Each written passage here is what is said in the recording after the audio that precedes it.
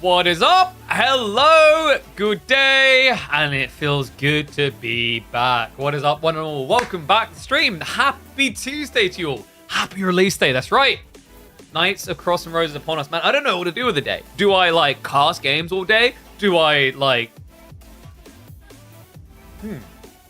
Do I play the other historical battles? Man, I don't know, man. I'm thinking about it, like, there's so many choices, actually. Oh, today is going to be a fun day. If you guys didn't realize, it is going to release in a few hours. I can't remember the exact time. It might be 5 p.m. UK time or 6 p.m. We'll see. So I've probably got a few hours. Can you cast DLC games? I can indeed, because I have access, like I have the whole time. It's just, unfortunately, I was not well on the weekend, hence why we didn't stream Saturday, Sunday, or Monday. Just really wasn't feeling well. And to be honest, like, I comboed the thought of, like, the unwellness with the fact that people were just, like, hiding their data. And I kind of shrugged. I was like, okay, it's a double, just take a break. But feeling refreshed, glad to be back. Excited to get back to the main server where people cannot hide their data so easily, where we'll be able to get back to KPMMs. If you have not seen, guys, we have announced the next midweek muster. This is going to be a hype one, actually. So I think, if I'm not mistaken, it should be updated on the start GG, because Tuma is usually quite efficient and quick with these things. So give me a sec if I hop across. Let me capture my window. Yeah, so 20 signups are open. Hopefully we've got quite a few people already locking in to attend. We are going to be introducing Carmel and Relic River. Honestly, like, I really like these two.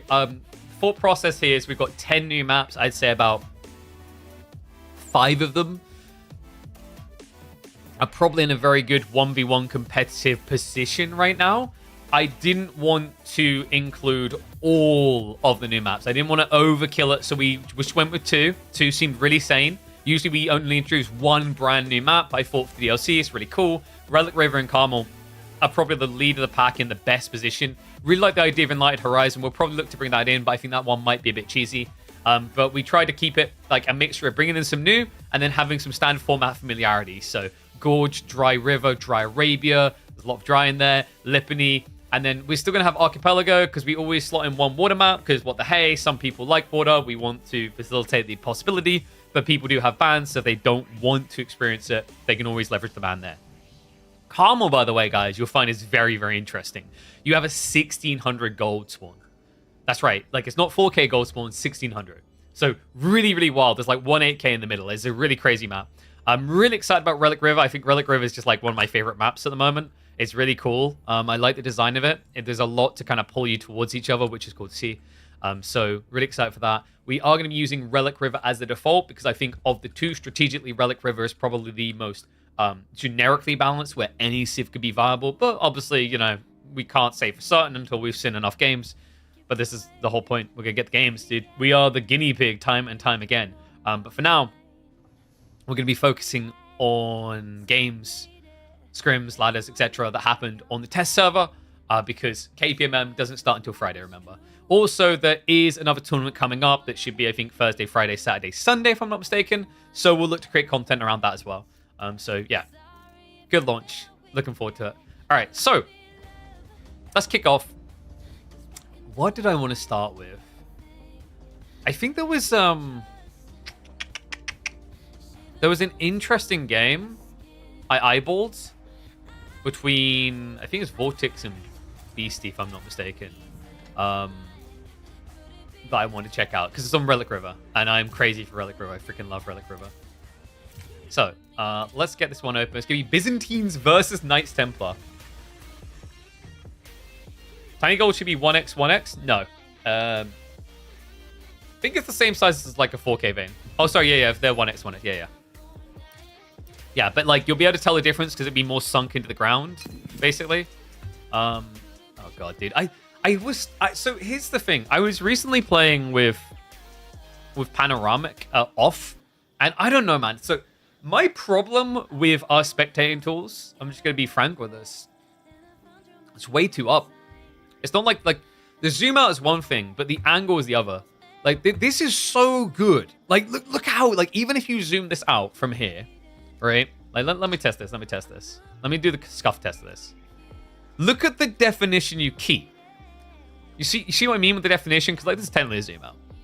It keeps a lot more definition when you do that versus that. Like you're losing the angle completely. I don't know. I really wish they changed that. I think that's what actually kind of makes panoramic suck. It's why I find myself edging even more and more and more in. I mean, dude, look at the definition on these things. It just feels like the devs haven't done themselves any favors with all the beauty of the game just not being captured because of that. But, you know what? Rant over. Let's get ready to rock and roll. Let me hop across to this scene. 1 second. We're using a new UI overlay, so I need to be... Please tell me Cal has... Wait, is Cal not included a freaking toggle on, toggle off button? 1 second.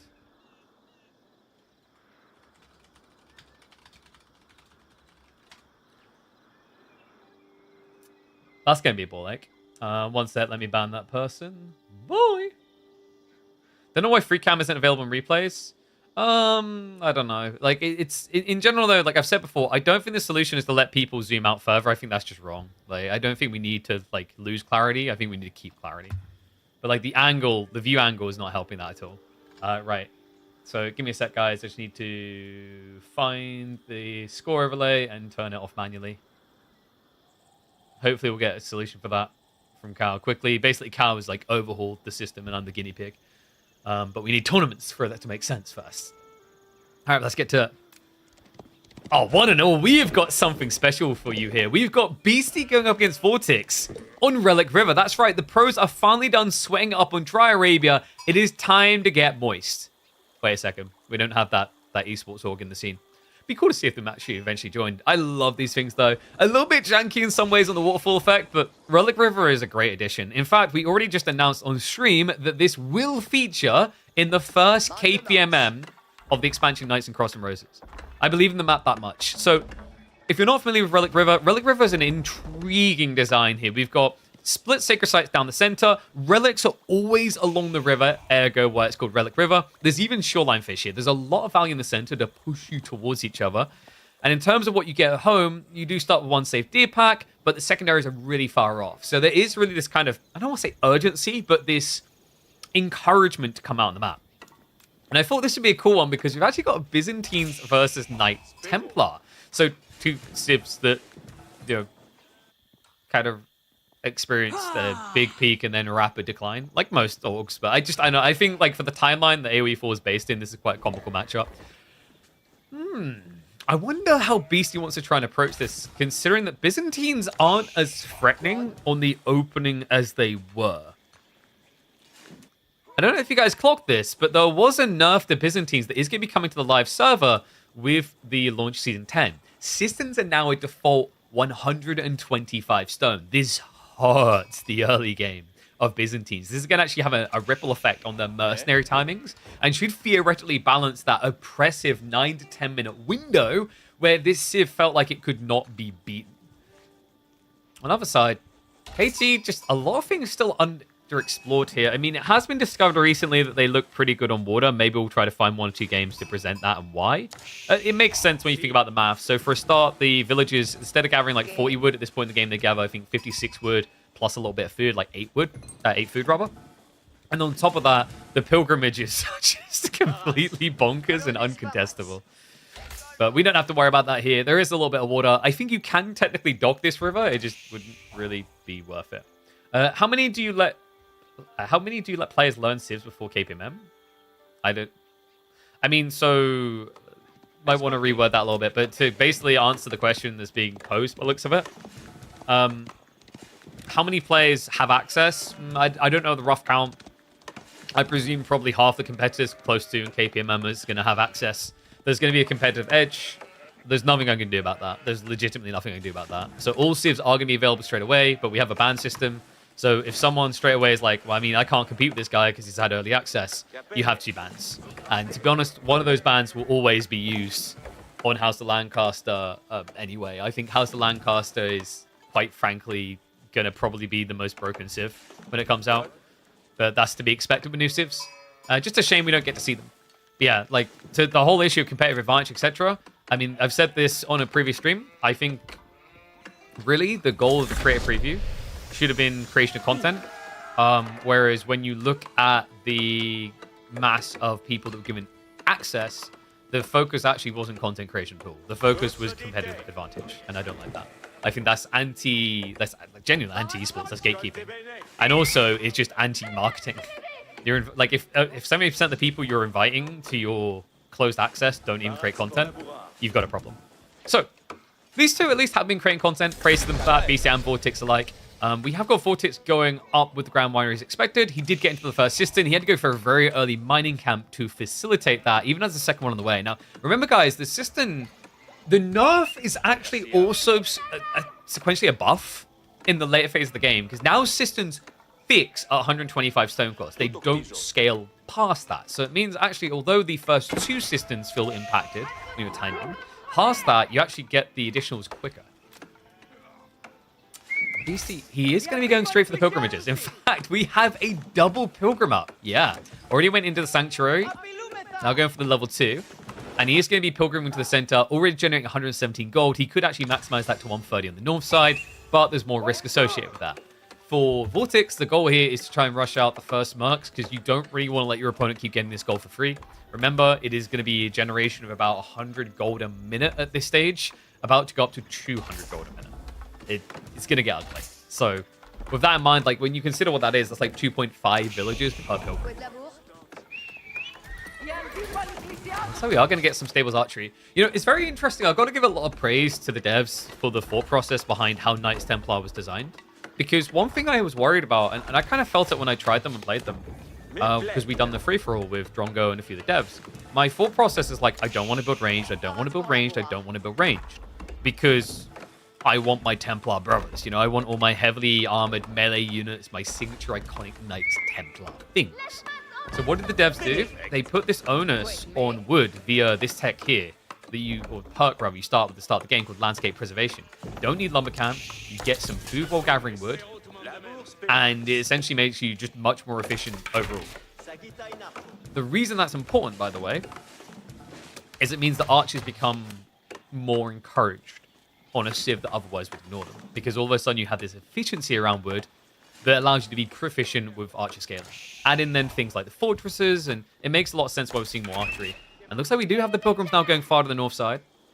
Yeah, this is where things get a little bit worrisome. Vortex needs to get a reaction out quick. He has gone for the Limitane. Problem is you're already counted out by the archers. Yeah, this is kind of a bait and switch with the Chevalier Carré. Remember, this is a cavalry unit that gets more health based on all nearby heavy cavalry units. It's an interesting tech. I think Knightly Brotherhood is probably going to be quite impactful in team games. Like, I wouldn't be surprised if you see some kind of crazy Knights Templar plus French double aggro builds. Lancaster Billman Spears is Royal Knight's Nightmare. Oh, dude, like Billman. So I conceptually love the idea of Billman, but Billman's probably going to be too strong. I don't think Billman's going to survive through to the base game in its current state.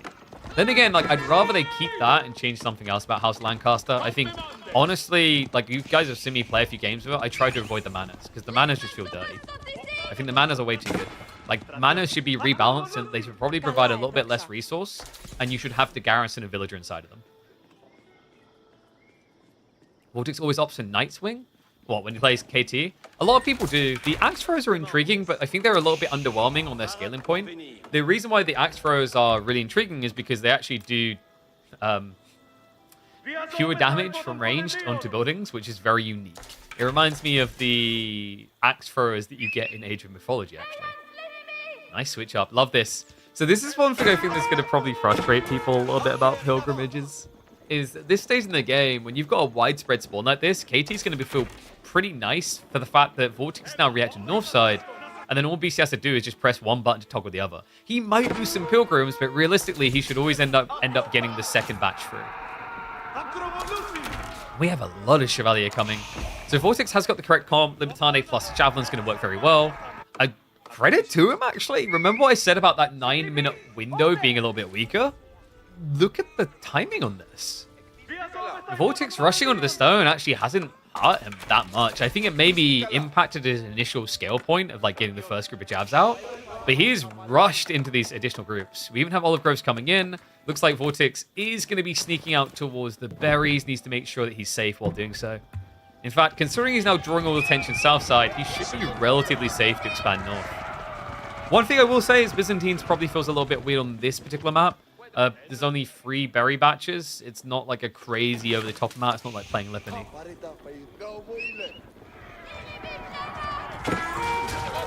I don't know how I feel about Chevalier still. Chevalier Confrère are a very polarizing unit to me. They don't look like much. In fairness, you're only paying 166 resources per instead of 240 for a French Knight. But I can't help but feel like if people had the option to have an actual French Knight, they'd probably take it, right? Like your damage is lower, your health is lower, you don't get the damage buff on charge. It's a decent enough thing. I don't think it has to be as good as the French Knights to be relevant. And, well, this is a good fight to show you exactly how they can be good. Archers with the trade out on point there. Looks like maybe Steel Dagger just coming in a little bit too strong, even though he had the undermesh. Vortex unable to stand his ground. He gets completely obliterated in this engagement. And he needs to get home now. The Javelins are the thing you could not afford to lose here. Decides to turn around for a shot, but that gives the gap close. Okay, I don't know if that's really worth getting the kills for him there. I mean, the Chevalier Confrère can be scaled infinitely. The Javelins really are held hostage by the amount of olive oil you've got to work with. So losing the critical mass of these has to feel a lot worse for Vortex than it feels for Beastie. Not just that, he's scaling archers behind this just to kind of blob to a point where he can just overwhelm. Vortex now down to just 1 jab, 5 soon, but we do have a lot of stone gathering. I wonder, is he considering 2 TC from here? I don't know if he just forgot about the 2 villages. This could be 2 TC. I just don't think I like his position for it right now. Beastie's coming in with a lot of aggression. And the problem is, like, your 2 TC is not going to scale anywhere near as quick as the Pilgrims are at this stage. It's going to take you a lot longer to catch up. You love the French words I say? You just got to get the pronunciation right, you know?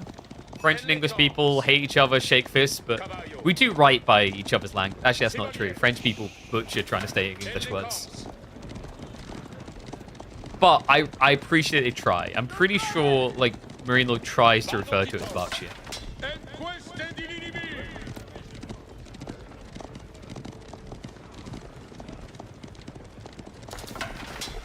Okay. So Vortex is economically ahead, by the way, guys. We're going to start Beastie sacrifice villages to tech up, but remember the other thing is this system buff is huge, 26% in fact. So if Vortex can kind of weather the storm, in theory this is good. But he needs to find a way of setting up extra olive groves to prep for this, and I think Beastie's aware of what's happening. Goes in with the snipes, the villagers have to go for the Acrotoid to defend themselves. They're getting kite out, the outpost just can't be built up quick enough here. This is a great exchange for Beastie. They're able to remove additional villagers in a moment here, because Acrotoid, it makes you tanky, sure, but against Archer Mass, not tanky enough. There's going to be a dive in again. The Chevalier Confrère onto the backside. Villagers are going to try to stand their ground against this, but this feels like Vortex is just kind of his head down in the mud, while Beastie is living up large. Castle just around the corner. Oh man, wait, Vortex hangs around with the villagers. He thought he'd have enough to scare off here. Damn, okay, so the Confrère are gone now, but Juno is on the way. Okay, Juno? Wait, really? Okay, that takes me a little bit by surprise from Beastie, because he could have went for the Angevins, which I think would have been great here.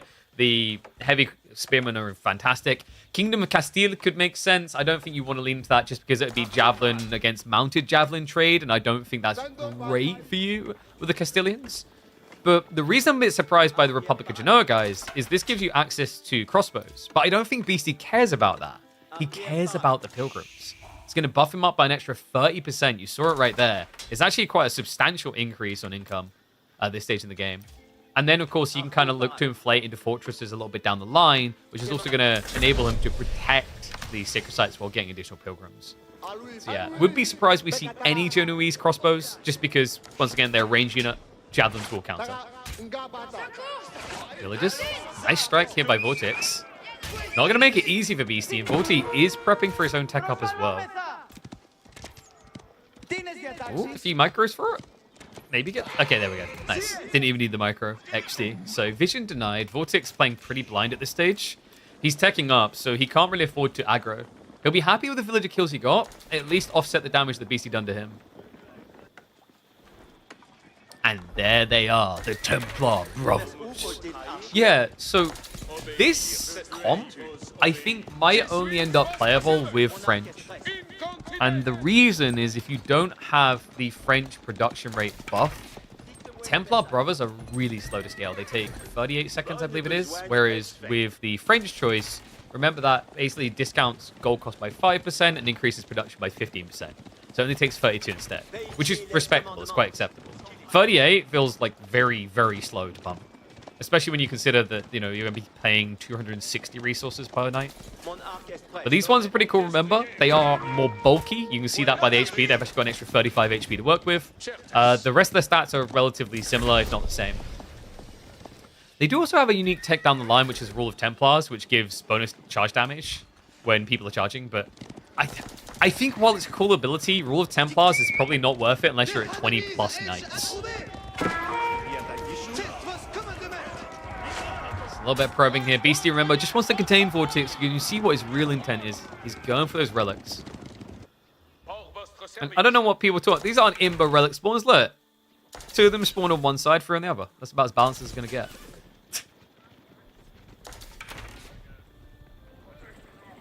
Okay, so Vortex is just kind of stuck on the same comp. He would benefit from getting 1 or 2 camels, actually. Remember, with the javelins, the second choice is camels. The reason that's important is actually, like, there's a lot of DPS now coming in from the Templar Brotherhood. This will allow you to offset a lot of that frontline DPS. Beastie, in the meantime, zero Fortress gameplay. I feel like most players try to sneak a fort in by now, but he has resisted temptation for good reason. Byzantine economy can be quite strong at this stage. That relic spawn's very balanced, dude. This is like the most balanced relic spawn we have in any map in Age of Empires 4. That's another reason why I like it.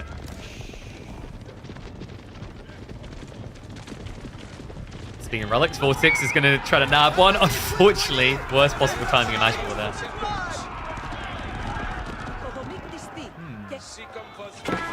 My worry for Vortex here is we've seen that Javelins can actually kind of struggle to keep up with Castle Age archers. The attack speed difference is the issue. It means the archers are clearing the Limitane quickly, but the Javelins aren't clearing the archers quickly.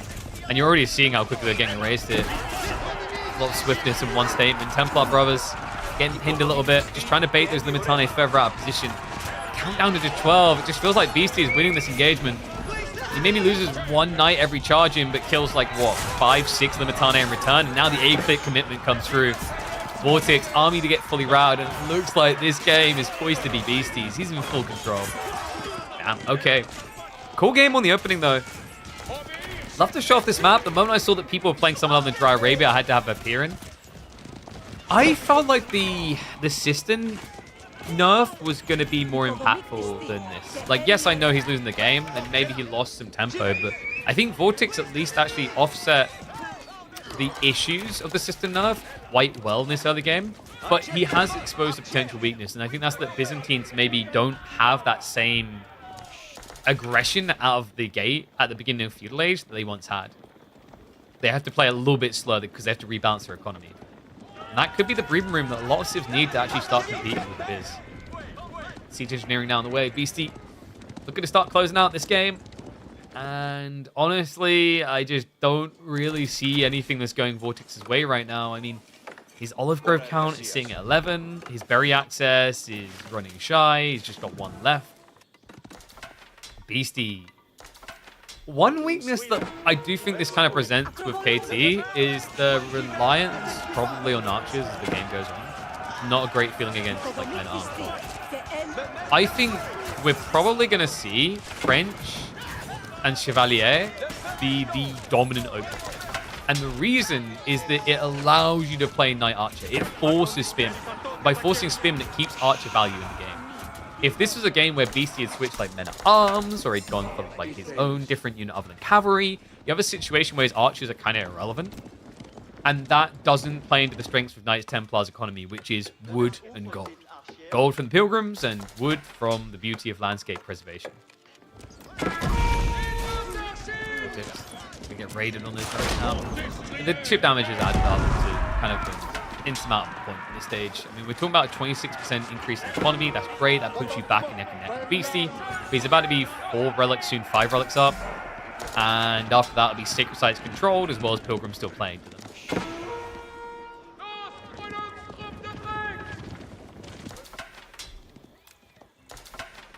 And I think Beastie, is he going to go for an aggro keep? Honestly, like a staging point is quite worth it here. Right now, you don't really need to drop a castle on the Sacred Sites because there's no contest there. But say you keep drop this area, it gives you a staging point to siege into the Olive Groves. He's definitely looking towards those castles, the amount of stone he's been gathering. In fact, he's over-gathering at this stage.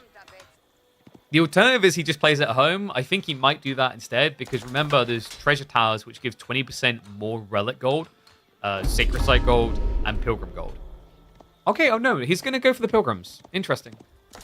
I guess mathematically, so if you've got 3 Pilgrims and they're generating 130 and you add in an extra 20%, that's going to end up being 26 extra gold. So that's an extra 78 gold per minute, roughly per minute. Although if you have 5 relics and you do a fortress drop there, that's going to end up being an extra 80 gold. So like it's fairly close. The rest of this game doesn't look close though. Okay, so the Giga Chad play, guys, is to build a fortress here and then build monasteries and move all of the relics over. That's the bonkers one. But also, actually, in fairness to him, the thing that you have to credit why this is a more valuable play, I said the relics compared to the pilgrims is equal, like 3 pilgrims. Remember, with the Sacred Site captured, he's going to inflate that income by 20% as well. So instead of getting this flat 100 from the Sacred Site, he'll be able to increase it to 120. Elsewhere, it looks like Vortex has stabilized for the moment. The things are just scaling more and more in BC's direction now. We even haven't moved the central tree lines ambitiously. This is because he's probably looking to keep drop on the Sacred Site in the middle and just remove all options. Back in the center, though. Oh, wow, that's a lot of aggro. Oh, okay. Yeah, the Javelins also got mixed up in that. He's going to pull them forward now. I mean, Vortex, credit to him. He actually has done a good job of peeling back the Archer count and making the Javelin count look a bit more competitive. Still, it's come at so many costs. Also, my worry is if Vortex continues in this direction, what's to really stop Beastie from just switching into Springles? Whoa, okay, that's an ambitious fortress drop. He's going to want to stand his ground. It's going to be revealed. Vortex does see it. He starts sniping the villagers. Beastie kind of looks like he's trying to sacrifice an arm so the body can live. He's going to go in for the clash with Templar Brother. Camels are now arriving, but they might not be quick enough here. The fortress is just being rushed up. No textiles. I don't really see him stopping this. Yeah, Vortex, he will at least peel back the eco difference. Another fortress online. Those beautiful flags swinging from the parapets. And Vortex, this just became a dive you don't want to be a part of, but he commits. I think he feels reluctant, but like he needs to here. He knows what these fortresses mean. Harder to penetrate later, but also more income via gold on the Pilgrims. So we'll just peel away after losing the remaining Limitane and the Camels. There was a raid attempt on the south side. Unfortunately for him, he does discover there's a fortress up there as well. And the pilgrimages are getting big, fat, fast. 169. Nice. Yeah, dude. Like, I respect what BC's done here with the Genoese choice. The Genoese commandery just seems like a stupid choice if you look at it for the unit. You don't want crossbowmen into Javelin. But the 30% scaling, so we just got going up to 169. And then you can get the treasure towers afterwards to buff by another 20%. You're at like almost 200 gold. Actually, you are at 200 gold per pilgrim. It's just quite frankly ridiculous. Sacred Site's now just on lock. Vortex. What? He's actually going Genoese crossbowmen. Interesting. So we talked about Springles as a way of dealing with the spears. I guess this is his thought process instead. So crossbowmen earlier would have just felt very neglectful. I stand by that statement. Like earlier on against the Javelins, it just feels like you would have got rinsed. But I think his thought process here is he doesn't want to keep investing in archers. And it makes sense when you consider that Genoese crossbowmen are a good replacement for archers in the comp. Because archers get bonus against light melee infantry, but Genoese get bonus against melee infantry. So what this does for BC is it protects him against Limitane, but it also protects him against the possibility that Vortex is going to switch into Varangian. which I think is what's on BC's mind. Like, remember, Vortex wiped all the cav. So, you know, from that perspective, does he really need the Mitani anymore? And I think that's what BC's trying to protect himself against. Other thing to keep in mind is these guys are 6 tower range. They should be able to keep some distance from jabs because the Limitane or Varangian are going to commit ahead. But once again, it's timing. Like, it wouldn't have made sense earlier. 100% makes sense now. Have a keep drop on the north.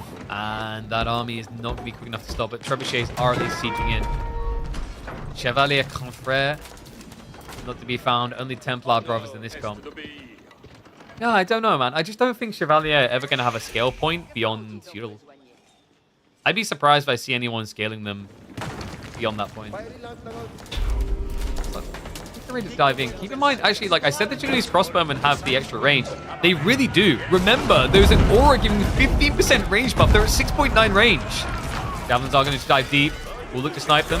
110 HP doesn't make them easy to bring down. He also does go for the Desert Citadels. That's now in the west, giving the +1/+1. Spearmen are going to start to break through before that. I think now the archers, the extra armor, the Genoese crossbows as well should better stand their ground. Mango's also coming out. Will be a counter to the javelin dive. The castle's still alive. Villagers committing to keep it that way. And that's going to be a GG. Vortex knows it's too late. Way too much passive gold coming in on the flanks. No way of stopping it. He throws in the towel and admits defeat against the Templar. Cool game. How's the new features on caster mode? What good? What is still missing? I haven't really had a chance to deeply review them yet because like we've mainly not been seeing people play anything but Knights Templar and House of Lancaster. But if what they've said is there, it's great. Like there's meant to be things included like the Ottoman Vizier points, for example.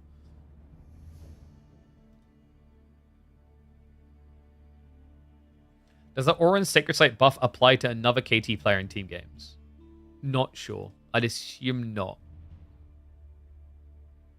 Have I encountered the Javelin versus Mounted Javelin battle yet? No.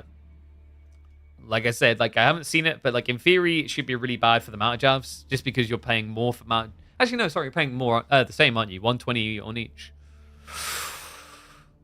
Do Javelins have more health? They have the same attack speed, I'm pretty sure of that.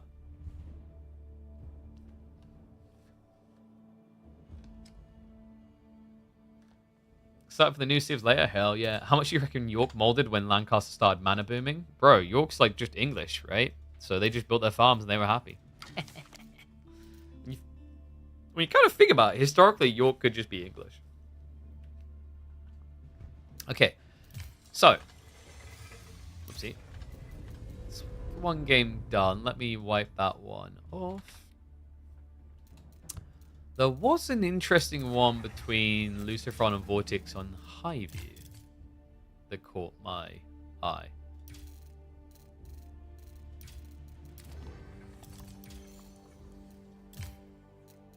Yeah, OTD versus Knights Templar. You think Mountain would be better? Yeah, because you can like dodge the fight. If it's the same cost, you can dodge the fight is the catch. I don't know, it kind of depends. I think against like Malians, it might be a bait to try and build those. Because like they just have so much passive gold that it's actually quite beneficial for them. But like mathematically, with the raw resources you get for free, yeah, like the Castilian javelins make a lot of sense. Well, we're talking about Castilians. We've got two of them here. One and all, welcome back to the channel. We've got the creator preview here, early access, and an peer into the faces of Knights Templar facing off against Order of the Dragon.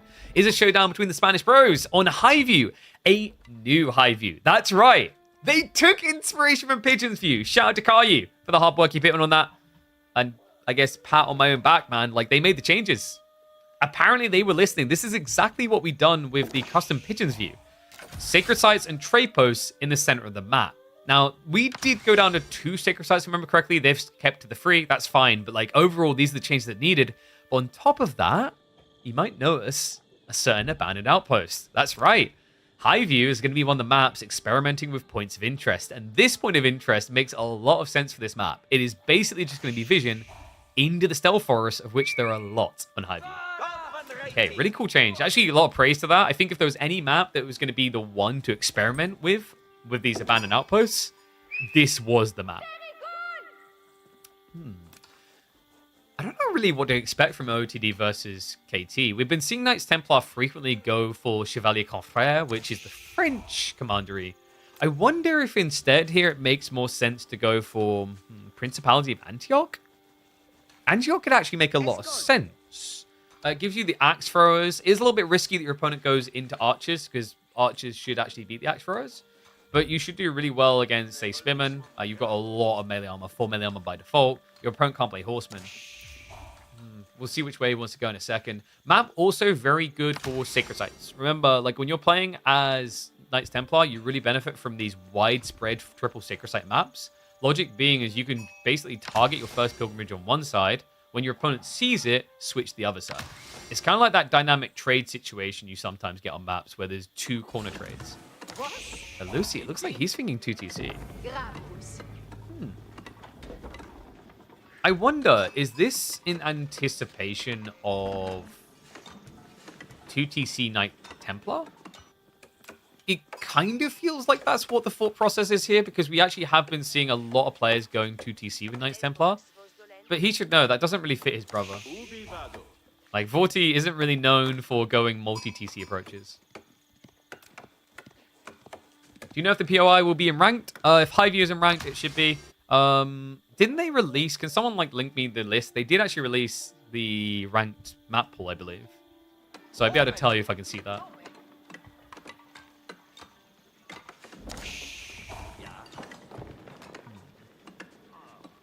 Order Dragon is one civ I feel can compete with the new guy in town. I feel like there's multiple people that can compete with Knights Templar. Yo, he actually went Hospitalier? Okay, so this is kind of sick. I wondered if he would. One interesting thing is straight away, it makes your villages as tanky as Order the Dragon villages. So much harder to get sniped out. But the other thought process here now is, let's say Luciferon goes for Men-at-Arms. You can chain feed your own Men-at-Arms in the fight, but they'll heal each other. So you can just target heal down injured. Logic being is like Order the Dragon have less units than other civs, meaning that they tend to target fire down. So you're able to target heal up. This is pretty cool. I wasn't actually expecting to go this way. The other thing you have to keep in mind is that all healing sources increase by 30%. That means that outside of combat, Knights Hospitalier will heal at a rate of 10 health per second. In combat, it's 5 health per second. Pretty freaking powerful, especially when you consider the cost of them. I believe 120 resources, it might be 110. Compare that to like a Gilded Men-at-Arms being double the cost. You actually have enough heal power into Knights Hospitalier to offset a Gilded Men-at-Arms attack. It's like 40. Okay, so it's going to be 2CC anyway. And he has got the Pilgrims now walking out. So he's going to be going wide flank. This is really, really frustrating. I actually think Order the Dragon might be one of the civs that will suffer most from pilgrimages. Just because other civs could have double the units out that you do in the other game. And that's really important. Because let's say you're playing like French here. You know, French can stick a knight on each flank. Let's just say for happenstance you're a Castle Age Order the Dragon. You can send one Gilded Knight for the same cost to a location. So like when you think about it that way, it's the same reason why in the Pro Scouts meta, Order the Dragon didn't look that great on widespread deer maps. They done okay overall in Pro Scouts, but when you had maps where there was like 6 different deer locations, you saw them struggle to block Pro Scouts. Okay, I don't think we're heading back to a 2TC meta in general. I think this is just more the brothers and also this particular match. Because once again, you know, especially with people's early pickup of Knights Templar, you're going to be seeing a lot of 2TC. And the reason is that when you tech up, remember, you're sacrificing villages because you do it inside your town center. So this is more or less a reaction to that issue. You can go 2CC if you go Pro Scouts. No, you tend to commit to one or the other. Especially now with Pro Scouts being nerfed. Reminder, guys, that it has a 55% movement speed malus. Used to be 40%. So it's ridiculously slow. In fact, I could probably pull up a small clip to show it to you if you want. Like, it feels like you're rolling around with slugs. So, 1 second. Yeah, okay, here you go. You ready?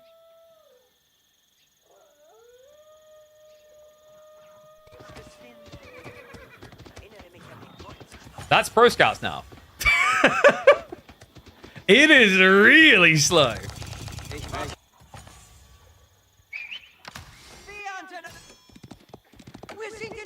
Oh, this is sick. Luciferon's trying to body block to buy time for the spin to get out. It also just makes the gold accruement less efficient. It doesn't really impact it long term, because remember, the pilgrims spawn every 60 seconds. It doesn't require the last pilgrims have dropped off. It just requires that 60 seconds pass.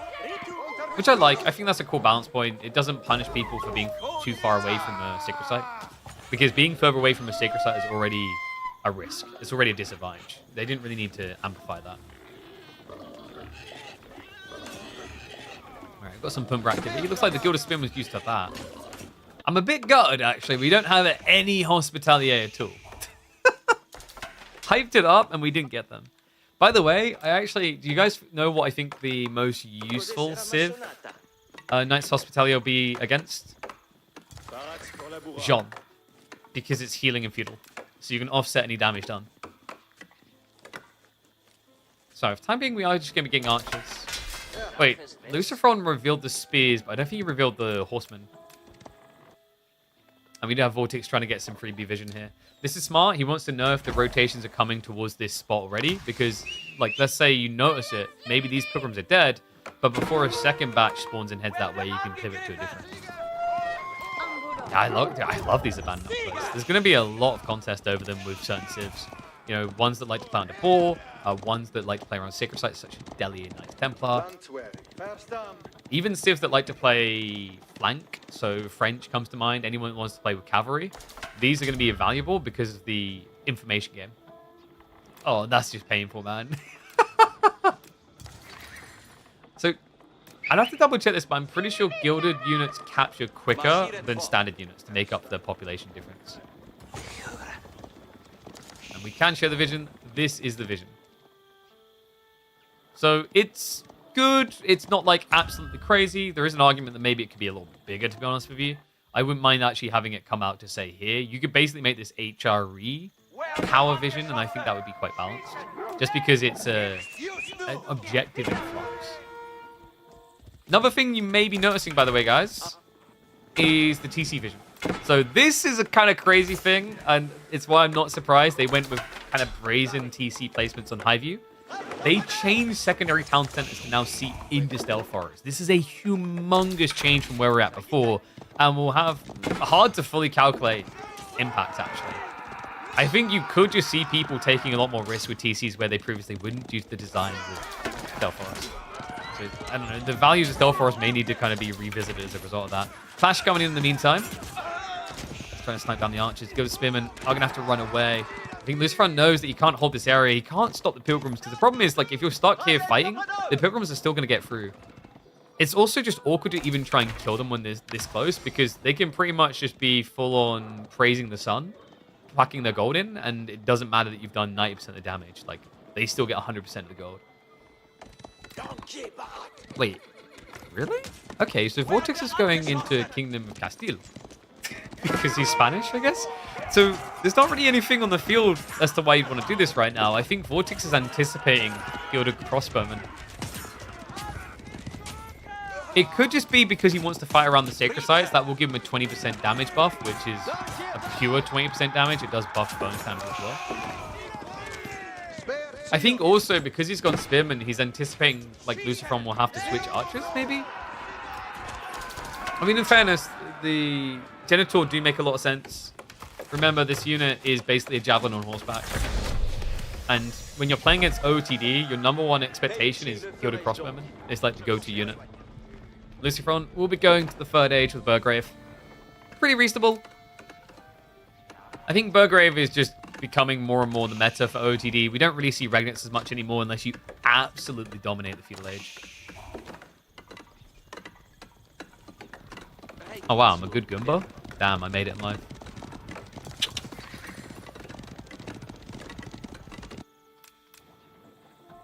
Yeah, I don't know. I feel like this could be bigger.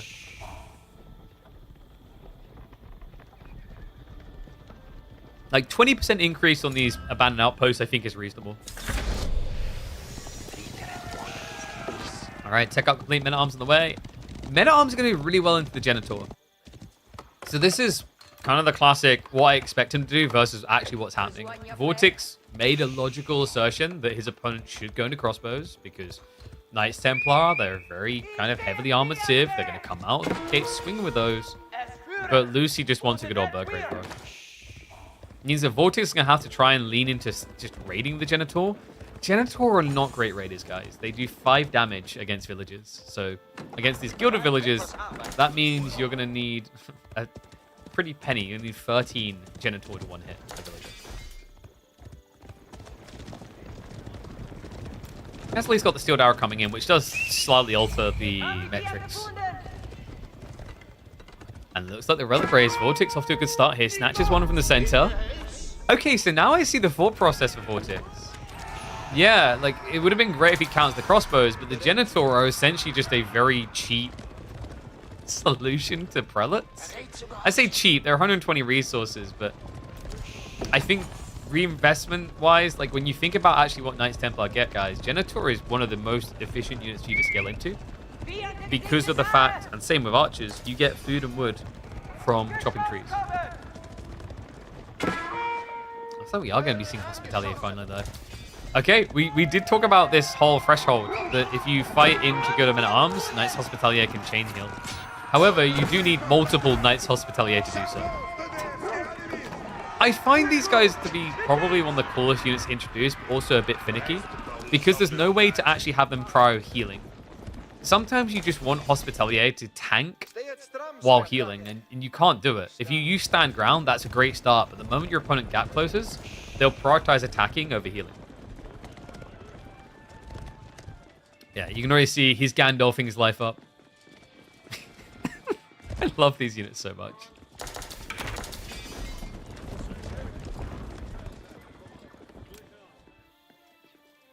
And we do have the fortresses now. Vortex, like, honestly, his position looks pretty good right now. Lucifron, wait, no. He's going Gilded Archers after seeing Genitor. That's a little bit surprising. Archers will get countered by the Jennies, because Genitor have really good ranged armor, and they'll have the same range, or actually slightly better range than Gilded Archers. Even scale armor is not going to make you feel great. You see, it's just by the damage scaling the way it's going here. Especially when you're going to be fighting near these sacred sites. Reminder that the Kingdom Castile offers up the ability to buff yourself and heal yourself when near sacred sites. And by the way, that 30% increased healing from Knights Hospitalier does work with the sacred site heal. So you're actually healing 1.3 per second. Come on, dude, he only got 1. Let him have something. I'm actually patrolling the flanks, so he's slowly going for more. The Vortex, I can tell what kind of kid he was when they were growing up. Any toy that Lucifron had, he wanted. Oh my god, he's flooding Hospitalier. Remember, Hospitalier are like a more finicky men-at-arms, I want to say. They have more health but less armor, so it's a weird kind of throwaway balance. Damage is the same, but then the healing on top. Like, overall, I think Knights Hospitalier are going to be situational, but when you find the right situation, they're going to feel downright impressive. Right now, what Vortex is trying to do with this, he's also trying to force Lucifron to switch into crossbows. He's basically saying, look, these guys died to kill the crossbows, build them. Because he knows the moment he does, the Genitor will destroy. The scale armor being prepped here, so Lucifron is going to keep committing to archers. I'm not really liking this right now, though. Vortex is love and life. He's got additional pilgrims coming through. Did he go for both levels? Yeah, he did. So we should have 3 pilgrims coming. Crossbow backline is looking pretty good for Vortex also. Remember, Lucifron went for an Archon, so there is no Golden Cuirass to make his frontline more tanky. Hospitalier only have 12 damage. They basically have men-at-arm stats. So 12 is normal cast-laid men-at-arms base, and the attack speed is the same. Like, basically what you're doing here is you're paying, and it's pretty reasonable, you're paying 110 resources, which is cheaper than men-at-arms. You're getting 1 less melee and ranged armor, but you're getting 15 extra health. And you're getting the ability to heal. So, like, overall, it's actually not that bad of a proposal. I think Knights Hospitalier are fine. I don't think they're necessarily, like, busted in any way. I think they're definitely situational. They're basically better than MAA, sort of. So they have 15 more health, but like if you have 1 less armor, you have to be careful what the matchup is to calculate that.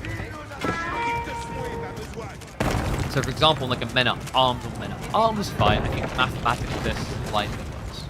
Which is fine. Against crossbows, they're going to be better because they have raw more damage. He's going to die quicker here. Vortex. Backline. Crossbows are being sniped out. Well played by Lucifron. This is into his production line as well. And remember what we said, like this nice... the issue with the nice Templar and the Hospitalier here, there's no heal effect until after the fight. And the problem with this type of fight is you're going to get completely wiped. There will be nothing left to heal. He realizes as well he has to try and break away here, but the men-at-arms flood is real. We're up to 13, 11 good archers to support, and Vortex just doesn't seem to have the firepower. He needs more time. He's got additional fortresses on the way. Sacred sites are also being locked in. Knows he has to kind of stand his ground on the retreat. Can't give over too much territory yet. Does have a switch into men-at-arms coming. Now, this is what I talked about. Like, Hospitalier actually kind of do everything you need in theory. The MAA shouldn't really necessarily be much better. I think though for Vortex, maybe it's an issue of him feeling like he's spending too much gold on this. He would rather spend food, which surprises me a bit because I feel like with the passive gold coming in, Knights Hospitalier are actually going to feel better than Men-at-Arms because of that economical detail. And don't get me wrong, the Men-at-Arms do look cool. If we can find one. Wait, where are they? I think they're in back here. Yeah, look at these, dude. Look at them. Oh, French have got nothing on these bad boys. Yeah, like I said, you can see the stats here. 155 and the 4-4. And then you compare it here. And of course, yeah, you do get slightly more move speed. The Hospitalier, just a 0.07 increase. But attack speed-wise, it's the same. Damage-wise, it's the same. Okay, so Vortex after the reset. It's just going to look to scale more economy. We have additional fortresses on the way. Lucifron's going for the all-in, which makes sense. Wait, is he? I mean, he's queuing Landsknecht. Okay, thank goodness. I was a bit worried he was going for Imperial Age here. I don't think rushing Imperial Age saves you. It could actually get you killed. What's much better is just trying to deny your opponent's equity, which is going to be ramping up quite a lot here, guys. We have treasure towers on the way, which is going to allow him to buff the gold he's getting from sacred sites, but also buff the pilgrims. Yeah, these guys are going to rock pretty hard soon. In fact, oh, the timing, that's sick. Treasure Towers complete just before the pilgrims arrive. So guys, instead of it being 130 gold, watch this number bump up.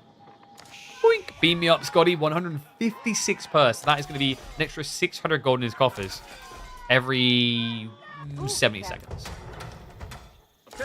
Reminder, if you go for the Genoese choice of Commander in Castle Age, you can get that number up to almost 200. Totally reasonable. Yo, what's up, Huffy Tuffy? That's pretty reasonable. Thank you very much for the resub. Welcome back to the stream. Okay, so Lucifron, he has started to reveal the comp a bit. Landsknecht don't actually have a counter to them in the comp yet from Vortex. Clash is going to be underway. These Gilded Archers, crossbow on the backside, just not dying quick enough. And oh my god, Vortex is basically just going to get used as a human toilet.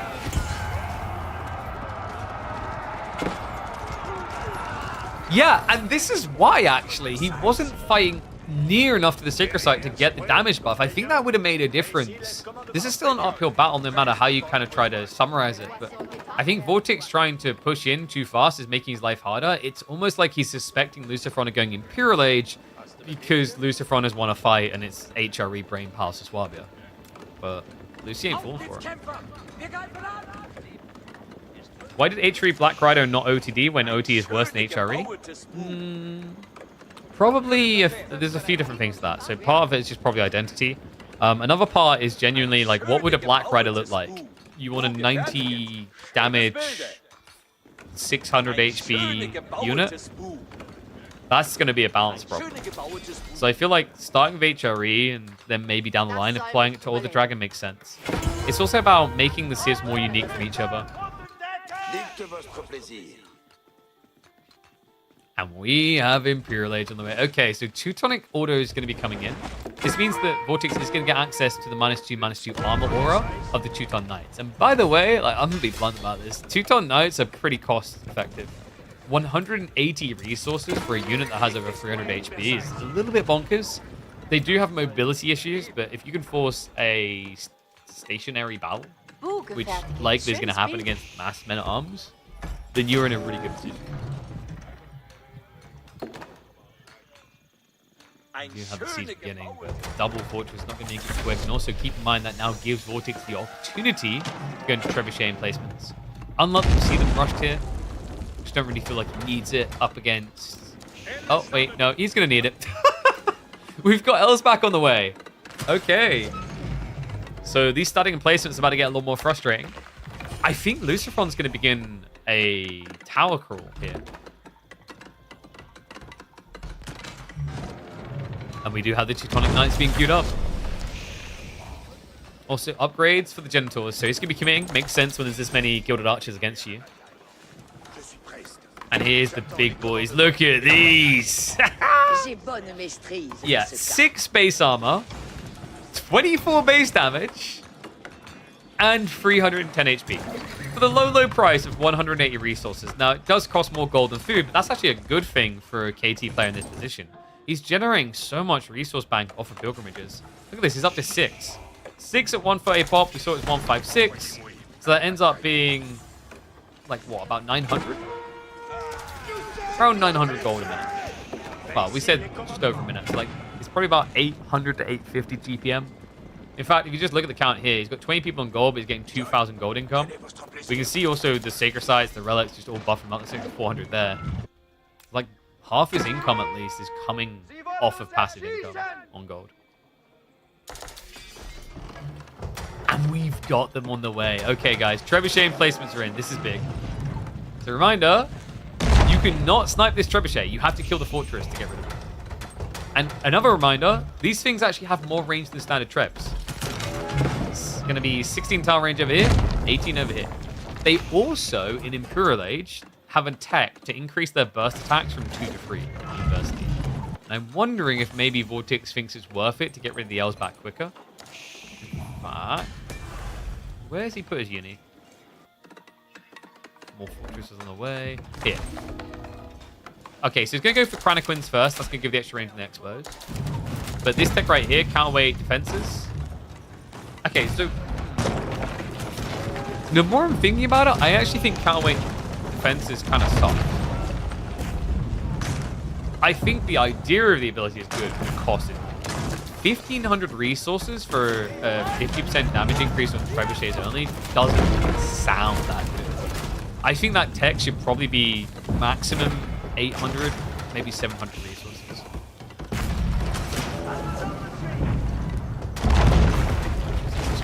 Vortex. Yeah, just takes so low. Come on. This landmark. Never, ever does it not look like a meme. I can't. Like, a meme in the most frustrating of ways as well. Flash underway. The Teutonic Knights are going to start marching in. That's Gilded Alliance deck down to negative armor. They are melting. The men-at-arms don't look that great either. Genitors going for snipe on the backside. I mean, you've got archers basically trying to snipe down 356 HP units. I can't believe this. Vortex, just a few minutes ago, looked like he was on the ropes, ready to be KO'd. But now he's taking full control. I don't think this is probably going to hold it back. No, like the problem here, the difference, remember those last 2 fights before this, there was no damage buff. Now look at it. Huge DPS increase coming in from the Cranaquins for the extra range and make sure they stay in the sacred site. Luciferon is forced to pitch full because of the Els back. Looks like the Teutonic Night Wave did get wiped out, but Luciferon took just as much damage from this. And I think what we've got here at this stage, guys, is an inability to economy. If you just think about the raw maths involved in this, Luciferon would have to have substantially more villages working to keep up with the KT eco at this stage. It's 7 pilgrims. Yeah, I just think it's too much gold. This is why I think, you know, as much as I think Thatched cavalry are sick and probably the coolest and most powerful unit, mathematically, for like the way your economy works, Teutonic Knights may just be the most superior. It's slow, it's a muddy fight, you're going to want to have forward racks production, sure. But over 50% of the cost is in gold. And you are, reminder, getting over 350 HP for less than 200 resources. These things are kind of bonkers when you think about the stats from that POV. Like, reminder on the other side, these Gilded Men at Arms, the Lillistron has, he doesn't have Elite Army Tactics, mind you, but they're at 340 HP.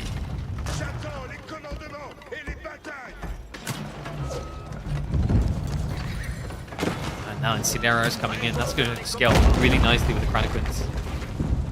Cranaquins that are already basically allowing him to actually outrange crossbows if he fights anywhere near the fortresses. That's before we get the other details. Like, we still don't have desert citadels. Vortex could actually consider that. The problem is there's just nowhere to sneak a fortress that would get it involved in the fight, which is why I don't think cares. For Vortex, it's much more worthwhile to build the fortresses on the flank and then guarantee additional kill rooms. Because your opponent isn't going to come out here and siege these, so you bog down the center. This just feels like a battle that's never really going to end.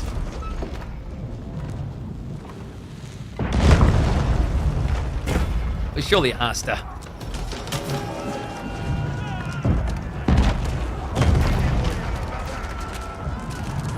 Genital's base damage gets pretty reasonable this stage. I mean, that is because he's buffed near the Sacred Site, but like 9 or 10 damage isn't too bad.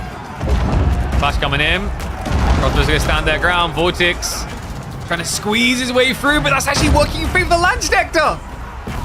Way too clustered there. Vortex, what's this FA? He falls back towards the Sacred Site. I don't feel like that was intentional. He also went pre-incendiary arrows, so just missing that advantage. This front, meanwhile, is now getting the walls up, so backstab maneuvers are going to be harder. In theory, I don't really see Vortex being that likely to do them. I think the Genitals are the only thing that can raid here, and you kind of need them on board for the main fight.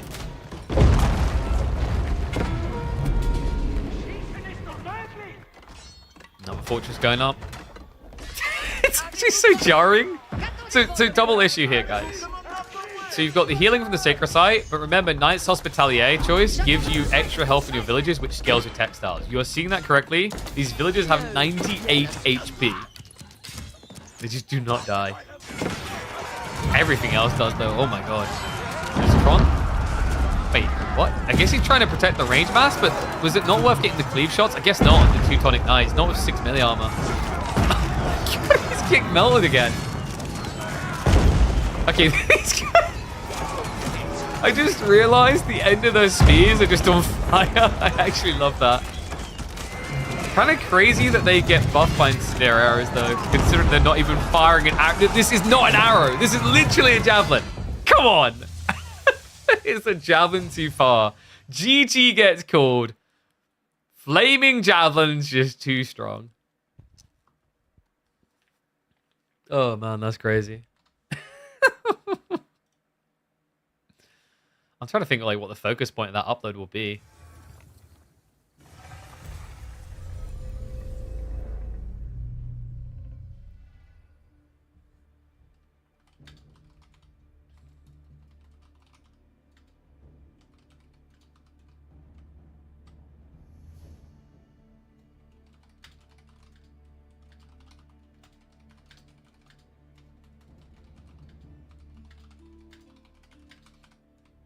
Pro Scouts is dead. Long live the all-seeing TCs, I guess works. All right, so pretty cool game. Let's have a look and see what else we can find here.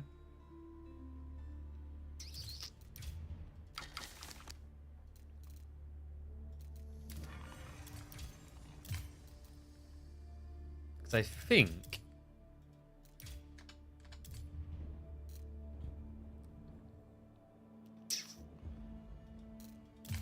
Did they have one that I thought was interesting in Relic River? Oh, no. There's a SAS versus Give You Anxiety game, maybe. Excuse me one sec. Let me just check chats. Did I miss anything? I think I'm all caught up. I'm keeping an eye on you all. Don't worry.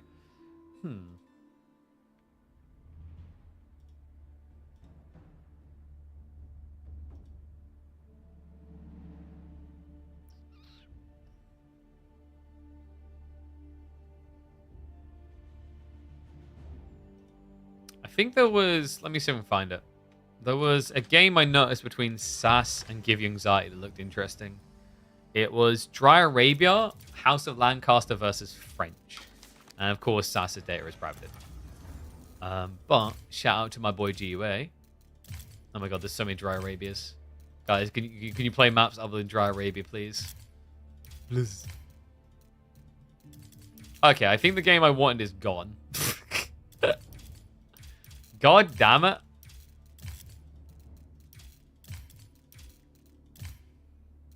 It is gone. It's like, and it's gone.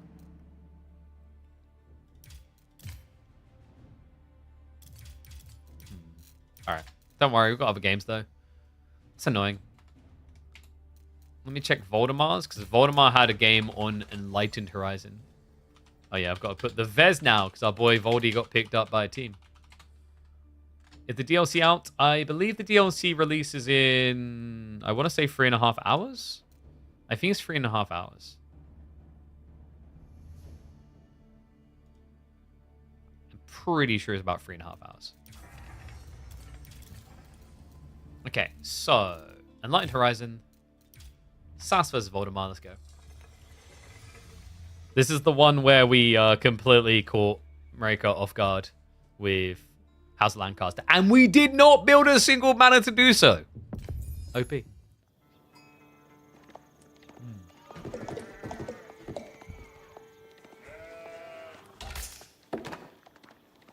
One and all, welcome to a new map. A cool map. In fact, a map you may have noticed from our Knives Out video recently where we faced off against Wham and Cutie.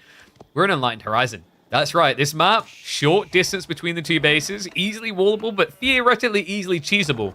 I'm hoping these two are going to play a little bit wider on the map, though. There's a lot of cool things happening here. This is one of the maps that features the new points of interest in 1v1s and 2v2s, etc. We've got the merchant camps, which generate resources every minute. 15 wood, food, and gold. Basically like having an extra villager. And then out here further, we do have the Lost Ronin. This is where you can recruit your Lost Samurai. Now, honestly, I think this is probably going to need to be tweaked. I don't think the Lost Ronin are necessarily impactful enough outside of maybe free-for-alls where you can suddenly muster a 40, 50 plus army. In 1v1s, 2v2s, 3v3s, I think this is just going to be a kind of a hit or a miss. So hope they look to kind of revisit what the Ronin can do and how they function. Maybe just allow them to spawn more sporadically as the game goes on. But on Enlightened Horizon, the big noticeable thing is the clustered sacred sites on the absolute other side of the map and the linear motion of relics down the center of the map, with some exceptions. Definitely not a perfect spawn and relic distribution. They should technically be in a full line, but I think because of the Lost Ronin, it screws things up sometimes. Hence why we have one out here.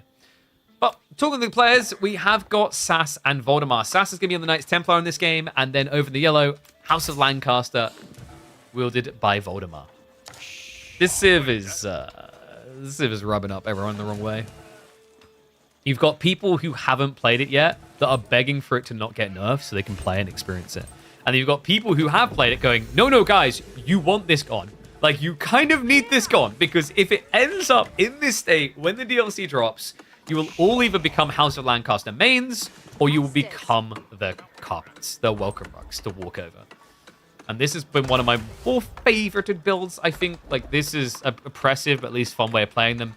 Abbey of Kings gives you a huge harassment point that you don't really get with the Lancaster Castle.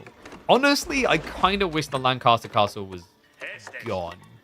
Mana issues aside, I've never been a big fan of feudal defensive landmarks. I think they just make it impossible to play the game in an aggressive way that is quite anti-fun. But this could be anti-fun for a different reason. Guys, the unit you get out of this for free has over 200 HP. And then when you build more of them, all of them get more HP. And then when they get low, you just run them back to your Abbey of Kings, which Voldemar can do quite easily because the map is not very long between their bases here. Kingdom of France on the other side makes a lot of sense for Sass. It's going to enable him to kind of keep House of Lancaster away from just spamming Yeoman, which is the unique archer for House of Lancaster. And it's also going to give him a potential counter to things such as the play into the Lords of Lancaster. I have a legitimate question if you don't mind. Sure, shoot. Also, a tip in life. When you say to someone, can I ask you a question? You already did. Just go ahead and shoot.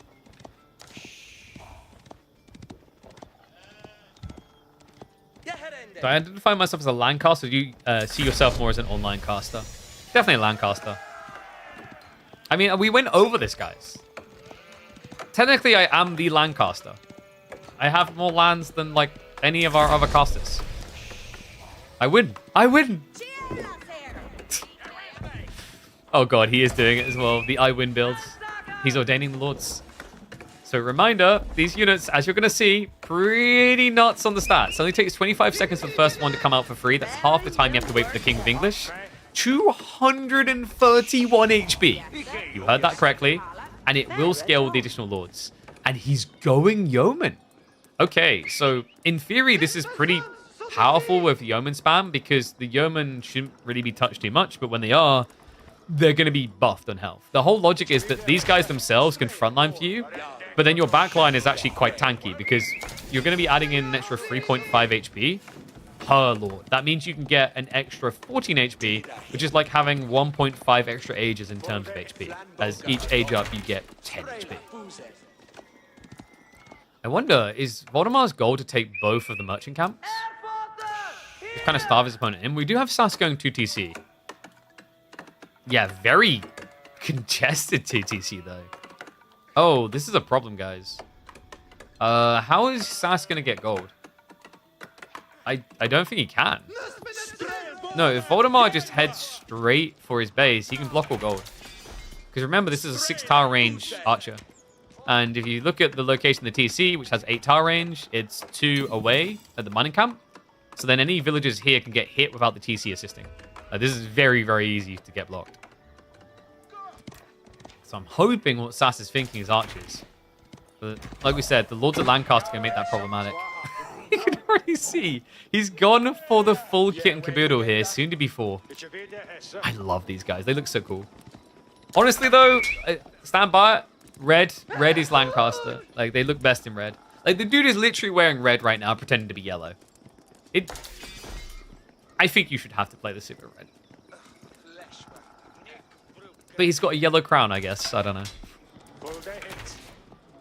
Okay, so nice little capture here. Sass is going to start generating an eco lead off the fact he's got 2 TC. And we are going to get the archery pump. Okay, but I think Voldemar can just out-pump you for the next few minutes here. Very difficult for you to exchange. Reminder that the KT do not get extra range on their archers until they build a fortress. And that's a very expensive investment. 900 resources, 600 of which would have to be stone. You're just not rushing this like ever. I've seen some people try to just rush out the gate. It doesn't feel good because, especially this type of spawn, you're not going to benefit from the extra pilgrims as all the sacred sites are here. This, by the way, is why Voldemar didn't go straight for the gold and went around this side. He's looking to block any attempted pilgrimage. What I'm kind of curious of is actually, what was Sass's thought process behind France over Antioch? I guess in theory, the cool thing here is that with France, you get quicker production speeds every 13 seconds for archers instead of 15. The trade-off would be the fact that you're missing out an extra 10% damage, though. So I think, yeah, he's just trying to mass quicker. But the damage might have been more worthwhile against the Lords of Lancaster. Yeomen are going to be able to start to step into him. Did you call that damage?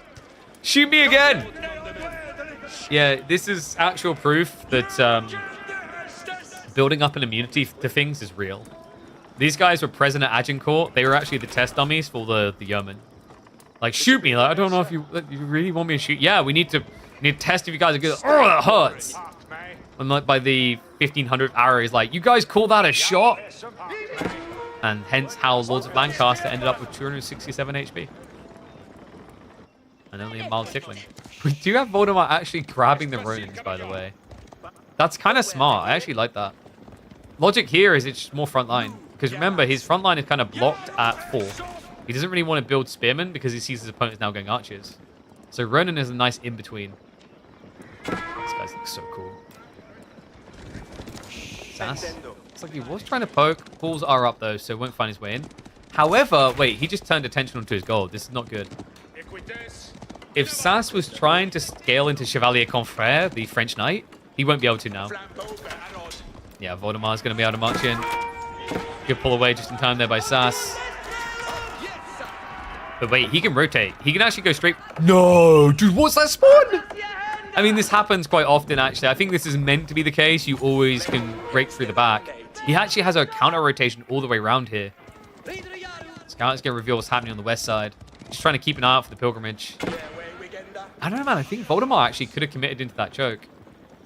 We have to remember, we see how many knights there are. There's only one. For Voldemort, he has to act like there's 5, 6, 9 knights. Like, it could be ridiculous on the count. You can kind of get a gauge on it by checking the gold. By the way, guys, in case you didn't realize, this is one of the low gold vein maps. You're seeing that correctly. You have 1,600 gold. It's not a lot. So, I think we have one map that does that coming to KPMM. Some of his Carmels we've got coming. Even the one in the corner zone is 1,600. You actually have to come out in the center if you want to play gold heavy. So this whole idea of like massing knights for SAS doesn't really work over time.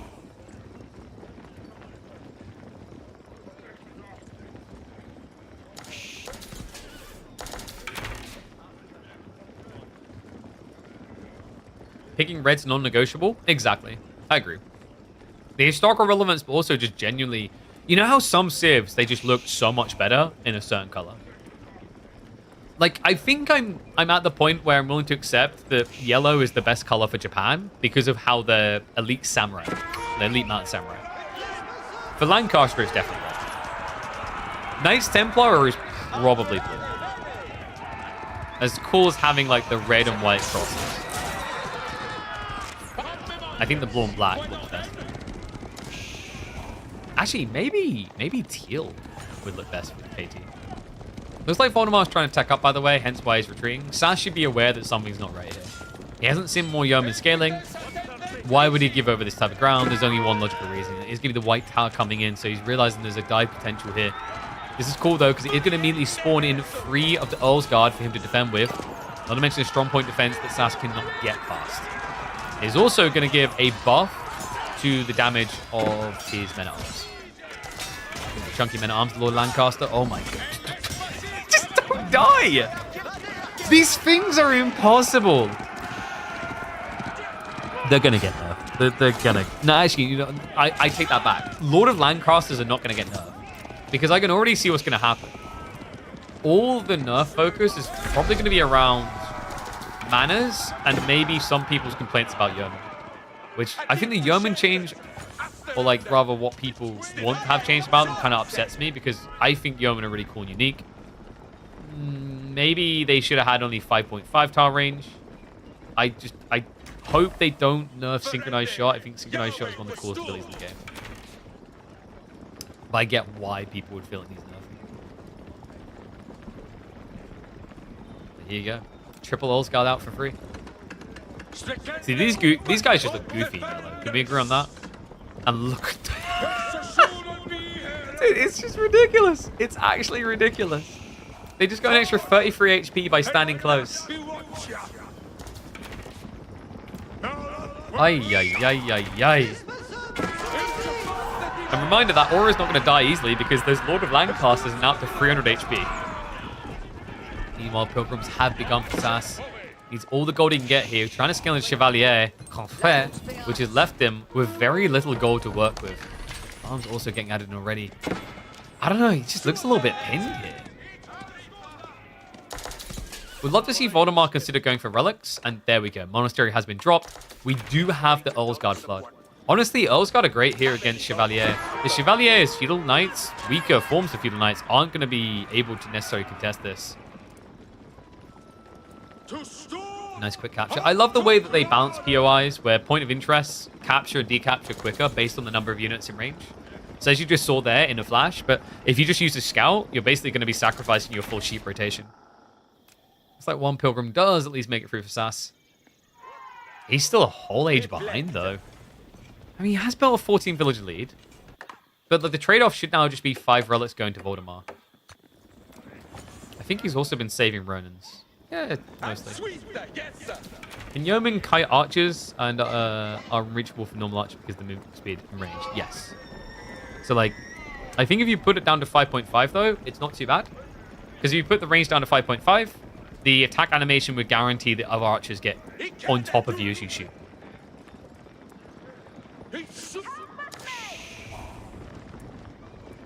Swiss, yes.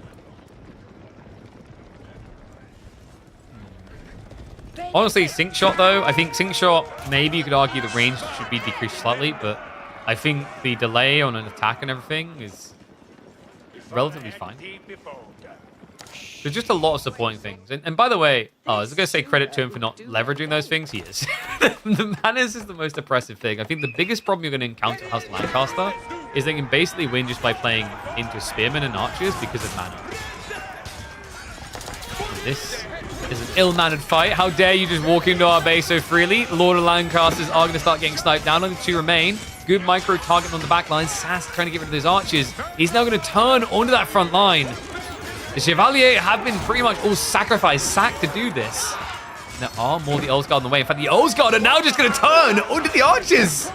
Sass, it looked like it was going so well for a moment there. But he was just stuck in the melee mosh pit. The archers just being sacrificed throughout it all. And still somehow one Lord of Lancaster still alive. But if Voldemar just re-bulks those alongside the Earlsguard, this game should be curtains. Sass has gotten close to what he needs to go for a tech up. You have to start asking the question, what's the cost really going to be now? He has no archers, no Chevalier, nothing to protect a scaling economy that is brimming, ready to break out of this corner. There's basically nothing left for them to do here. He needs out of the base. Meanwhile, Sacred Sites. I love the efficiency of this, just 3 on 1 location. Outpost also coming up, so that... Yeah, okay, this is sick. Voldemar is doing this to block any pilgrimages that do make it through. He's tagging tosses a while, by the way. 18 damage. Good lord. And that's because it's range damage, so it scales with your blacksmith range tech. Plus, he's got the fork to buff his damage up by 1. Look at the tosses.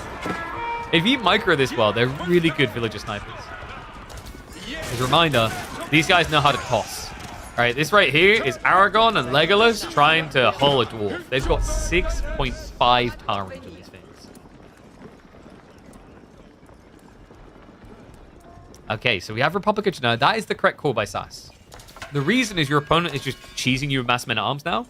So this is going to give him access to the crossbowmen, the Genoese crossbows, which get bonus against melee infantry.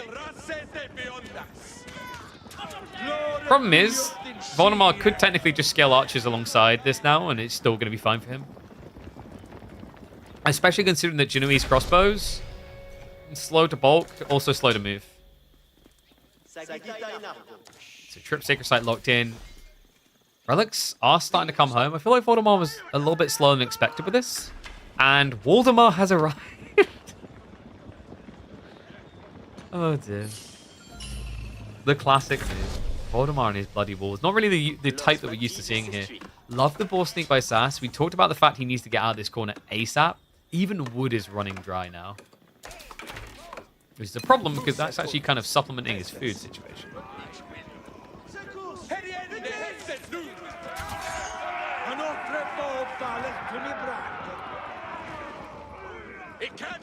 Malians? Well, we're moaning about Malians now? Yeah, so this is the thing with Manners. Manners is just an extension of the Malians issue, and it's the thing I wish they'd learned from. Like I said, there's a few ways you can balance Manners. One is basically making it so you have to garrison a villager to do anything with it economically. Another thing is like the tankiness is kind of not needed to certain degrees. But I think in general, like the thing I'd love to see is that you should have to spread out manners, because the logic of having a manor here is the manor is going to be like, oh, a lord is housed here, and he walks around the local area taxing people and gaining tribute. It seems kind of dumb then that they all just stand on one location. So like if manors basically function a bit like cistern range where you can't build them close together, then you have to spread out on the map. Then you have to diversify the risk. Okay, this is going to be a bit nice. We've got Billman coming in. It's really, really good against the Knights, actually, because if you just touch these Knights, Lombos are going to melt. Same with the Ilsguard. I'm a little bit surprised Sass is still going Archers, but I think... Oh, no, I know what the problem is. It's the gold. Yeah, of course. How could I forget? Genoese crossbowmen are over 50% gold. so, like, Sass, the concept is really good, but actuality is bad. He doesn't have any gold to build the counter to this comp with. Oh, man, if he could go back, I think he might have just chosen to go for probably Castile instead. you know, you're not going to touch the sacred sites, but at least with food and wood, you can build genital to counter the yeoman. And then go normal crossbows very slowly to counter the Girls Guard. Damn. I think he's stuck. And he's got one big push in him. And I think Voldemort knows it. He's backed up. Remember, he can have this confidence that his base is safe due to the White Tower. And we have got a 5 relic game. He can build market. He can build the market, but those deals are going to get bad really, really fast. Look at it. 66 gold, 68 gold. He's doing it right now with the wood. The wood which is running out as well. And Voldemort... Like, oh, wait. You planned these walls ages ago. Oh my god, he's going for a keep. That keep is huge. If he gets that keep up, this is big. Because remember, the castle is also going to buff his Earlsguard more. Arm's going to march up. Chevalier are going to ride in. They can't get it. Voldemort has to pull away. Sass gets there just in the nick of time. But now he needs a big win in this fight. And against almost 30 Earlsguard, I'm reluctant to say it's possible. He can do Pilgrim Loan. That's true, except he doesn't really have much in the way of resources. He's going to get chased away. Villagers can now come back to complete the castle. That's going to be another +1 damage to all the Earlsguard. The wall on the other side. Oh, no. Hold him up. Wait. No. He's trapped. Sass, there's no way out. Maybe he can burn through quick enough here. Yeah, because the army has been slow to react. So, okay, he will be able to torch, get out the other side. Whew. The problem still remains, though. Despite the fact Sass kind of dodges death here, where is he getting gold? Ever. He can maybe... This is the weird thing. Yeah, okay. Oh, okay. Sorry, I didn't see that gold there. So he did get a fortress drop. All right, this is good then. We can get Genoese crossbows. There's actually hope for Sass. That's kind of wild. Yeah, so he runs all the way north. I don't think this, like, the way it played out was entirely intended bait, but it kind of was at the beginning. He wanted to draw attention away so he could sneak out like this. Voldemort actually has a real problem all of a sudden. He has got Sacred Site time is ticking, but his opponent has a 30 eco lead. There is an opportunity to try and break through here, and you see Sass is massing horsemen for that fact. I think for Voldemort, the best thing to do is just get extra castles up. Make your Earlsguard as threatening as possible.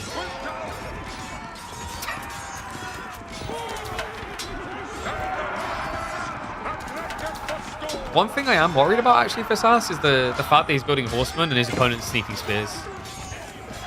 Ooh, yeah. I mean, he saw the spears, surely. He sees them now, with the billman as well. Go for a ride by. Tries to snipe whatever eco he can find. Meanwhile, we have got horsemen sneaking in. Voldemort? No. Is he going to lose this game? God, I feel like he played this so well. Just that one error of allowing the fortress to go up has changed everything. Voldemort needs to do something about it now. And the decap is coming through, but he's got the samurai.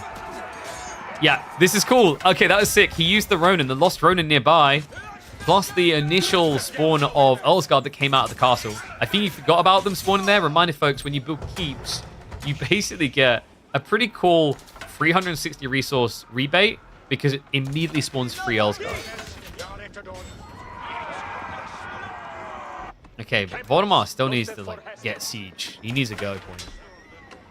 I don't know, like, can you defend this for 5 minutes now? Your army is double the size, but your economy is notably smaller. I think if Sass keeps building only horsemen, you can actually do this. Like, Sass actually needs an answer to this. Look at how many there are! Oh my god, and they are just so tanky. Wait, he's going Spriggles now.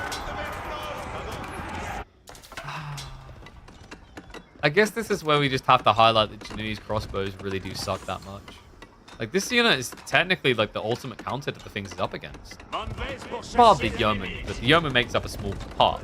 It's mass melee infantry block, and Genoese crossbows get bonus against melee infantry. They have very high base damage. You go to crossbow with high base. The problem with Genoese crossbows is I don't think they're worth their investment. They cost 175 resources. That's only because you've got French, usually 180. And they have no movement speed and no attack. They're slugs. Not slugs. I think genuinely what Janui's crossbows probably need is a penetration shot that hits a second unit. Then they're an interesting proposition.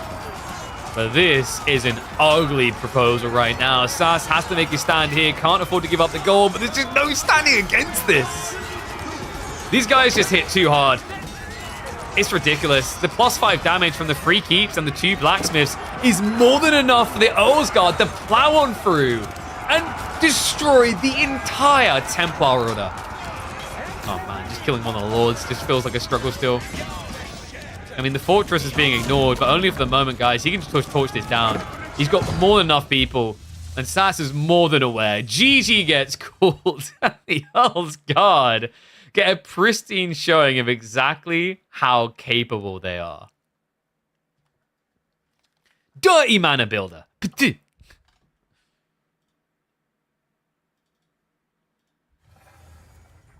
Man, Earlsguard are cool.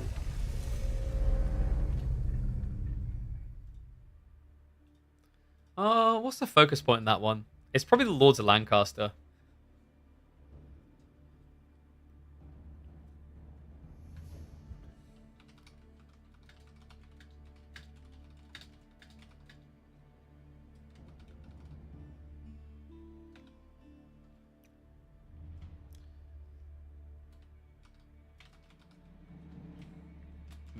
I feel I'm just going to go and meet the Everlords of Lancaster.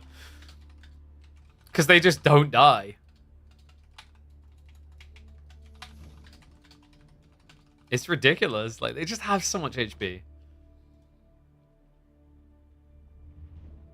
Made it seem like the game was not over 10 minutes ago. I mean, there was a potential avenue if he kept gathering gold, right? It's definitely looking bad.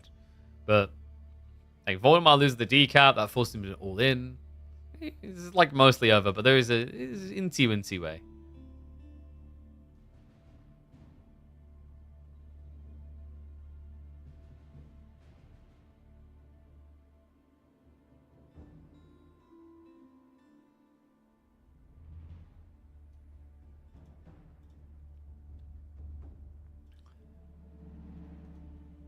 One second, just checking something.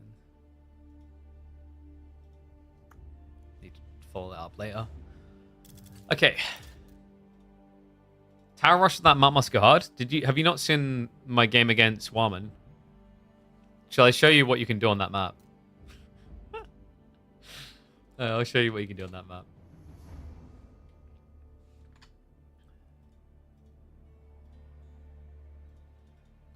Wait, have I not signed in on my YouTube? Huh. Didn't even realize. Alright. Oh look, we got a new video up. The Axe Throw one. So here you go, guys.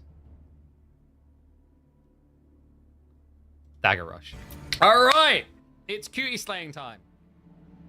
Mareka versus KP. Battle of the Casters. Battle of the A-tier casters, I believe it was.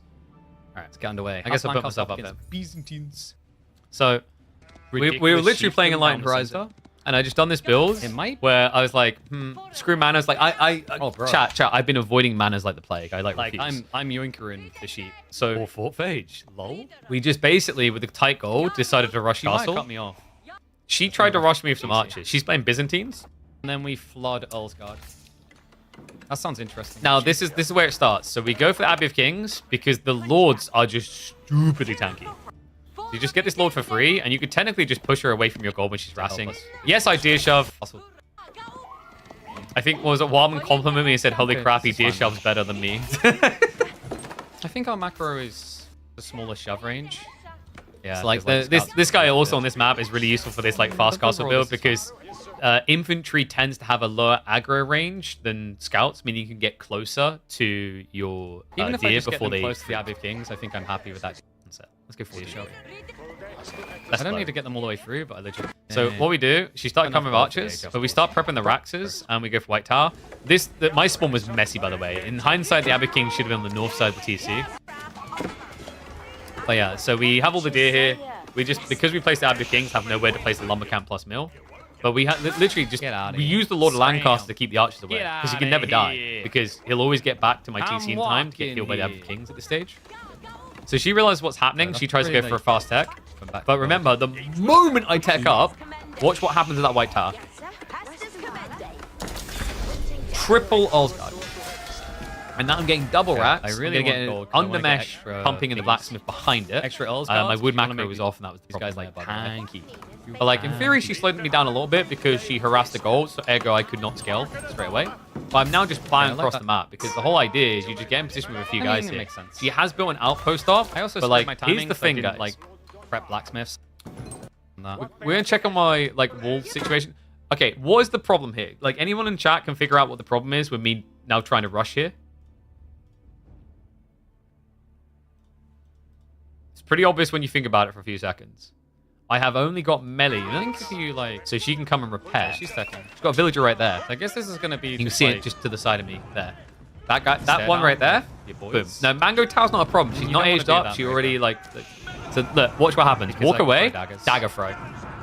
Dead villager. Damn, she gone.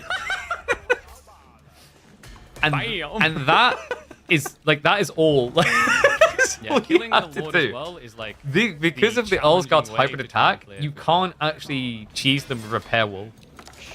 So yeah, that pretty much ended the game for her. Because we just like end up diving in with a handful. all Once here again, as like well? there's What 5% the buffer on all these guys. Under mesh just kicked in as well. So yeah, guys, like I recommend trying this. You're gonna have it in a few hours. Boil enough. Have a go at it. You'll see what I'm talking. Like Earlsguard is really nuts the- early it's on. the mental Later damage on in the chat. game, the That's the dagger big throw win. micro is annoying because the fights are so big. But early on, where just like getting 1 or 2 snipes is a big deal. Oh, The this dagger is throw kinda is fun. powerful because it's like She's gonna 16 build base crossbows. damage, I think it Like, was. she really, understands really her high. unicorns. Yeah. So there's a little preview of like one of the builds you can do. Like, and by the way, that build does not even require manners. You do not have to build manners at all. So if you guys are looking for a different way of ruining someone, there is many different ways you can try to destroy someone. 1 second, I just need to Alright, it's cutie open slaying this time. game again because I need to reposition my camera to where it was. versus KP. Battle of the Casters. Battle of the A There tier we go. casters. So Fantastic. Oopsie, wrong thing. All right, let's get some other games rolling though.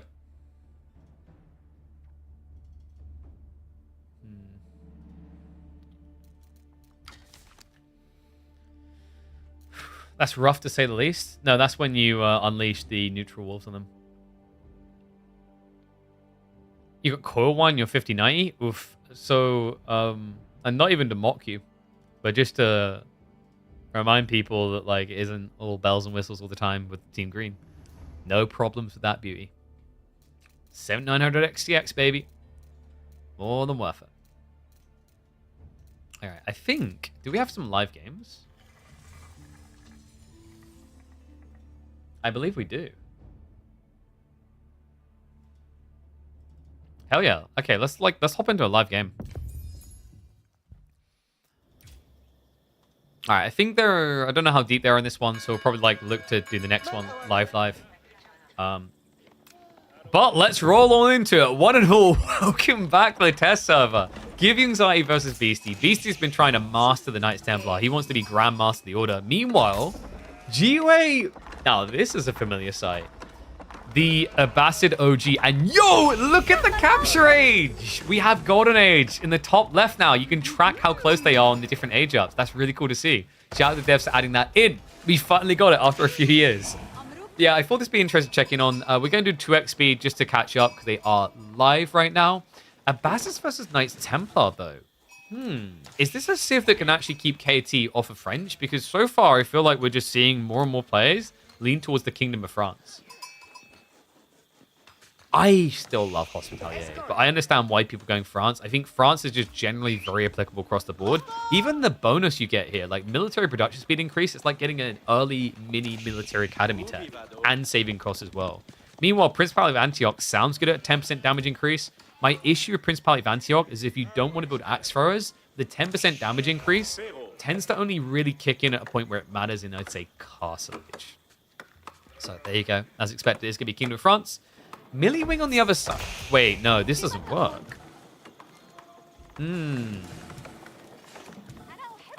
I don't think Military Wing works very well against Knights Templar. Because military wing's all about tempo, but you have no tempo. Like, look at the difference here. It's ridiculous. It's going to be an extra 50-second advantage in feudal age for Beastie, which is more than enough time to just drop an archer range and counter your opponent directly. And I think he does scout that. Yeah, he sees the military wing, so he knows what's coming.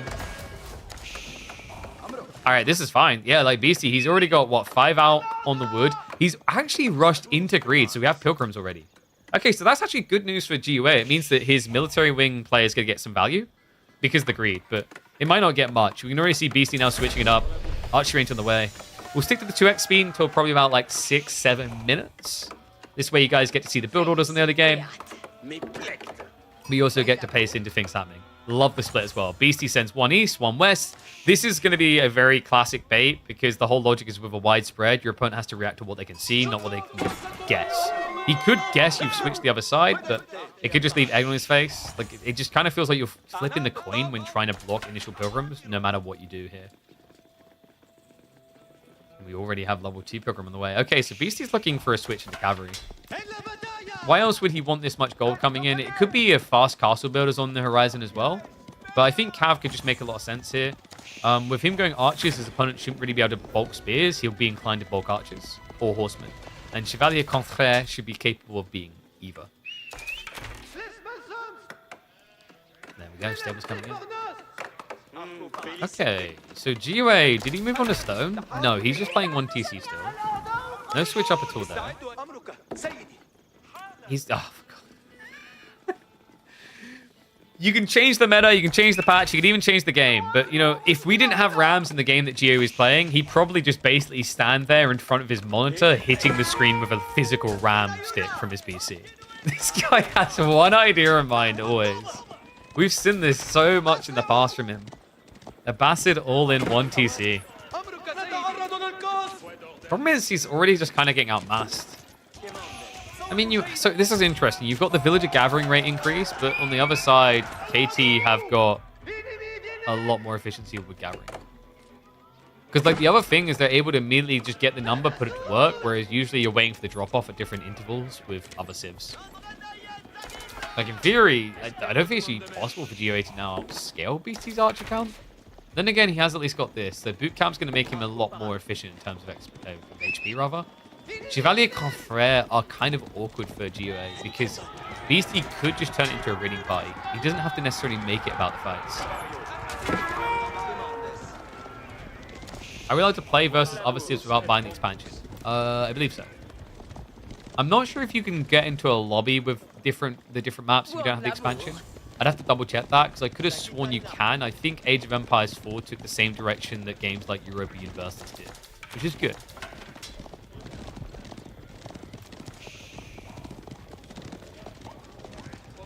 And the wood choppers instantly cash. So if you look at BC's income of wood, you can see it there. It just keeps trickling in. That also means he's trickling food in. Because remember, 20% of the wood you gather is given as food. I like it. It's very reminiscent of the Atlanteans from Age of Myth. It's a very different dynamic as well. I think the most obvious one of like how different and big of a deal this is if you guys have ever played onto deer openings, your income feels weird because you're waiting for huge amounts of resource to be dropped off. You can see it's 25 by default and then even more with wheelbarrow. So like this difference, you know, a lot of people felt it. I remember pro players first noted it when we brought in Cauldron, a map where the deer was right next to you. They'd be like, oh, my tech timings felt weird because I'd be ready to tech, but I was like, what the hell, I don't have the food. And then I realized I need to manually drop off. All of a sudden, I've got like 200 servers food.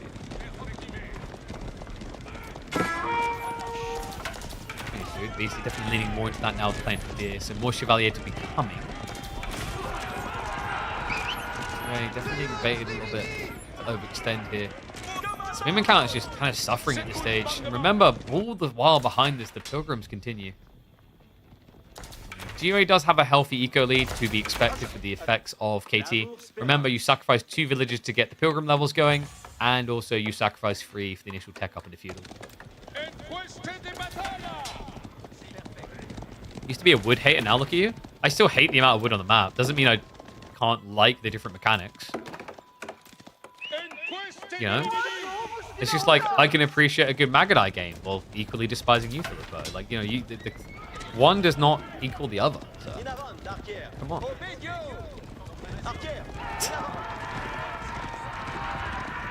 Man, BC's just ahead on the techs. You're really seeing the impact of the Pilgrims. Like, the fact he's able to go Knights and also afford to get the Blacksmith techs ahead of GUA is pretty rough now. In fairness, it is partially GUA's own fault. He went boot camp prior over Steeled Arrow, so he's looking to be defensive instead of aggressive. But I don't know if you can... I don't really feel like you can be defensive against this Civ. Not this playstyle, anyway. And you're going to see why. Chevalier are going to ride in. So he's going to break away just in time. Great reaction to that GUA. Army is coming home now, but pinning these Chevalier is the difficulty. They should have more than enough time to walk away. And that also just means no pressure on the Pilgrims again. Matt's maybe about to take a turn for the worst, though. GUA doesn't realize it, but the Chevalier Confrères are here to claim a few names. Nice micro. I love that at the end. BC turned early so you can intercept. We'll find 2 worker kills. And we'll be able to walk out the other side. Unfortunately, GUA was just marching in his shadow here. Ugh. This is like the worst feeling. You guys ever played like one of those survival games, almost like Rust-esque ones, where you and your friend are like, yeah, we're going to raid the map and see who comes out better. And you just keep going to the same locations he's been. It's like, wow, he left me a can of soup. Actually, why did he leave me a can of soup? That's pretty good. Oh, wow, he left me a rock. You know, it's that kind of same feeling when you're just running after Knights behind them like this. Usually people try to cut them off. In theory, he had enough spears to tempt that. I think his worry is, like, if the Knights came back the other way, the Archers would have been forfeit. Seen Archers. Both now coming in for clash here. Chevalier. Bait the Spearman forward. In fact, spear numbers 14, I don't think it's actually that scary. You can see BC teasing him here. Does get the dive in. Hits the fight a little bit. Remember, the more these Chevalier you build, the more HP they get. And we are getting to the threshold where it starts to matter quite a lot. It allows you to take an extra stab to the face. And there's not really any spears left to stab with here. GUA is going to get wiped. Beastie now full thumbs up to send it. And even the archers look pretty cool. I was saying about like best colors. I think yellow for the archers looks really cool for Knights Templar. For the Knights, it's more like teal than blue. Yeah, I think GUA is dead. I don't really see what he's got for him now. Beastie can just do whatever he wants. He can keep pressuring with a huge overwhelming lead, or he can look to greed. I just want you guys to think about the amount of wood saved on this, by the way. Lumber camp, lumber camp, lumber camp. That's 150 wood saved. But also remember this Civ is getting 20% food while gathering wood. You know, despite what people think about Knights Templar's economy being weak, I disagree. I think they're absolutely fine.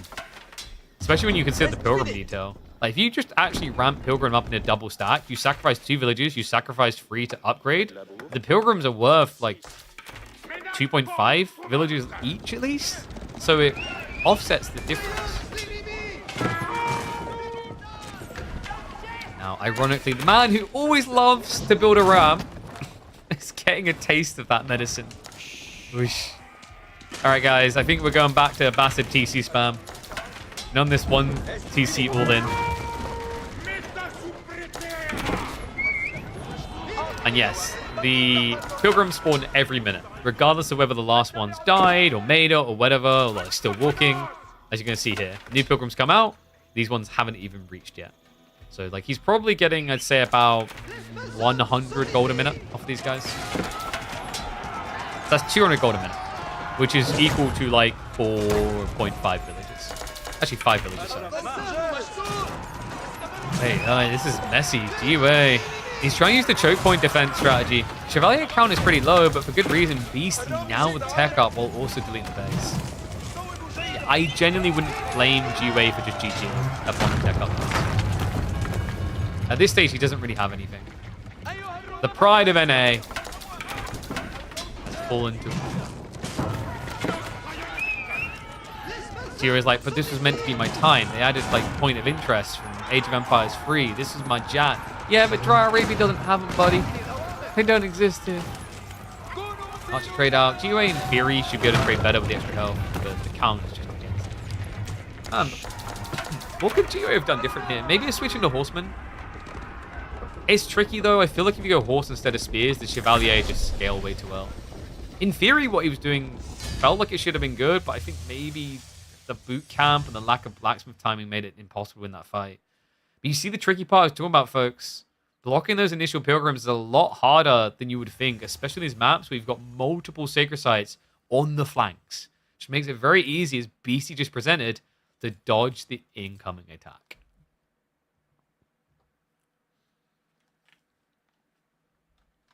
Predict the FFA ladder list tonight is going to be fully civs? Oh, of course.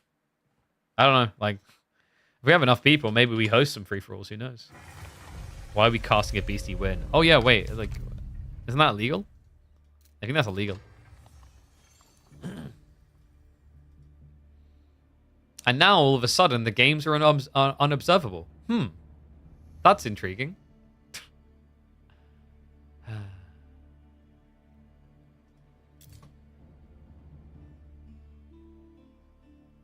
Ain't host no community games been years? Hasn't been that long. Yo, what's up, Finn? Appreciate the sub, mate. Welcome back to Swarm. When does new KPMM start? It starts on Friday. So we'll be the first Microsoft tournament on the DLC. How about that for a big poggers? Okay, so let's have a look here. See what else we got to cast. Oh, dude, people back on Dry Arabia again? Bro. Why? I don't know, I just want people to be a bit more explorational. Go on all the different maps. We can maybe have a look at some Calp games.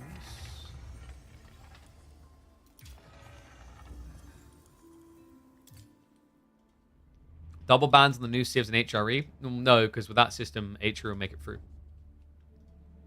If you double ban new civs, HRE gets through. Haven't seen one game with a new mechanic. Wait, what new mechanic? Which one?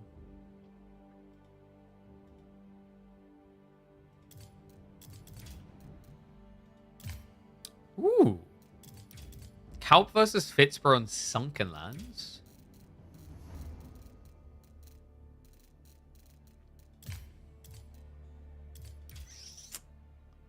Let me have a look.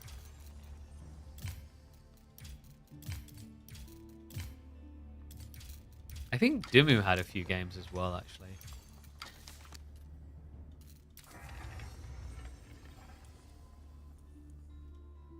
But he only played, like, dude, Dumu played like 5 games at the test server, and that was it. No cap. Like, it was just 5 games and done.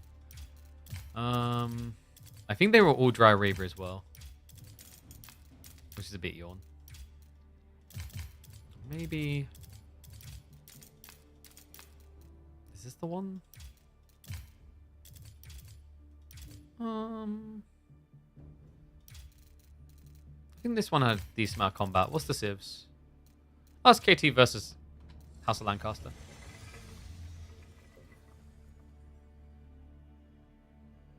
Who are we getting for the DLC after this DLC? I think some original civs. Because presumably there's going to be a lot more invested in whatever comes next. In terms of, like, asset creation, etc.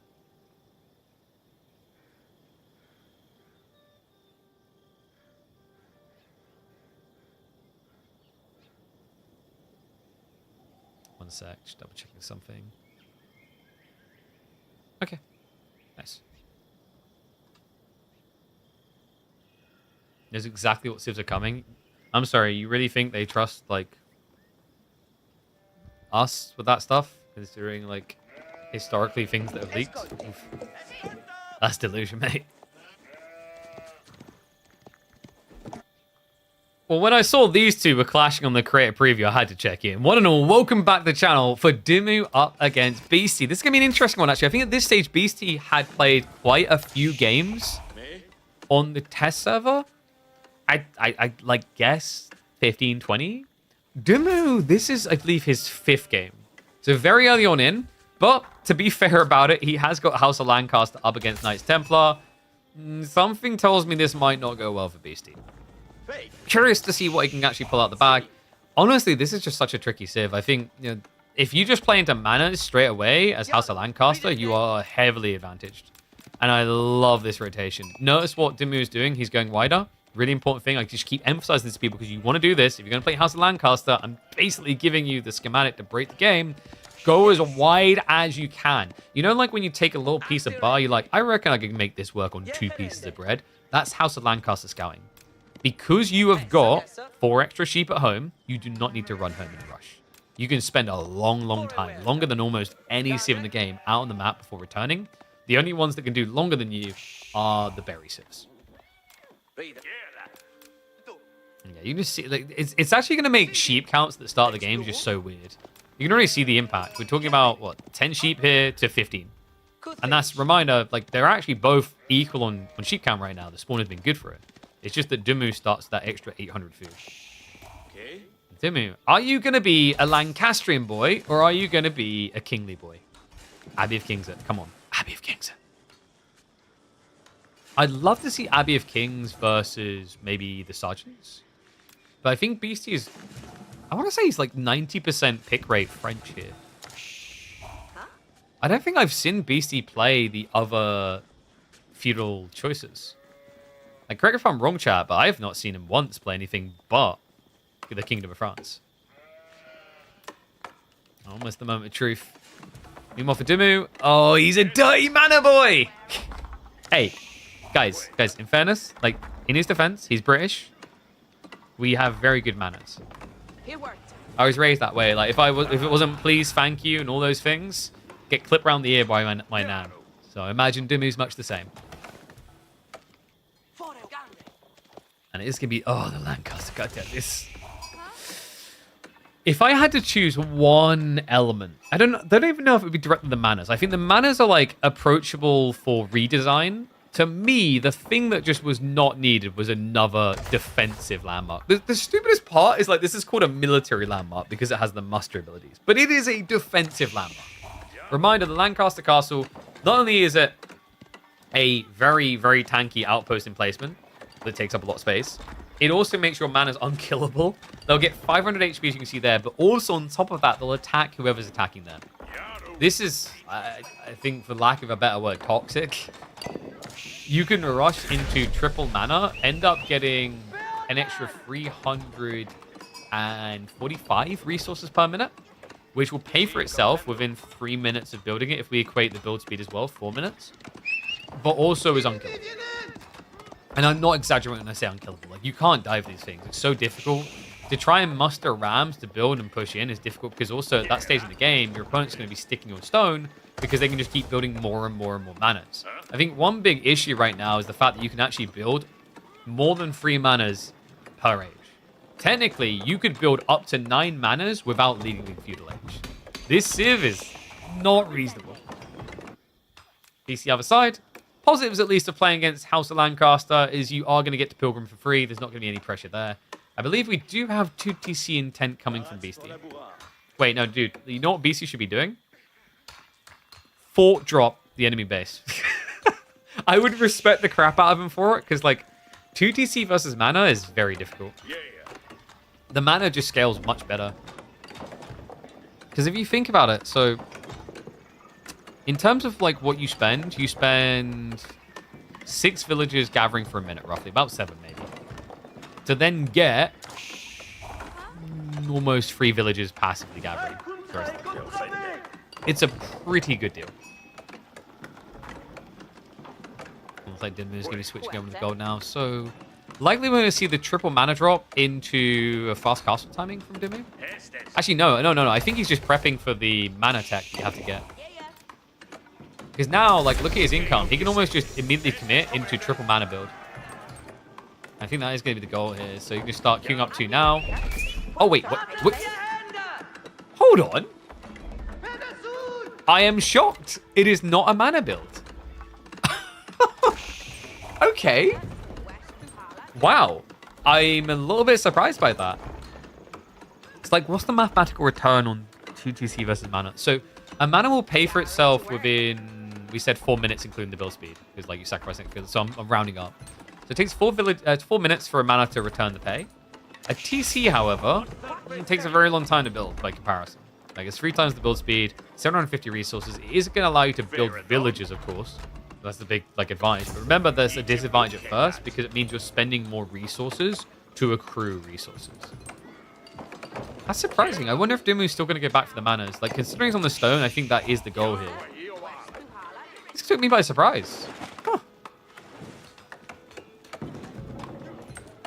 And that's true. You do save 50 wood for houses, but I didn't include that because in the comparison, a TC will also save you 50 wood for houses. Meanwhile, Beastie does go for the TC drop on the deer. And we do have a Rax drop. Oh, he went Antioch, didn't he? Oh, yeah. This is sick. You know what? The effect of a caster. We never, ever get to see him do anything but the French. The moment we say it, we get sergeants. Like, does he play sergeants, though? Into 2TC House of Lancaster Castle. I don't feel like you're going to be quick enough. So instead, what he could do is play Castellage and then just benefit from the 10% increased damage on infantry. Which could work quite well for a men-at-arms flood. 4 TC max mana, please stop. BC said sergeants are ass. How have you found them to be? I think sergeants are very, very situationally viable. I don't think they're a jack-of-all-trader unit. I actually think most of the time people will find value out of the Kingdom of Antioch by using it as a bypass to late phases. Because the 10% damage will be better at certain phases of the game. You know, it's like getting a mini Elsgard type buff for men-at-arms and castle. So, like, I feel I'm on that you can't apply it to every situation. Chevalier Confrere are going to feel better for that because you get a mini military academy buff. I think you can make sergeants work on a rush build. In fact, we've seen Corvinus do that even against House of Lancaster, where you just forward rush and you just start flooding straight away. But the problem is, if you're seen coming, Yeoman will just destroy you. Like, the weird thing about sergeants, and this is the thing that I think is just hard to wrap your head around. Like, it's such a weird unit because the use case is in Feudal Age against Horsemen. Kind of only Horsemen, because most players aren't going to rush to spam men-at-arms against you, so the extra melee armor doesn't make sense there. And to force Horsemen, like, the reality is, if you build a Stables, I'm not going to build Horsemen. Because you've already built the thing that can build the thing that counters me fully. So, yeah, it leaves Sergeants in a very weird position. If you can bulk them early on, where they are insane is their ability to deny resources and also blow up buildings. Yeah, man, hello. Lock on the Pilgrims. We've got the flood beginning. Yeah, and by the way, the reason why Sergeants destroy buildings is they do melee damage on ranged. Which means if they threw an axe at this Rax, they do 10 damage. Well, 9.9 to be specific. Okay, like, this is really good timing for Dimu. Beastie is trying to go for the greedy tech up. Can Dimu go for a ram rush?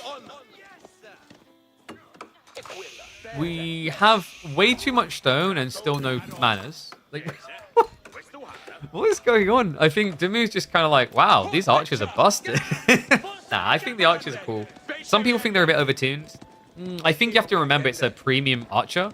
You could maybe argue decreasing its range by like 0.5. I don't really like the idea of removing its movement speed per se. I mean, horsemen are still going to counter them. If you decrease the range to 0.5, like by 0.5, so down to 5.5, I think anything can gap close them in a range trade. Obviously, spearmen are going to hate them, but like spearmen should hate archers. Speaking of spearmen, a different kind on the way. BC's going Angevin. What? I mean, yeah, so in fairness, armored spears should do okay here. But this is the problem. I don't know if Beastie anticipated this. Dimu is on his way into Billman. Billman ruins the armored spearman plan. Heavy spearmen, they'll still have 2 armor, but 2 armor just starts to feel a little bit irrelevant into 6 damage. So definitely needs to prior the undermesh plus the level 2 here. A little bit difficult considering that your pilgrims are now getting blocked. Oh my god, Dimu. Okay, we finally have it. 10 minutes in the game and mana has been built. I'm surprised it took this long. Honestly, for his build in particular, manas are really, really good. Because for this build, he only wants food and wood. So manas give you everything you need. Flash coming in. This is rough, though. The Billman, look at that armor! Like they're wearing plastic. The Billy Boy is just a bit too good for Benny Boy. They're a pure power creep over regular archers, probably a bit too busted. Even longbows are at least slow and more expensive. But well, I'd say, so longbows have high damage and high range, but they have slower. Like, there is multiple dynamic differences. Right.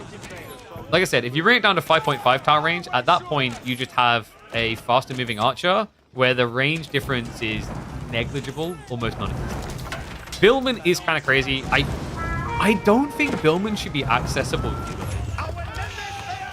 I think Billman's probably going to get other nerfs on top of it, which is kind of a shame. I wish it had a situation where it could make sense for Manus too.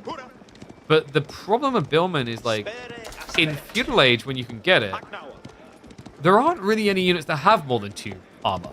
Like, maybe Knights with 3. So you're taking away 66% of the armor of the best armored unit in Feudal Age. That's ridiculous. Like, it's just not reasonable. Yes, Billman them! Billman them!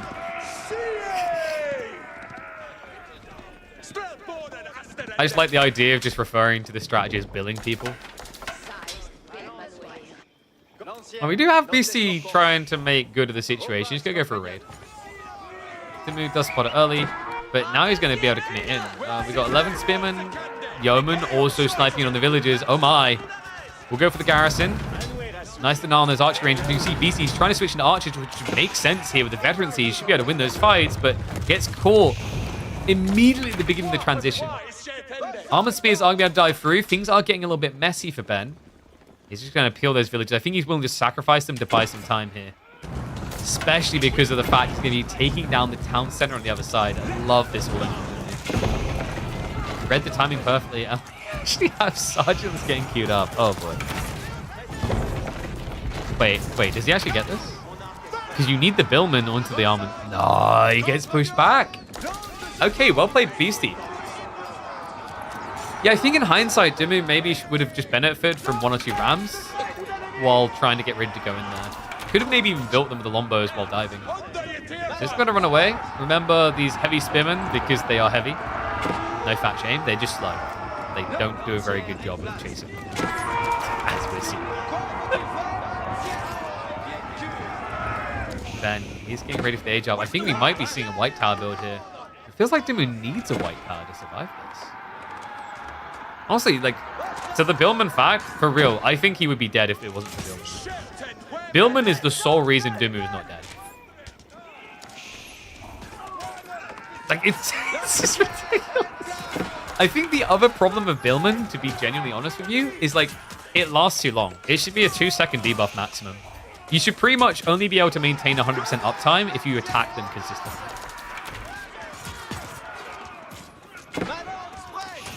And you see the difference. The moment the armor debuff runs out, these guys have 140 shots to kill them. But the moment they get hit again, it's like half that. So white tower on the way. Dimmu, he has got the mana spam. Oh god, this thing just gets toxic now. Dimmu still keeps an eco lead, courtesy of the worker kills. Honestly, I think Dimmu's in a great position now. Beastie's stuck with archers against yeomen, and Billman spears against armored spears. So he's not really countering anything with these heavy spears.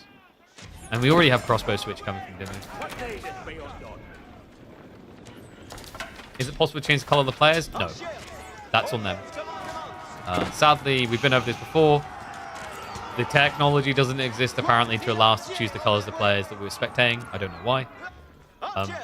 Now, someone's going to counter and say, actually, KP, you can make, like, enemies appear blue, friendlies appear blue and enemies appear red. The problem with that is the moment I'd switch eyes like this to different vision, it would switch colors of the players, which is completely disorienting for anyone watching. And if you do, Dan. Paul's got as well. Dimmu's comp. He's just going full castle. I mean, it makes sense. He's going to at least vet these guys up because he's definitely built enough of them. The Beastie has like a very hard hold. Look at this. He was getting ready for the fortress switch. Wait, was he expecting Dimmu to slow down? Or is this just out of necessity? Either way, it's going to feel ugly. Rumbo's now with the intercept. Army is looking to follow this up, but now the Billman should be freed. Yeoman are going to be able to snipe on. They're vetted up as well, so the archers get cleared. And the debuff comes in again. Like, this is ridiculous. Like, just these things are not okay. That tech has got to get moved to Castle Age. There's no way you can give this much feudal value to this civ. Reminder, these heavy spears cost 100 resources by comparison. And now Beast is just kind of stuck building archers against Ulsgaard here. We do also have the second layer open field system coming in, so Dimmu getting ready to add in another 3 manas. Reminder, this eco count is a full lie. You have to look at the raw count at the top, and then because these things generate an extra 115 resources, let's say you add in about 2.5 extra villages per mana for Dimmu, which means right now he has 15 more villages. This is Fulani through the roof.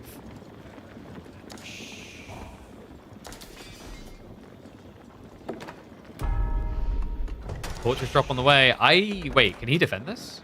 I don't think BC can defend. No. He's gonna have to commit. Army arrives, no textiles either. Oh, no way. I mean, if he gets the castle up, great, but like the costs could end up being quite high here. Ul's gotta go for the dive in. Village is gonna shift away. Heavy Spearman trying to muddy them out by defending. And the keep is gonna go up. But the eco lead continues to build. Has now a 30 villager raw gap. Warlord from the other side, but against Yeoman, doubtful. DC has at least started to protect the Pilgrims. Needs to at this stage. Oh, she has one huge gap still, though. That hasn't been accounted for. Damn, you know what? Like, Dimmu only 5 games in. Not bad. I mean, House of Lancaster has a lot of upsides. They're very impressive. I think Knights Templar are a lot more complicated, difficult to understand. But credit to him. Kind of a wild way he done this. Like, I don't know if I like it over just rushing manas, per se. I'm curious what players think. But 2TC into mana spam was definitely a different direction I would have expected Ben to take.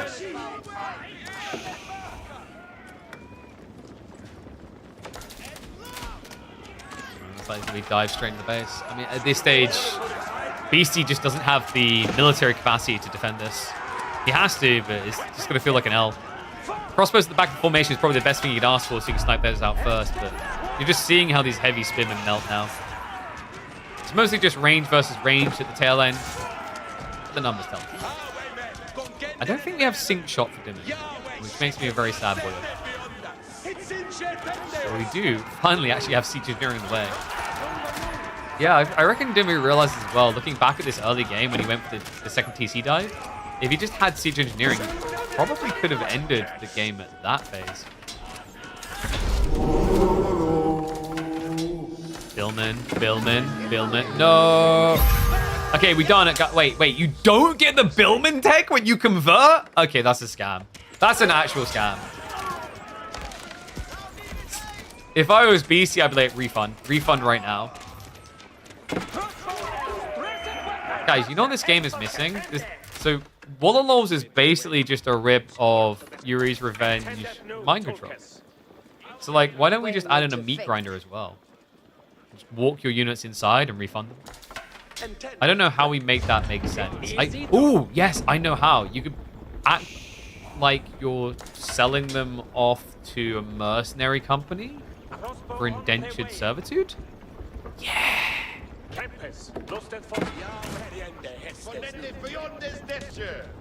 Get those UFOs up in here. Now, the UFOs are over here, guys. I don't think we'll get to see them UFO in time, though. Oh, my. But actually, hold on. Dimmu needs to slow down for a round. This is an ambitious dive. He just wants the Pilgrims gone. Yeah, this is where these guys are like, we done it. We made it to the promised land. What they don't realize is they're on their way up to a shuttle somewhere for a little bit of probing. It's kind of hilarious when you think about what's happened here. You've basically given away all your money you saved up your whole life to then be abducted by aliens and experimented on by them.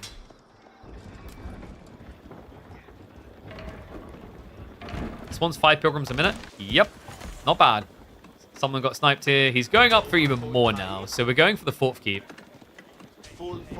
If Beastie can survive this wave, there is hope. But, like, make no mistake about it, folks. This is going to be a tough wave. It's going to be 5 mate, that's 6 rams coming. We also do have Muster the Nobles on the way. Oh, no. Okay. No. He's gone max manas. This is ridiculous. He's going to get 11 Demo Lancers. I mean, Beastie has got heavy spearmen, but this is just a damage absorber. And he's going for the levy on the... I tell you guys, like, this is what makes this landmark kind of broken. If it wasn't for the levies, this thing would kind of be like a shrug. But Shire Levy is like insanely expensive. 1,200 resources to spawn 8 yeomen plus 1 per mana. It's only worth it once you've got like 7 manas. Beyond that, like if you do it earlier, you end up actually spending more than you get. Okay, I've got Ram knocking the door though. Army is going to be diving in. BC just heavily outnumbered. I mean, this is quite frankly ridiculous. He just got 28 extra military in the course of like, what, a minute? Obviously, I had to spend a lot for it, but that surge point is pure insanity. Demi Lancers arrive at the perfect moment to absorb all the fire. Crossbows should be able to sweep through them, but the difference is just growing here. Like this is going to be break point. We have got BC trying to sneak out on the flanks. That's soon going to get noticed when the villagers do arrive there as well. And Dimmu already has enough for a castle drop. A castle drop, by the way, that will buff the damage of all Earl's Guard. And not to mention Demi Lancers, but those are already gone. Damn. Well played to Dimmu. Once again, reminder, this is his 5th game. He really didn't play much on the test server. I think he basically played a handful. He's like, that's kind of cool. And then decided to go back to the main and wait.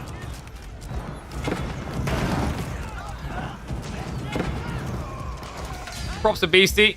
Definitely not an easy civ to beat right now. House of Lancaster just seems to have it all. Whew. You abducting? Nah, dude, I can't afford a space shuttle. GG.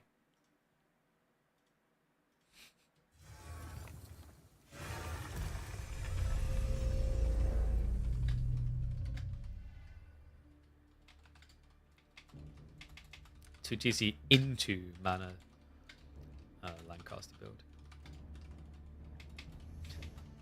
Actually, I don't think it's even about that. Billman is... Yeah, it's about Billman.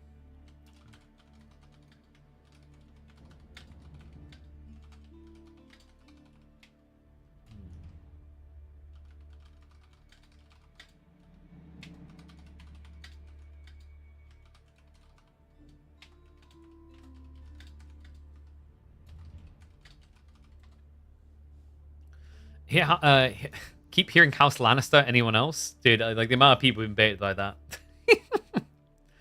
The funny thing is, the House of Lancaster seems to be richer than Lannisters. Oh dear, dear. Okay, so let's see. Calp's playing some games now, so we should hopefully have more to check in on afterwards. I don't think any games are publicly observable right now. But we do have other games we can have a look at. Dimmu had a few other ones. I don't know if there's going to be anything that interesting in there per se.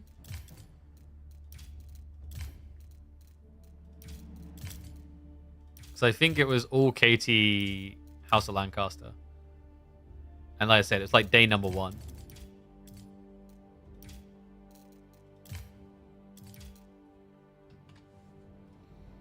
What else do we have? We do have... Let me check Voldemar's stuff. How long do we have actually until the servers go live? 2.5 hours, right?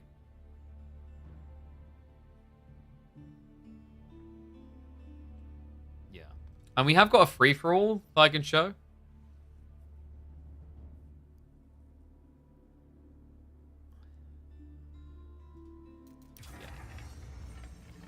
Okay, that's good.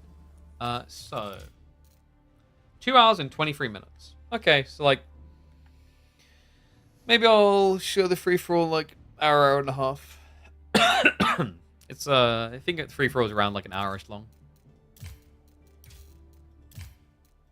So we had the Enlightened Horizon game, and then after that, SAS, Voldemort, all these people just went back to Dry Arabia all the time.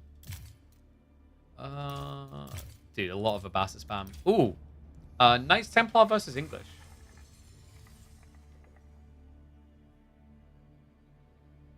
Have one of those C3 cases? Hell yeah.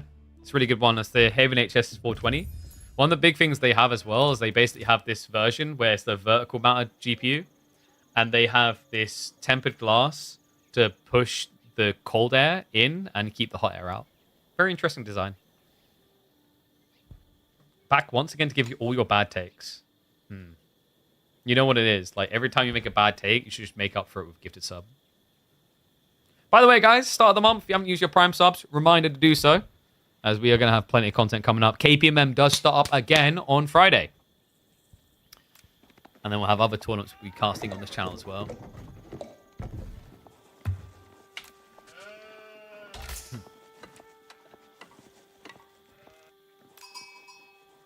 One and all, that says everything that needs to be said about this civ. Not this civ, the civ that also is like this civ. GUA felt so dirty about House of Lancaster, he went back to his English roots instead of sullying his hands with the Lancastrian ways. That's going to be a fun one. Voldemort on the other side is going to be going new grills and new frills here. He has gone for the Knights Templar on the other side in the pink. Yeah, why do people keep picking pink and purple? Like, bruh, can we stop? Also, big shout out to Fatblab for the gifted sub. Farm Man now needs to hang out here a lot more. Need a House of Lancaster. That's true. I need to talk to my person about creating new emotes for Templars and House of Lancaster. No HOL in this game, though, which kind of is where I think we're going from a competitive standpoint, is that a lot of the tournament games are just not going to feature Lancaster. They're way too good. But it's going to be cool to see how English fares against Knights Templar. We've been seeing a lot of House of Lancaster versus KT, and it just feels like Lancaster is dominating that matchup right now. Their timings just feel a lot better. English can be just as brutal for their timing, though, mind you guys, due to the Lombo rush. So we'll see if GUA wants to do a classic with a Lombo all-in, or if this is going to be more of a macro game. I mean, Spawn could be good for macro. Retracted TC between the tree lines? This would be a jackpot. Outside Voldemort. Wait, who's playing English in this game? What? We have double farm straight away. Oh, that's kind of interesting. Voldemort's trying to leverage the fact he gets food off of the wood to get a gradual timing. But I actually like this, guys. So something to keep in mind, and anyone who's played AoE2 or looked at AoE2 will understand this. Sometimes it's worth actually delaying your tech timing intentionally, because by delaying your tech timing, you're having more villagers. Now, the difference here is, like, obviously, it's just Knights Templar that ends up with less villagers because they use the town center to tech up. As you can see here, they miss out on 3 villagers. But the logic is, if you wait longer in the game to go for a tech up play, what you're essentially doing is ensuring that the loss of economy is a lower percentage than it otherwise would be.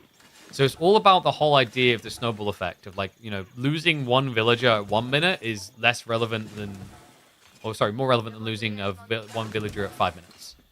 And that's what Voldemar's going for. So he's just trying to kind of like pull the rope along a little bit further before he makes the tech dive. And as a result, he has already got a decent amount of farms. He's got plenty of sheep coming in. This also allowed Voldemar to stay out for longer, gathering more sheep, which has a knock-on effect of hurting GUA's timing if this was a council hall all-in, because he has less sheep to run with. And as a result of that, GUA instead, it is going to be a 2 TC play with Abbey of Kings. Love the farms early, but those placements trigger you? Why?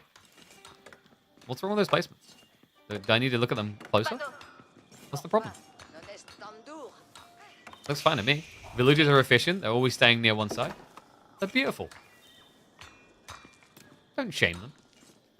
So we are going to get the Kingdom of France coming in. Having those extra farms is going to help for a little bit of Chevalier pump. Can you actually Chevalier against English 2TC? My instincts say no. I think the timing's a little bit too slow. By the way, I love the fact that, I haven't heard like this before, the courtyard starts to fill out the unique units. That's such a cool little detail, man.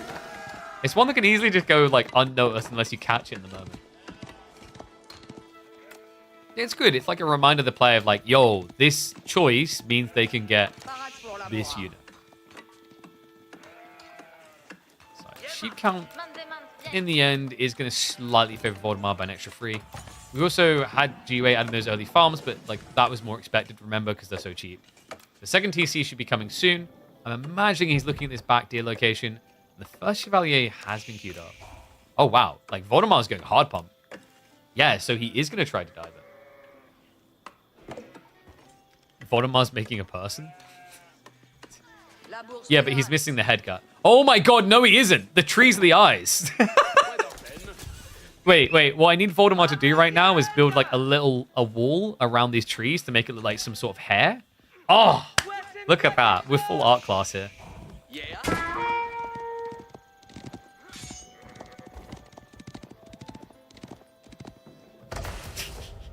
I mean, what's UA doing in his...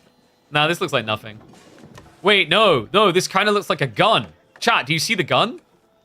Oh, that's so American. Anyway, second TC covered in the corner. GUA did go for the safe deer location we talked about. Chevalier is like definitely an interesting way to go here. GUA gets the info early, so he should be able to pivot Spearman. It's kind of like the ideal situation, actually. When you go to town center, you don't have a lot of economy to work with, so you want to be as budgeted as possible. And Spearman is as budgeted as it gets. I think the only thing better would be archers, because obviously being ranged units harder to snipe. Interesting, ambitious idea by Voldemort. Unfortunately, that is not enough Chevalier to get a kill. This is a bit greedy from GUA. Yeah, I think he's just trying to bait him in range. Now remember, he has got the Abbot King's heal, so Rejuvenation will kick in fast. Funnily enough, this is now the weaker Abbey of Kings build. I genuinely believe House of Lancaster's Abbey of Kings is better. You might not get a raiding knight by going the Lords of Lancaster, but god damn, do you get a lot of persistence. And also, like, unlike knights, you don't really have a counter to. Not in the second age, anyway. So Voldemort, he's just going to try to raid GUA to death. In fairness, we are at the point where GUA has way too many villages out here, and that is going to lead to some punishment. Chevalier do go in for the charge, but it's Ring of Rose this time. Yeah, if Voldemort wants to keep this up, Undermesh is going to be very important. I'm a little bit surprised he doesn't have a blacksmith being dropped yet. Because, like, at this stage, it kind of makes sense. Like, you know the English aren't going to be coming out to play. So you need the ability to go in. He has at least also got... Oh, okay. He was meant to have pilgrims paying. Dying to a scout? Bro. Like, just use your stick. Watch a Shushi replay.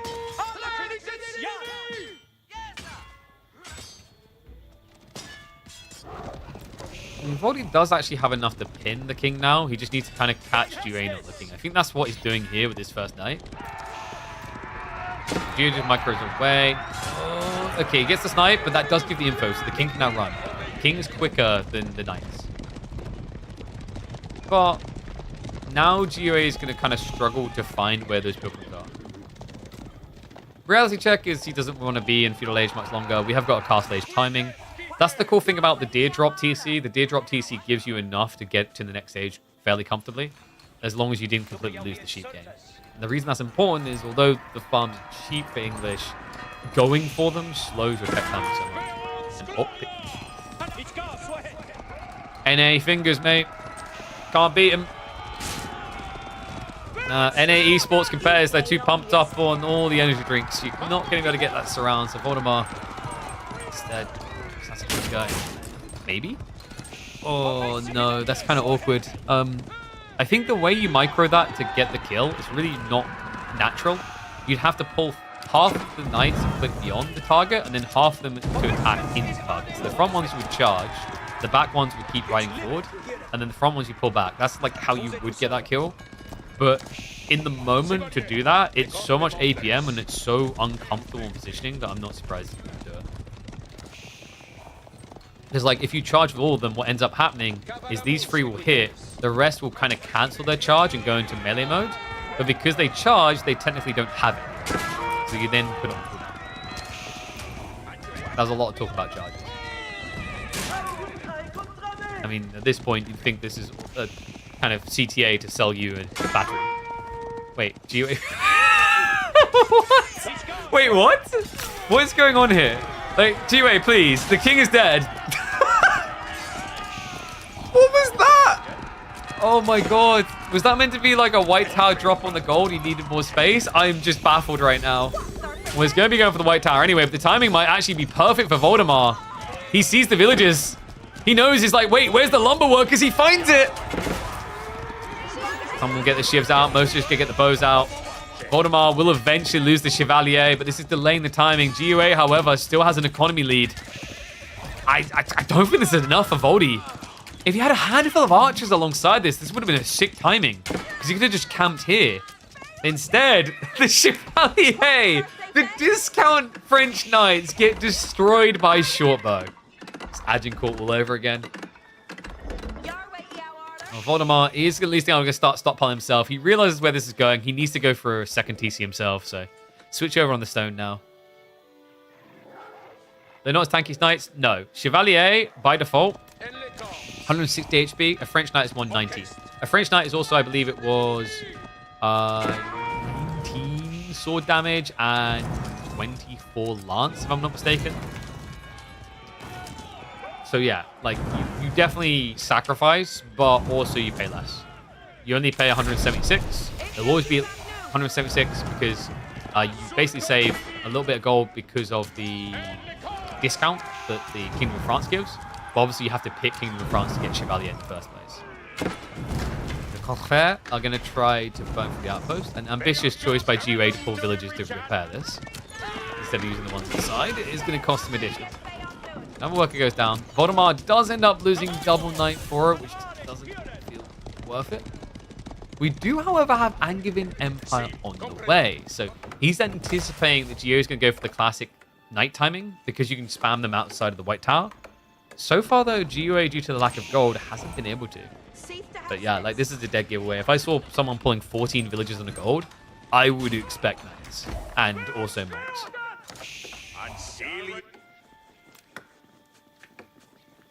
Are they better than Keshiks? Technically, they can be because Chevalier scale with quantity because each nearby one's going to give +1. But in a default fight, like a Keshik should win. I think Keshiks are 145 HP, I want to say. But I think they are, let's say it's 15 sword and 19 lance. The trade-off, of course, is that you heal while you attack. So like one-on-one, a Keshik should be at Chevalier. Which is also fair maths. It makes sense considering Keshik's cost. So we have got the Templar brothers on the way. Yeah, this comp makes sense for France, not so much for others, just because the Templar brothers take a very long time to build. Even with France, it's still 32 seconds. Walls are going to be cold, so it looks like we have got safe pilgrimage now coming in for KT.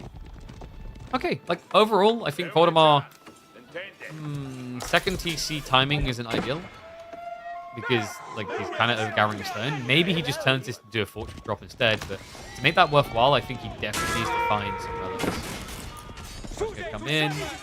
This is not a fight that Gio's gonna win right now. Remember, his knights are worse than these Templar brothers. A lot of extra health on these big boys. Good control. Kind of shows you how important that dive was. It looked like Voldemar was throwing away in a big way, just trying to idle out the gold. But the impact was just genuinely GUA missed his timing a little bit. He's now trying to play catch-up. Monks are on the way for both sides. I do still worry for Voldemar. He's down by 20 villages. And I think the more worrisome detail, actually, in my mind is, you know, the pilgrim count isn't that high. He's now going to inflate that with fortresses.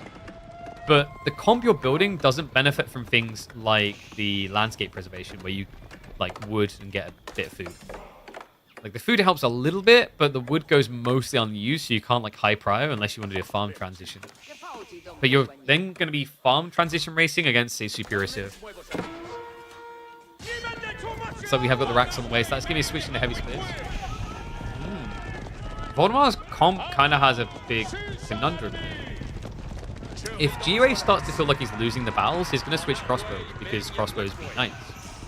Well, if you go for heavy spearmen, crossbows also beat heavy spearmen. So you're just kind of double countering yourself. See if he goes for it. Bulldogg's going to come in, and that's a fail.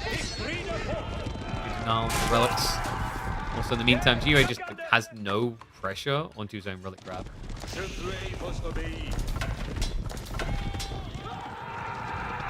Wish you could play instead of watching someone else enjoy Templars. People are enjoying playing Templars? I thought they were suffering from the confusion.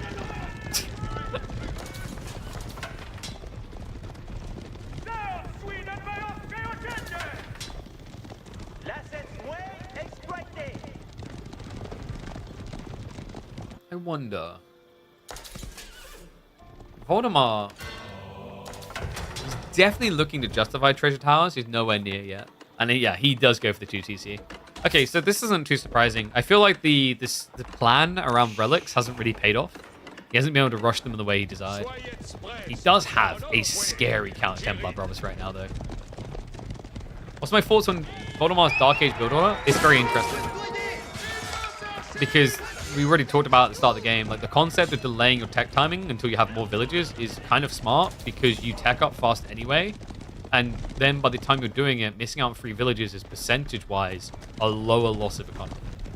So what you're essentially doing is, like, instead of making it a big drama queen deal of, I missed out on 3 villages and I only have 10.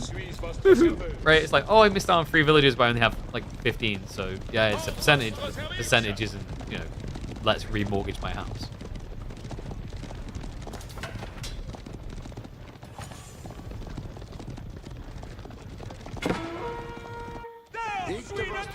You're just on point with these raids. 9 relics.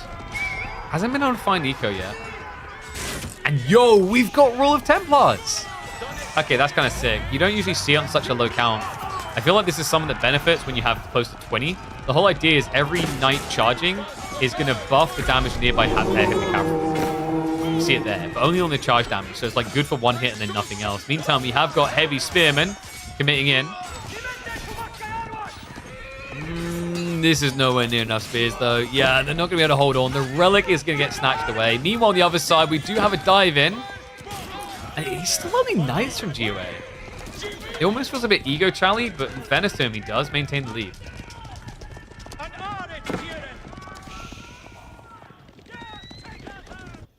So who's winning right now? Relic game is definitely favoring GOA.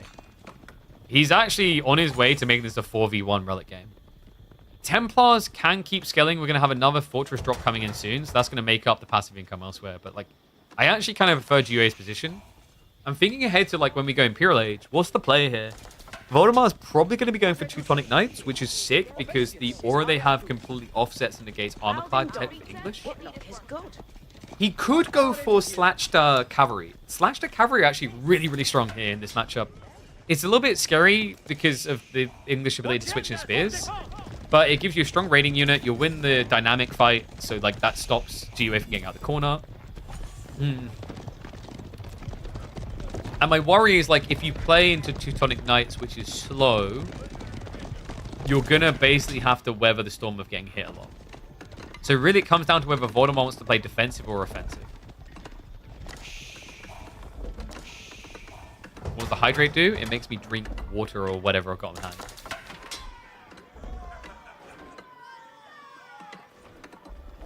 Okay, so another fortress drop. And he switched to normal spears. Yeah. I don't...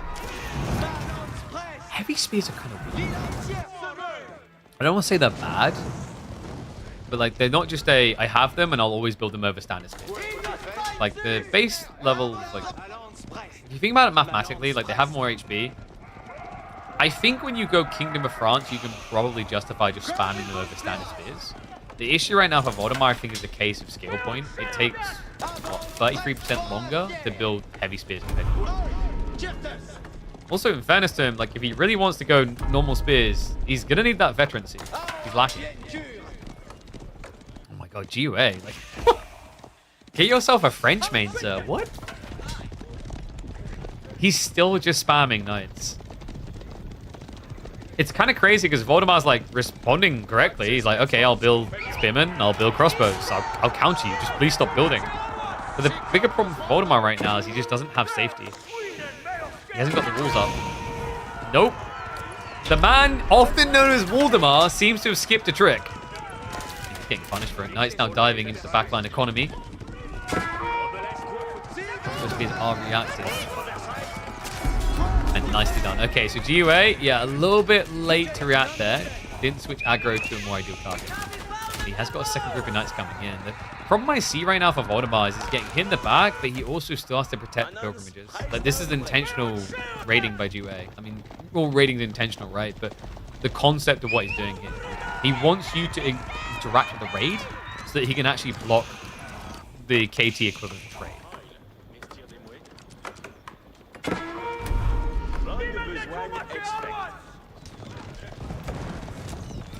And he just keeps circling back for goodies. Veterancy is falling the way. That has been missing the whole time. And that's going to give us the true comparison of the two. Wait, did he cancel? Did he just cancel veterancy? Wait. Would it have completed in time? I didn't see how close it was. Okay, but wait. Switching into that Rax doesn't... Surely. Okay, army has arrived in time. That's still painful then. Like, he wanted to prior the veterancy, but getting delayed by an extra minute is going to allow Give You Anxiety to go through it. Oh my god, not just that. The Knights! No hesitation. They dive right on in. And yeah, confidence surging for good reason. In this type of position, 100% you just get to go wing guard. There's no counter pressure. And Voldemort just looks a little bit stuck.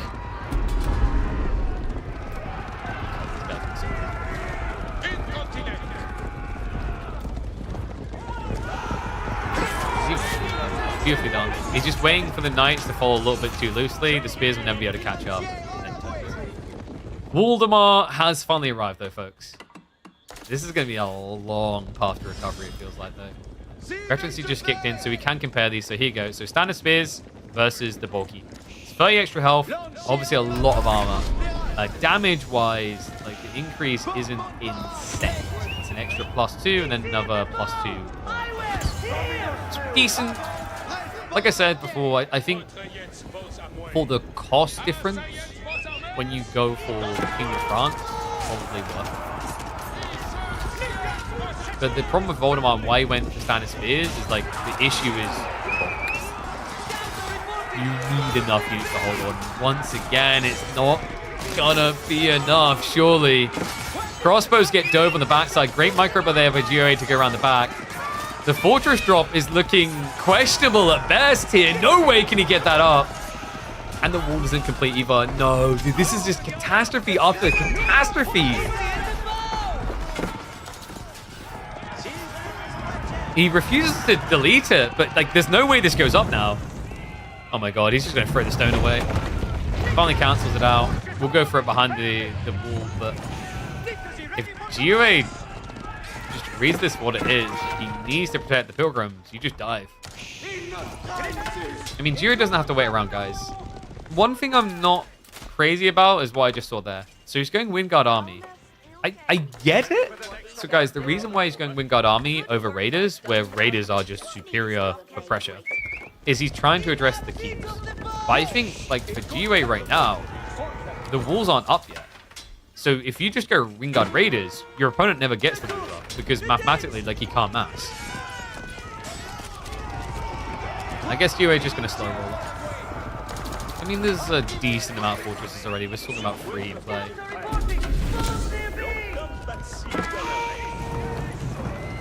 I wonder if GOA is actually experimenting with Wingard Raiders. Obviously, he hasn't been active these days, and the Wingard Raider iteration was a more recent change. We saw it last year from the Canadians a lot. The whole concept is just, you don't save much resources compared to building them directly. You can get 3 Knights Reinforcement. 3 Knights, for comparison, will cost you 720 resources. You're paying 850, so you get a slight discount. But what really matters, you see it there, is the production speed. Every 25 seconds, you get 6 units, 3 of them being Knights. Knights normally take 35 seconds.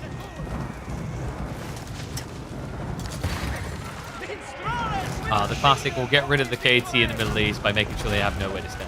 All houses getting burnt here. Voldemort, I'm scrambling my brain trying to figure out how he gets through that. And I'm just like, giant question mark emotes to the sides of my head.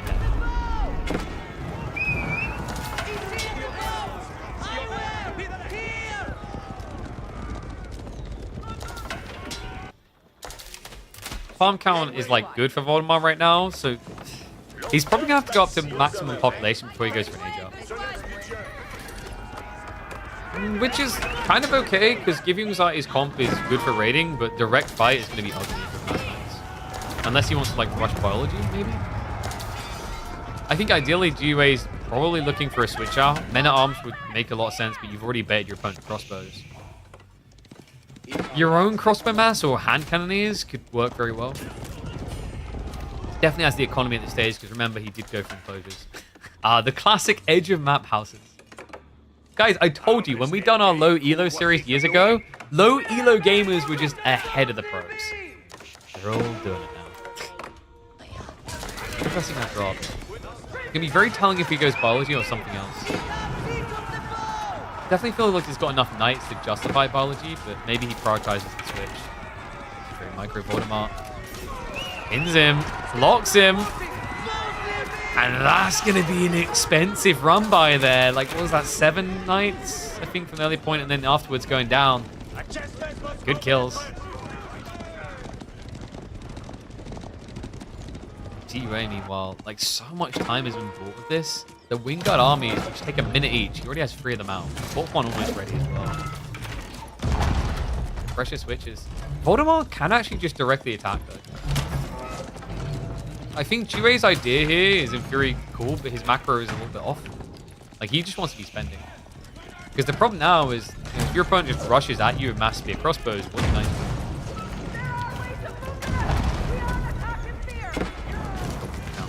Up to 6 now. Be a big denial. Definitely worth diving for the kill. Gets in and blocks them perfectly. Run! Wait, I only just noticed that. What was that? Oh my god. It just spams a run on the screen.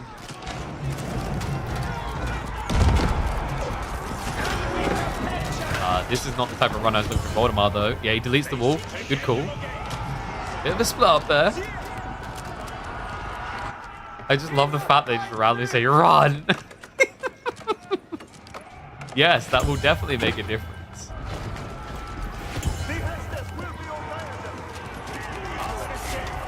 Is Give You Anxiety just trying to prove a point that, like, English and French are not different? Because that, kind sir, is deeply offensive. That's like when you call an American a Canadian. Or vice versa. It's an outrage. Right now, he's basically playing French. Pilgrims are no longer going to feel safe. We do, however, have Voldemort stockpiling. Teutonic Order on the way. Oh boy, he needs to try and salvage some troops here to defend with, though. That tech up is just going to encourage a dive.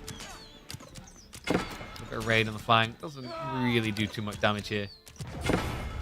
I think actually right now, Voldemort needs everything defending.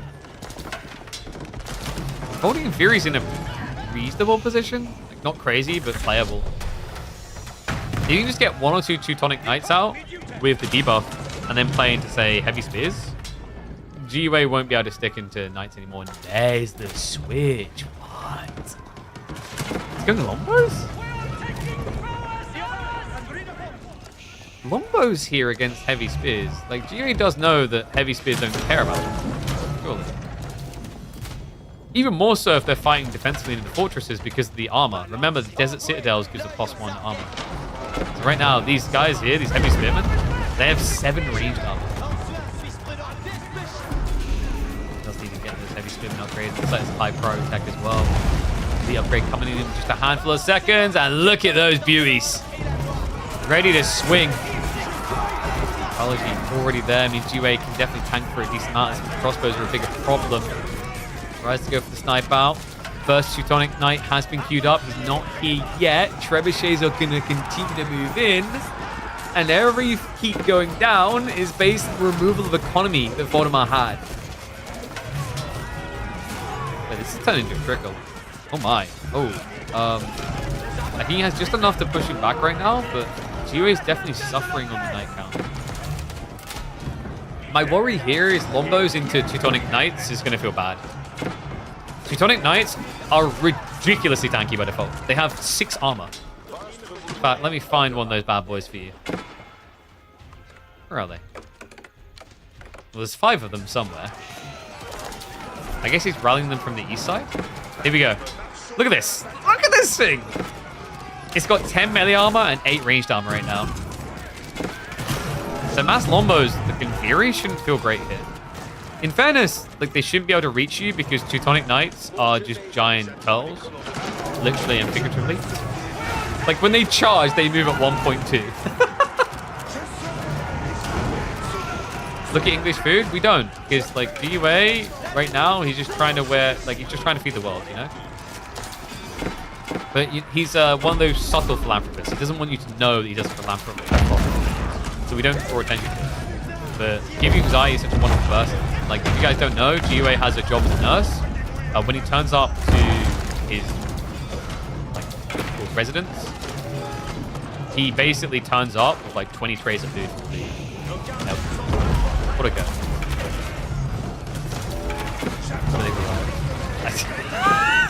They're gonna win. They're actually gonna win.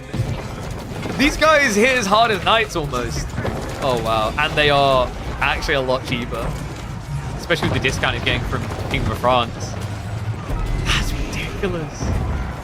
He's getting almost 1.5 Teutonic Knights every night on the other side, and Raiders are being spammed here by GUA to try to compete. Hailing said, I don't even know why you want those. Oh my god. The Giga Teuton Knights. GUA, he just didn't want to go into the crossbows or the hand cannoneers. He gets absolutely destroyed. And this is snowball effect. Every single unit going down is just extra buff. And the army tactics isn't even here yet. That's ridiculous. That has to be over. I think GUA's dead. He queues up hand cannoneers now, but it feels like it may just be too little too late. If Voldemort just keeps the spam pressure going. Reminder, it's not just the damage they do, it's the offset armor here. Voldemort does need to keep the spam going. He has slowed down a little bit here. Hold on. Hold on. Freaking Raiders, I swear to God. This is ridiculous. He lost all cavalry and he's already up to 24 again. Oh God, he'll keep having to retreat here. Voldemort refused to be denied. Good news right now for GUA is like these Teutonic Knights are only getting about 2 kills before dying off. I mean, they're not getting much health or much damage. The hand cannoneers is the real bad news for Voldy. This was so close. It felt like he actually had the push going for a bit, but the next step just didn't make sense. The economy difference too big and the pilgrimage is too weak. Yeah, I think that's actually what's killed Voldemort in this game. Passive income is just nowhere near on his side. Enclosures, 4 relics, 2 sacred sites. It's just undeniable. GUA has just spammed him out of this game. Sick to see kind of like a return fight for a moment there. There was some hope for an instance for Voldemort. I think that instance has now been dashed. GUA with mass knights. The craziest part about this is, like, Voldemort did react accordingly, in fairness. He went spears, he went more spears, he went crossbows, and yet time and time again, it just felt like it didn't matter. Oh no! That is a very tame way of saying we're dead. I love the little voice lines, they're so adorable.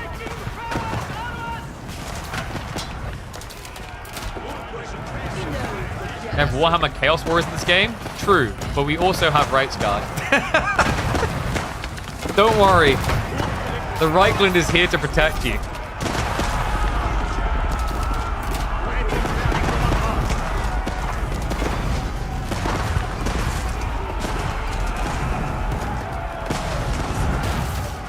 Well, it was an admirable attempt. I think like what we saw here is kind of a preview of what KT can do if they get into the late game. It's just unfortunate, like, the difference in scale point. Like, GUA built his TC really early. That definitely felt like it gave an edge. Do you guys feel concerned that maybe we are going to now return to 2 TC meta? Like, how do you guys feel about that? I don't know. Like, the new civs, like, at least Knights Templar feels like it's trying to do something different, but even they get baited into it time and time again. I'm hoping this is just the early onset of the new patch, but let me know what you think in the comments, and I'll catch you in the next one. Oh, my God. Dude, what? Just infinite knights.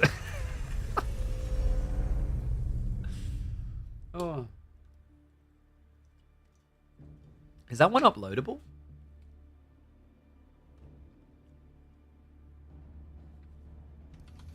He built all the counters and it still wasn't enough.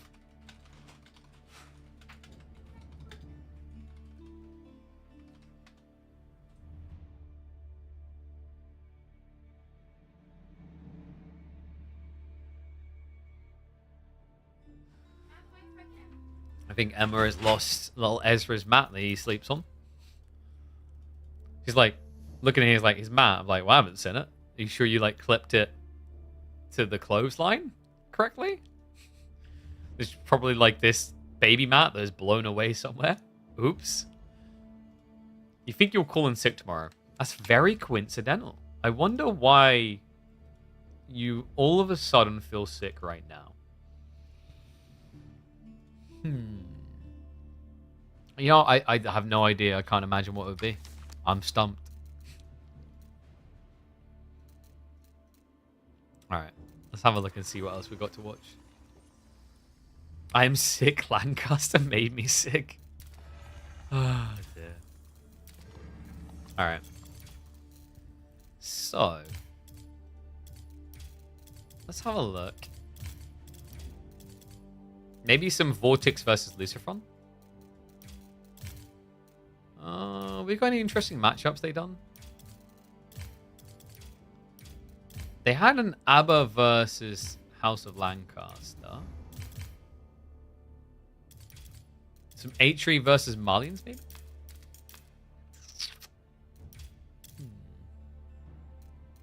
It is all Dry Arabia, which is a bit lame.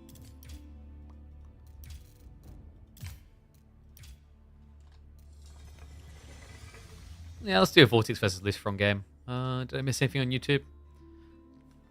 Yeah, DLC should be out in T-minus 1.75 hours. Are they going to hotfix Lancaster? Unsure.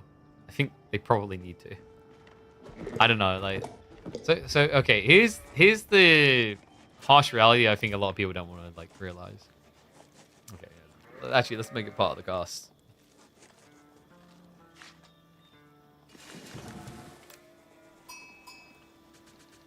One and all, there's a harsh reality that I think most people don't want to realize here. I keep seeing it. Are they going to hotfix House of Lancaster? Are they going to nerf them? Why? What a reasonably balanced civ to sell more copies of the game. Let's be totally real here. I think something that maybe we subconsciously know kind of has to be the case is like when you release a new civ, it is much more logical to make them slightly overtuned or very overtuned. You never know if it's going to be truly overtuned. Then make them undertuned. If you release a civ that is weaker, people just aren't going to buy the DLC. Now, I know already there's going to be comments saying, that's pay to win, KP, what the hell? I mean, what else do you expect to do in that situation of developer? You need your game to sell well. You need your expansion to sell well to make more expansions. If you make a civ bad, people aren't going to switch to that civ. Most of the cases, anyway. Like, some will be because they want something fresh, they'll try it. But for most people, they'll stick to the old because the old is more powerful. So I think, like, House of Lancaster is not probably going to get nerfed straight away. I also think, even beyond the logic of sell copies of game, 5-head, the thing you have to keep in mind is that there is a developmental process to getting patches verified, etc. And at a company like Microsoft, there is a lot of different loopholes you have to jump through. So, yeah, I don't think we're going to see them getting nerfed. Welcome to the hell that is going to be ladder play for probably the next 3 or 4 weeks. So, if you haven't already, I suggest becoming a House of Lancaster mate. Because if you don't do it, they will. Oh god, we're using that excuse. We're going to see maybe if they can actually get their noggins cracked here, though, because we have got Lucifron playing as the Abbasids. Dare I say trade? No, boo. He goes eco. Okay, so eco wing makes a lot of sense because this is going to be an eco game. You know that it's going to be House of Lancaster, probably going mana spam. We already have the Lancaster castle coming, and we already have the switch over to stone. Wow, I've not seen this build before. This civ is not reasonable. Okay, so let me counteract my whole point about, you know, civs being like overtuned when they release, etc. I'm kind of fine with it. I accept it for what it is. I think my only like unfortunate thumbs down that I have to give is the way that they are overtuned at release. Overtuning a civ with safe economy is a bit sad. And what makes it truly sad is I actually think this civ, even without manners, is good. Not like broken good, but good. Yeoman are really impactful. Billman tech on Spearman is very strong. They have some really cool plays around King's College we just don't get to see that often. Earlsguard has an insane tuning point, especially if you rush White Tower. Like, I think they have a lot of interesting abilities outside that. Their only weakness comes, I think, in the phase of the game where you're considering Horsemen. I've tried building hobbies with this Civ, the Hobblars. They feel weird. They feel really weird. I think their damage integers just, like, make them feel not very impactful. Their scale point is kind of debatable at points. But most importantly, the fact they cost gold makes them a bit polarizing in the later phase of the game, where Horsemen tend to be more popular. They're trash without banks? That's not actually true.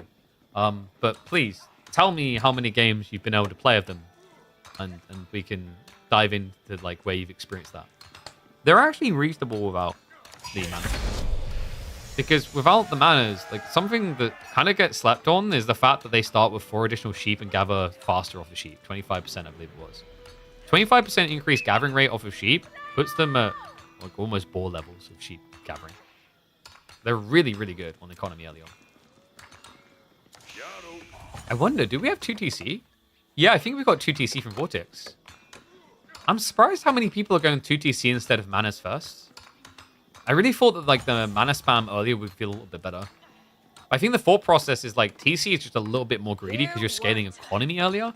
And because you go for a Lancaster Castle, someone can't stop you from doing it.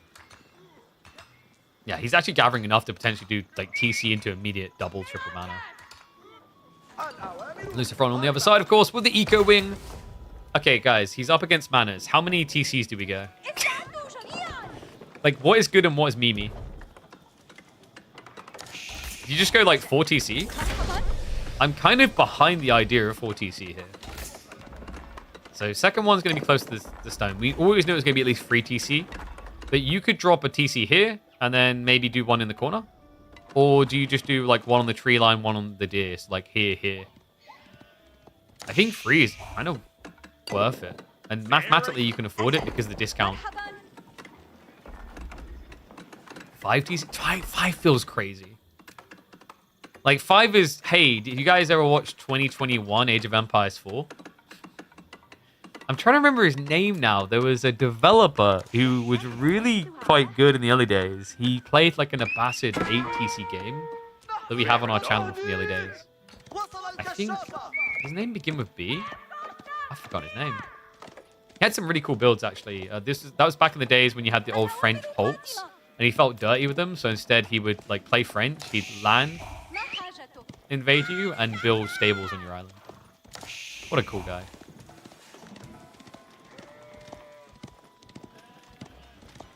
So second TC is in. He does build on the stone. That's because for the next play you just need wooden stones. This makes a lot of sense. Another thing, guys, anytime you build a TC, you get 4 sheep straight away. Nice little rebate. There's the manners now coming. Ooh, he's stretching the range. I like that.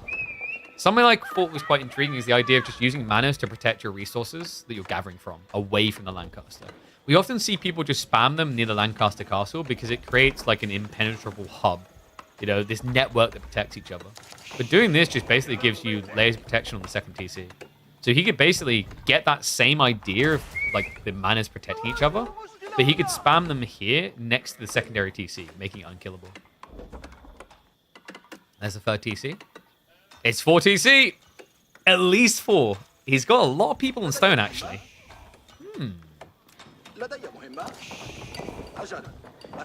Mathematically, do you have enough for 5? Yeah, you definitely have enough for 5. I think this is going to be 3, though. I lost a game versus a control player who just dropped 3 TC and spammed me to death. You know what your mistake was, don't you? Should have built 4 TC. It's a rookie error, I know. It gets them all. This is interesting, actually. Vortex is just trying to be a bit more loose on the mana placement to get more protection. Because reminder, when you build these near the Lancaster Castle, these manners become weapons.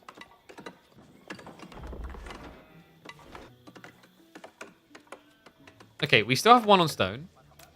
I think that's it. Like, at this point, Lucifron's at the bar, rambling on about World War II that he wasn't even alive for, and how I can't understand because he wasn't there.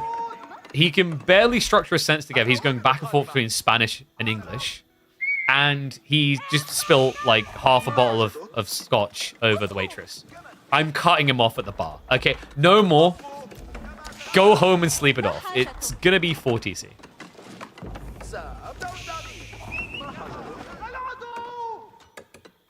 Okay, do we just speed up a bit? This is 100% a macro game on both sides, isn't it? We should have known this going in earlier. So mana spam's going to continue. He did go for the level 2. And we'll likely be looking to rush the level 3. You can build up to 9 manas in Feudal Age, guys. It's actually a little bit ridiculous. A little bit might be an understatement. And there it is, open field system on the way. So big bloat in his economy coming in. That's going to be equivalent to about 20 villages, roughly. Somewhere around there, 21, 22. Really, really powerful strategy.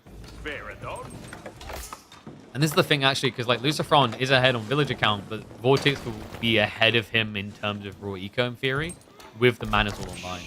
Especially since it's achievable in like the next 2 minutes. And I imagine, does he go... Okay, I would actually love to see the King's College. We've been seeing a lot of White Tower play, but I actually think King's College is a lot better. The issue of White Tower here is, like, White Tower usually is needed because when you go for a tech, your opponent's going to try to dive you.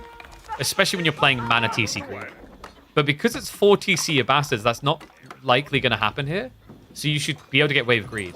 And that Greed is great because, remember, the King's College is not just about the unique techs inside, it's this right here. It reduces the cost of all technologies by 15%. Veterancies, elite techs, and here we go. King's College on the way.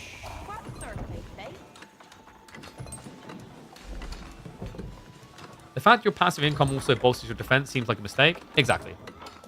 Like, once again, I think the way you change manas, you could dial down the income a little bit, but I think the more important thing is just genuinely associate risk with this. Manas should not be able to be stacked on top of each other. Conceptually, what a mana is meant to be here, at least the way I envision it, with the food and wood leverage of tax, and also the levying, this is the local lords and the house. And they'll have farms and they'll have people that they oversee in their lands. Well, those people would be split up. Those lords would dictate over different areas. You know, you're going to have like the Lord of Suffolk. You have the Lord of, you know, I've forgotten regions in my own country all of a sudden, which is great. The Lord of Essex, so on and so forth. The Earl of Essex, whatever. So why are we saying they're next to each other? They should be spread out, just like you would with systems. And then I think you have a very different design. You can't just build these safely underneath your TC. If you start spreading them out, I can actually burn them down. I think it was also a little bit unfortunate we didn't learn from the past, because this is just essentially the Malian Fulani strat on liquid cocaine. But we're going to have to see if 4TC can beat it out. It is a big eco lead already for Lucifron. Vortex did just summon the Demi-Lancers, though, and this is problematic. There are at least Camel Riders to debuff. These units aren't necessarily big killers. They have very low damage, but it is quantity over quality right now. And also, check what Vortex is doing. This is all just distraction tactics. He knows he's eventually going to lose the Demi-Lancers. He knows they'll get counted. So Vortex is now rushing for the relics. Another concern here, Lucifron is going to peak faster, but he's also going to run out and run way quicker. Once both of these players reach max population, Vortex is getting somewhere around 25, 26 villages worth of passive income without using population. That's nuts. That's insanely high. Because remember, he'll go for Scuttage. Scuttage will add in the extra 40. That's when it really gets nuts. I think, by the way, Scuttage, I think the idea of mana is giving passive gold. Some people complained about it. I think that's delusion. Roost hunting cabins give gold. Farms from English, gathering on the enclosures gives gold. There are plenty of examples of passive gold in the late game for info gold. That's not a problem. The problem is how you just add this onto the other figures. And once again, it's all safe in your base. This isn't Fulani cow. This is Fulani Kobe beef.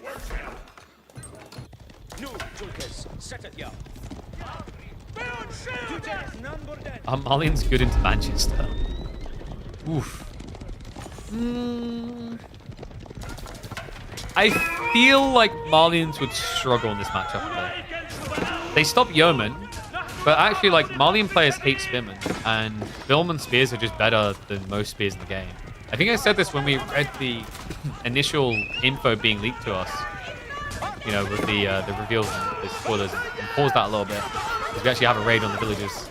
Nice little club down. But yeah, when they initially started to leak information, like tease information, I think I said at the time, it sounds like the spearmen of House of Lancaster are going to be a top 3 spear. And after seeing them in action, I stand by that statement. And so does Vortex. Billman on the way.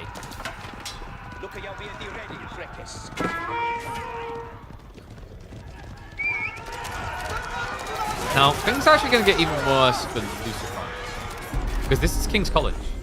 And there's a very unique tech in King's College that has me quite excited. It kind of amplifies the idea of what Age of Myth balances itself around. Bonus damage. Military tactics training allows you to increase your bonus damage by 20%. He's playing into yeomen, which are now going to get their damage buffed by 20%.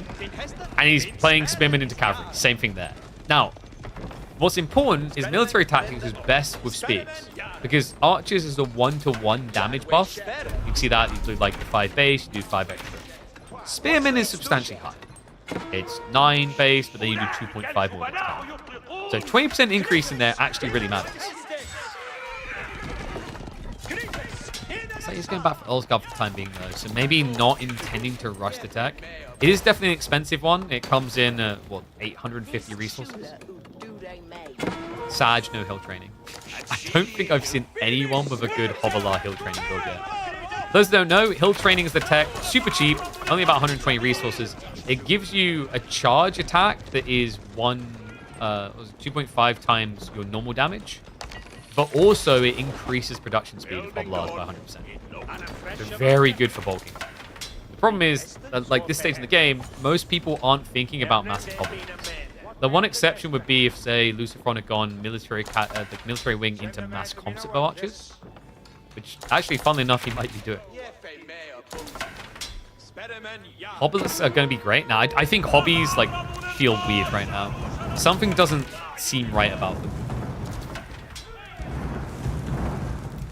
I think the biggest issue with Hovelar is like costing gold is weird. 70 food, 20 gold sounds like a good deal, but like gold gets... By the time in the game where you're usually using horsemen, gold is hard to come by. Is the way to think about it. That's the problem. Yeah, I don't think, you know, maybe what we need is, so we've got synchronized shot. I think hobbies just need an ability to call upon a giant. Or a wizard. Both are acceptable. Alright, meanwhile, while that raid's happening, Vortex with the dive. Hello. Lucifron went greed. He's going Imperial. Okay, this is kind of a crazy timing. Vortex could do a lot of damage with this. Catches him before he completes the Mangonel. Has to cancel it. Longbows have got synchronized shot on the way, but that's still going to be a minute out. Rough clash. I genuinely think the Vasta Spears can't stand up against this at all. I mean, it's bad enough there's Yeoman there, but the Billman effect is huge. Vortex trying to be careful not to overextend, but I think you can afford to overextend. He did just eyeball the tech up, so he should know the Imperial is coming. He's going to turn onto the TC. Killing TC shouldn't matter at this point. Lucifron is basically a max population of villages. It's much more beneficial to just deny the income source. So find where the villages are working. For example, down here on the stone would be huge. Vortex. Did he glimpse it? He should have seen that for a second, but there's a difference between seeing and actually seeing. It seems like right now he's feeling like a little bit like a blind duck. Doesn't actually scout it out. So Lucifron dodging death here. Synchronized shot just a few seconds out. 28 should give a big wallop. And remember, this is a choke point fight, so Lucifron is going to feel the sting. And they start to move in. There's a shot to the backside. Big snipe. Big hit. Even with the boot camp, they feel the sting. And this is the problem. The Ghoulims, that you think they would counter the Billman spears. The problem is you're actually losing so much armor the Yeoman could trade out against you. Earlsguard don't have any keep fortification buffs here, so they shouldn't be too impactful. It looks like Lucifron is actually starting to stabilize. Credit to him. Vortex, the problem right now is he's grinding into this, not finding any eco kills right now. The farms on the backside would be the jackpot. Instead, he's going to have to back up. Now, for those thinking GG, that's it. Lucifron's going to come back. I mean, guys, I want to believe, but what you have to realize is militarily, economically, Lucifer is not actually that far ahead. It says 30 villages here, but do not forget these. These ungodly things. Man, let's just change everything. And we do have a Berkshire. That's a lot of respect being shown by Vortex. Windguard is disgusting when you get your hands on it, but there's a paranoia that he's going to get dive here. A reminder, the Berkshire doesn't just give you one small defensive building like the English get. It increases the House Unified effect up to 6. The House Unified effect is the thing that gives +1 damage to Earlsguard and Demi-Lancers per castle. It's crazy because that stat of +6 damage also will be buffed further by elite army tactics. Pretty wild. Other thing to keep in mind, there we go, we should be getting the damage increase. Now, the other thing to keep in mind is it buffs your dagger attacks. So you can add +6 to your range attack, and then reminder that Earlsguards do have throwing dagger drills that allows them to basically ricochet daggers. And throw multiple. Oh my god, please. I want to see it this game, actually. I don't think we've had a meaningful game with throwing dagger drills. It's a really cool technology. I think for anyone who's from Dota 2, the way I kind of compared it was kind of like a mini Luna's Glaive. Because it's not just that you throw 2 daggers. It's that you can see there, they do a small amount of... Oh, you can't see. They do a small amount of area damage. So against clustered formations, you just kind of bounce the attacks around.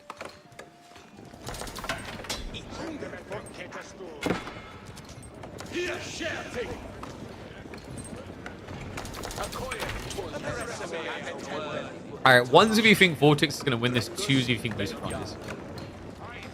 Predator and Lucy's done a good job of getting this deep. My question is, what's your upside? Okay, that's a big one. We have got Camel support in the way. The problem is that doesn't offset House Unified. So if Vortex starts just scaling castles, Mass Earlsguard destroys. Another thing to keep in mind with Earlsguard, like with that scaling damage, you're already a heavily armored unit into the Golems. I think with House Unified, it actually gets a standard men-at-arms to a point where they can contest Golems directly. What is up, Capital GG? Appreciate the sub, mate. Welcome back. Why not mass 60 Hobbylars and snipe landmarks? Because hobbies are like going to struggle to kill a landmark that quick. Torch landmark sniping a bastard is very difficult because of the firearm. Oh, big hit there. Only the beginning of the engagement. Synchronized shot coming off cooldown in 35 seconds. The army tactics is also on the way. And these boys are starting to look fabulous. Look at those golden hats. Mate, these guys need to get a headbutt attack. Whew. Some people have said sync shot is maybe too low cooldown. I'm not sure. It is quite powerful. But the thing is, it's very powerful when you use it against counter unit types because synchronized shot equates your bonus damage into the hats. So like if you use this on spears, they will melt. I think you could maybe nerf synchronized shot to a 1-minute cooldown instead of 45. That would be kind of reasonable. Very powerful versus mangoes. Hold on a second. That's big. Sync shot!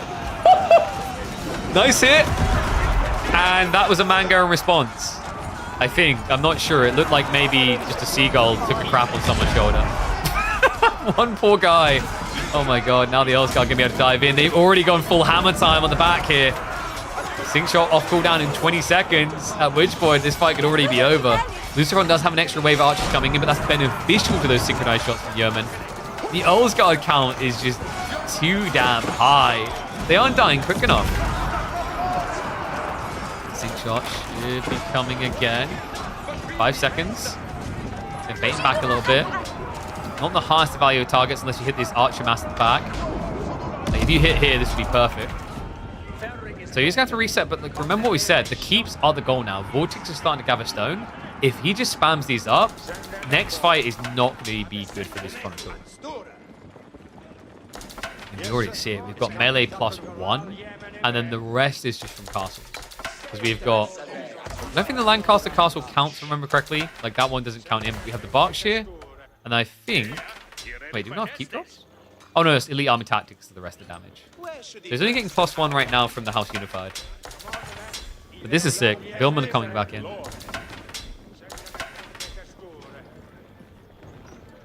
even sicker is that? I love this. You see what I mean about King's College, though, if you can get it.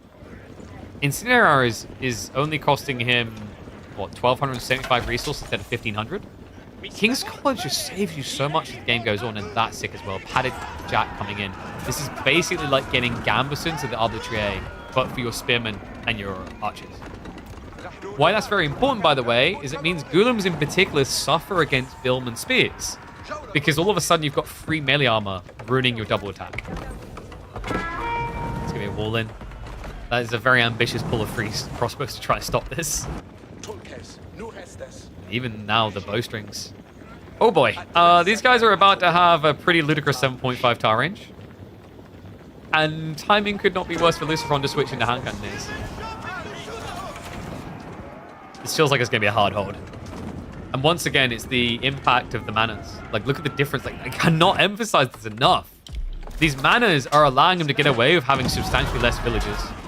So he's just bulking the fights instead. It's like the sink shot did already come out. Blink and you might miss it. Osgard. They are getting finned. But the Yeoman, I mean, the problem here is these mangoes, they're not adjustable crossbar. They're not doing enough. Camel Riders are at least going to be able to come in clutch here with the assisted armor, as well as the fact they've got 5 ranged armor and 400 HP themselves. We'll give a stay of execution. Vortex has to walk away again. I believe we do actually have castle drops starting to get added in. He's got 1 keep here. More stone income on the way. So another keep probably going to be dropped over towards the gold. That's already going to be exploited, though, by Lucifron.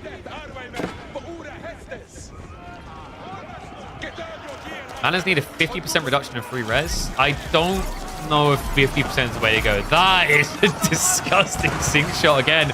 Reminder that there's a bunch of hand cannoneers in there that are now half HP. Vortex, it's just more and more yeoman at this stage. This is getting crazy. Oh, we thought the Daka was going to be real, but not as real as the Pew Pew. And this kind of reminds me of classic English. Mass Lombos into the Streltsy type strategies works really well. We're kind of seeing it here as well. Crash unit is better than all gold units. I don't know if I say all gold units, but it does do quite well. In fairness, like, reminding people, it's not a trash crash unit. It is a premium Wombo type unit. Nice micro. He actually splits the sink shots so he doesn't overkill. Kind of worth it. That way they're all low HP bar. You can kill them on the next fight, and it means the Lucifron's pop box in the meantime. Vortex. We've actually got to switch into hand cannoneers. Oh, this is interesting. Did he actually go for the Burgundian imports deck? I don't think he did. No, it's kind of unfortunate, actually, because the Burgundian imports deck feels like it only works well if you get it in Castle Age, because it lets you get hand cannoneers in Age early. But it also makes hand cannoneers 25% cheaper. Heard me correctly, you pay the price of Streltsy. Now, why that's kind of wild is that means per hand cannoneer you're saving 60 resources. So by the time you've built 9 hand cannoneers, Burgundian imports has actually paid for itself. It's only 510 gold.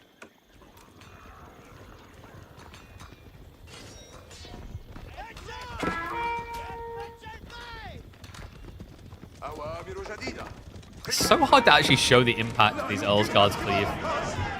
Because it's very subtle. Ooh, we have got the volley coming out there. Nicely done with the synchronized shot.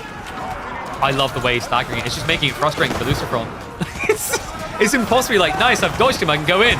Wait, why is there a second wave? This choke point as well. You can see that Lucifron is focused more on melee. It's just he can't use it in the fights. Not to its full extent. I think, like, to also emphasize that, point was like Yeoman OP. I feel like Yeoman are still able to win this fight because of the choke point. If this was an open battlefield, he would have got surrounded already. Sink shot's also coming to pull down. Get ready for this one. He baits him in. It's like watching someone play zombies on Call of Duty. You know, we're at late phases. I need to make sure my bullets at least kill 3 zombies per shot. And there's a big shot. A nice dodge there. Lucifron minimizing hit. He's got some momentum on his side now.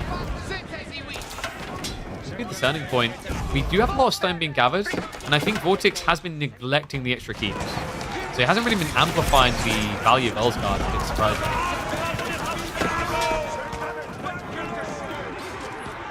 Okay, but like gold is a problem for Lucifron. Is he not out? He's got about 3,000 left.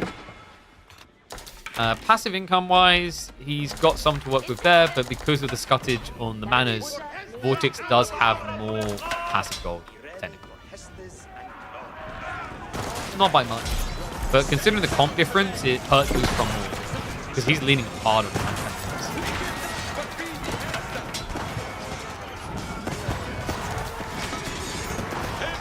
I mean, part of me likes the play into Lancers, but it's just making it easier for Vortex to leverage food and loot. Yeoman's at this stage in the game, it's not like the drastic difference it is in Feudal Age, but I think it's kind of got Lucifer in a sticky situation. Like in hindsight, yeah, this is probably the play he should have been looking for earlier, and I think he knows it. Like adjustable crossbars could make a lot of sense here. The Mangonel Smooth would have been big. I do like the play into Camel Riders, because you can turn this into just a chunky frontliner with 400 HP.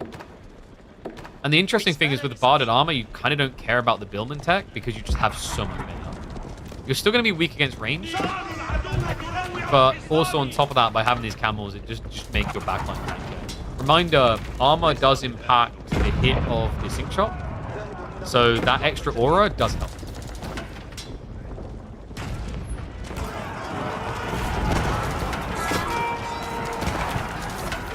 Okay, what is Vortex gathering on this stone for?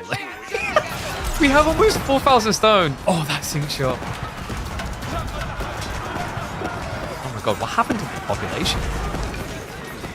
I mean, it's been kind of like this for most of the game with the raw economy. But that mop up, that cavalry break. Oh, that's going to be a full retreat. It's crazy to think if Vortex just drops free keeps, the Guard could just run this game through for him. He did just spend some of the stone. Yeah, we have got a keep drop coming in. Makes sense. Like right now, he keeps diverting troops to protect against these annoying raids. If he just layers more keeps in here, he's in a very good position. Okay, that... yeah, that was a little bit of a misclick there, guys. He meant to build a monastery. Still had the yeoman selected.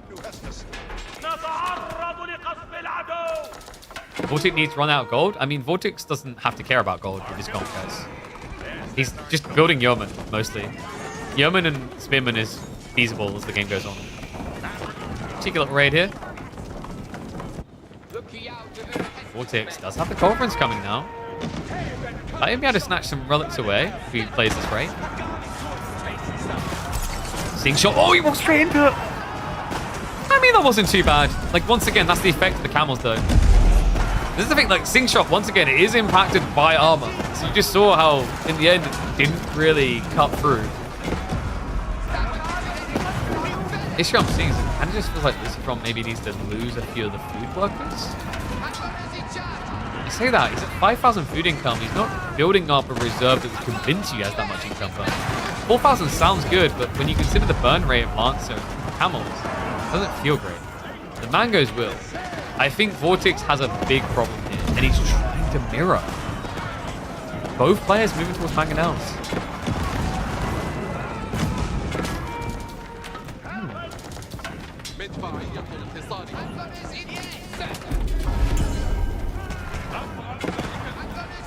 Horseman switch as well from Lucy.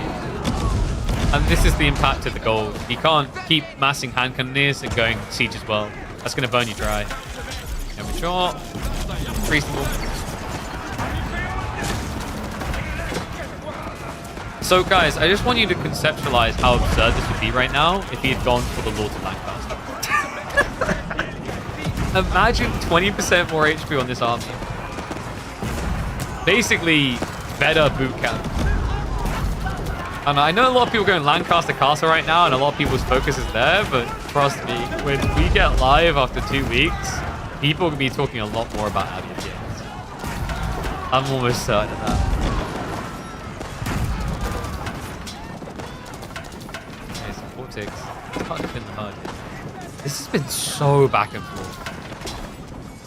But the grind is starting to wear Lucy down more. And wow, yeah, he just calls it. He realizes he's going to get broken through. He doesn't have the gold for the comp he's going for. Food and wood, still the classic, toxic, most powerful comp when you get into that hyper late game. Because it feels like the two things that never run out. Oi, oi, oi.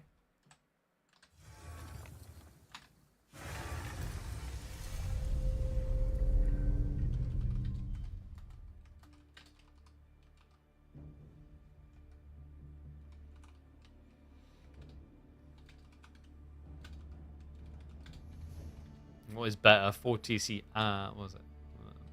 4TC Abba or Lancaster? Bananas. Boom. Sent me a message. Oh boy. Coming in to eat any point. Is food ready, Emma? So chat, we've got like an hour and a bit until... Well, how long do you need for food? Would really help, wouldn't it? This is a key piece of information. 7 p.m. ETC for Berlin. It's 5:23. Yeah, so we got like an hour and 10 minutes, right?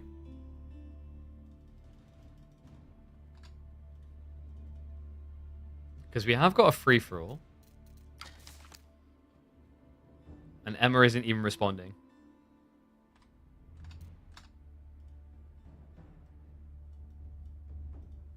Oi. How long to cook? 40 minutes to... Oh my god. Get cooking. Why? Like, dude, get cooking.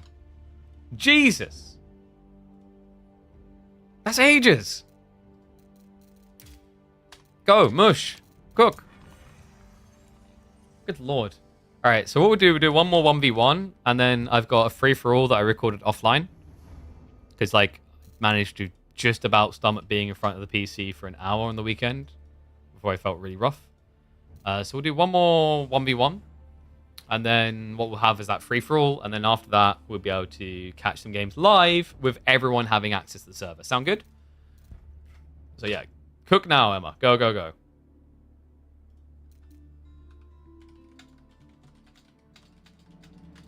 Just spam go, go, go at Emma a bunch. All right. Real sick. Yeah, you all look awful. Take the day off. How many rank matches do I play per season? None. I just have no real interest in chasing the ranked badges. Like, I could commit myself mind, body, and soul, but like, how many people would care to watch that? Now you're like, my sugar daddy. What is my goal versus the content I do now? What is up, Coffee by Tomo? Thank you very much. Appreciate the raid, mate. Hope you had a good stream. Welcome, welcome, one and all. We're just an hour away. Stopper sending hello. Good old Stopper. Always good to see him. Our resident Roos and French lover. Okay, so we're going to cast another 1v1 from the preview. And then after that, we've got free-for-all. And that'll be the final thing we cast in the test server. And then everything should be released for everyone. So give me a sec. Let's see what we've got here.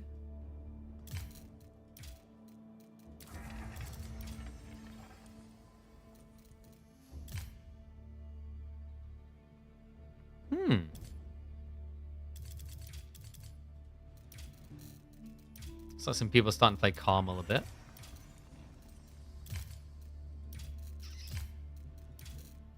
Who else can I look at the data of? Let me have a look. Who is sus? I don't know that they're privated. Oh, I'm so tired of all these privates. Got a horse on my PC. That's just how much power I've got. Able to capture and contain. Think a plat like me can get conked with Lancaster drop on ladder? Yeah, if you just play the mana build, I think so. Especially in the early days. Like, if you understand the build order and people don't know how to counter it, like, you get conked. But like I've said before, what's the point in doing that?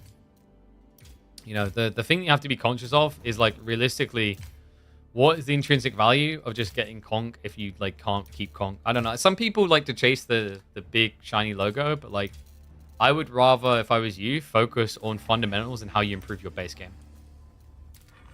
If you understand the game as a whole better, you'll be better overall. You'll be a better player for longer, right? But it's up to you. If you want shiny logo, go for shiny logo. So, I want one more game. Should we do a GUA game? Give Anxiety versus Beastie.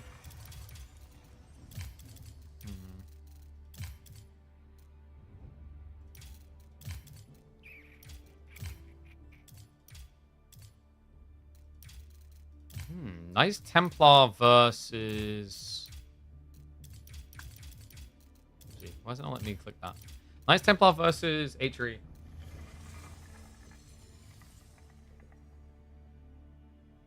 Oh, going forward 5 village, drop a castle enemy. I mean, that's like ultra cheesy. I don't know. I think like you have mixed results with that. Because if the spawn is bad for a castle rush, you'll just lose. Lancaster Castle's not that strong. Like itself. It's what it does in assistance.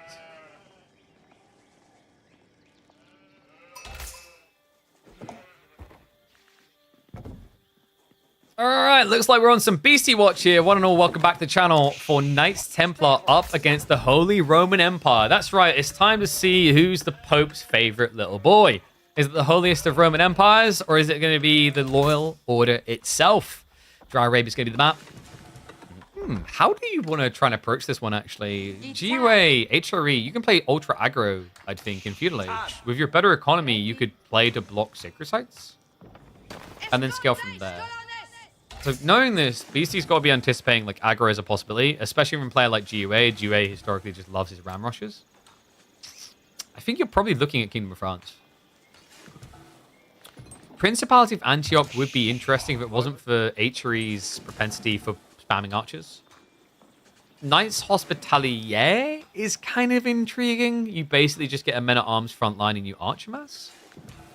I kind of love to see if Beastie can make Knights Hospitalier work here. I have a feeling we're probably going to be seeing him go for just standard French. But I think Hospitalier has some intriguing potential against like feudal and civs. So we'll go 2x speed just the initial rotations. Sheep haul overall is looking decent for GUA. DC also off to a good start here. Oh, actually, like GUA has like a crazy sliver across here. I think he knows what BC done. Yeah, I think you might have seen him near the gold in the TC. So we'll look to just cut up the remaining, and it is going to be French. Okay, so nothing different here.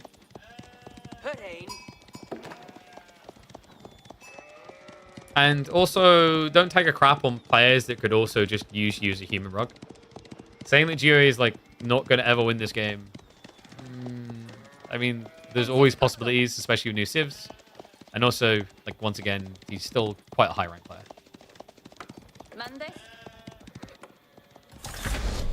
Tech up complete. This really seems to be the way, huh? I kind of like that we're just not getting 2 TC rushes. We're quickly moving away from that. BC seems to have his sights honed on Sanctuary. Usually tends to just rush into both Pilgrims as fast as possible. It makes a lot of sense. It's similar to the concept of Pro Scouts being undeniable. Like when you do it this early, your opponent can't get things in place to stop you. So we'll go for a close to Sacred Site. So it's going to be 100 gold gen pretty rapidly here. It does take a few minutes for this to pay off. You basically need to get... What's the first take? I think it's 300 and then 450. So you need to get 7 Pilgrims in. He's already got 1. And now we're getting stable. So it will be the Chevalier Grand Frère coming through. GUA... Wait, Horseman plus Spears? Huh. That's kind of interesting. I thought he just tried to like archer Spearman blob maybe. The only issue with doing Horseman here and Spears is that this puts all onus on food. And he only has 8 sheep. So there's a risk you're going to run out of food faster. So I'll look to slow down a little bit now. For Beastie, his comp is going to be a lot more cost efficient.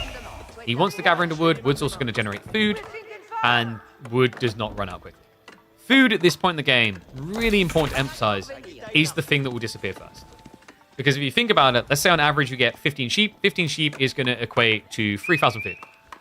That's less than I get in a gold vein. Let's not even begin to start about how much wood is in a tree line. So yeah, there's things like berries and deer, but those then bring associated risk. It's not the safe thing in your base. If we're talking safe things in your base, there's mostly wood, second most is gold, and then it's food.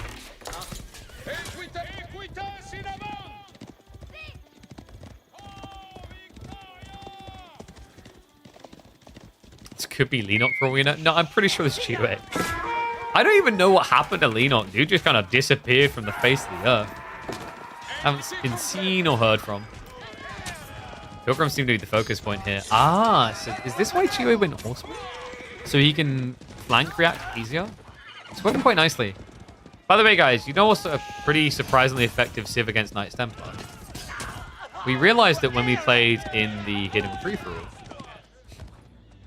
Because I maybe farmed a Knights Templar neighbor for quite a lot of gold. Funnily enough, Hippodrome Exploratories, or just going Horseman Exploratories with Byzantines is quite good. Because you're already in a position where you feel obligated to kill the Pilgrims. But the Pilgrims actually generate resources for you because they're classified as a worker. See here. So if you play Byzantines into Pilgrims, you can just keep farming them.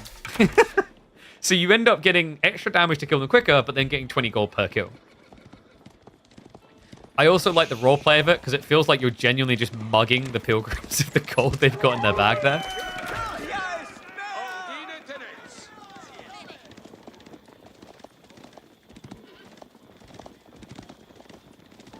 Okay, so GUA... Wait, did he misread? Oh no, it's the classic switch. This one catches people off guard so often. Because reminder, he doesn't know exactly what sacred site's going to be sent towards. Like, look at the vision. GUA is pretty blind. He has at least got this outpost up now, but that doesn't feed information about where pilgrimages are happening. Good hit onto the archers, though. Pilgrims aren't going to muddy. In some ways, this is kind of beneficial for Beastie, because this thing isn't going to die as quickly. She has to ignore the pilgrims entirely. Chevalier trying to defend this. Last of the spearmen are going to start falling. So it looks like it's going to be a trade out of the infantry. Chevalier left over, but more spearmen coming. It just feels like H-tier economy is better, obviously. But just a bit too better here. There is a weakness to GUA's comp we talked about before. It's the food. He already went on to the deer. That's with no buff. He's moving on to the additional deer without buff. So we're reaching the phase where GUA's economy just becomes weaker. And this is because, like, no pro scouts. I actually kind of wonder if pro scouts would have been viable here.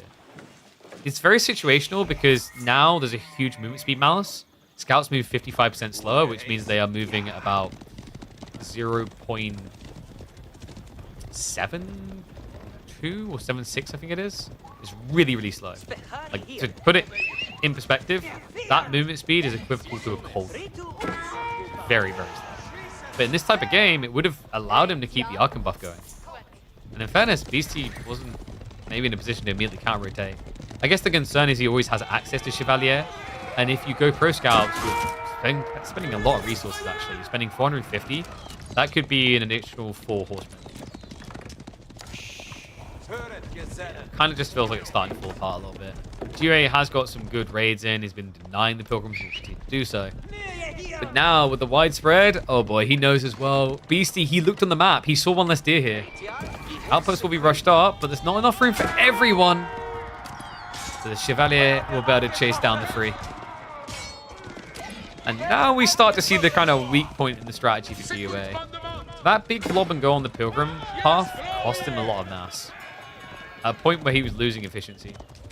So now there's a real risk that Beast can start to raid him to death, because if you're fixated on this idea of stopping the Pilgrims, who stopped the Chevalier?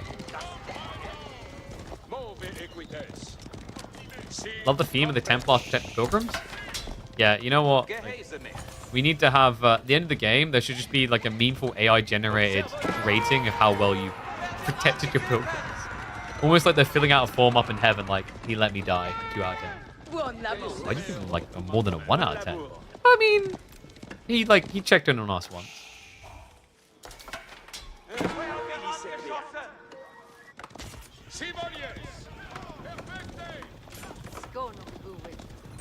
So how does GUA get out of this problem? Castle Age? He can rush it quite quickly. He has got a lot of farms coming in. This could be either or. The problem is he's just losing eco. Prayer will get cleared up. No fortress is expected to be rushed at this stage. And he does have troops in position. Okay, so GUA will be able to keep the Pilgrims contained. Oh no, he switched again. It's less gold, but it's better than nothing. Help? Dude, you don't need help. Just say, beam me up, Scotty. We're out of here. Boom. Gone.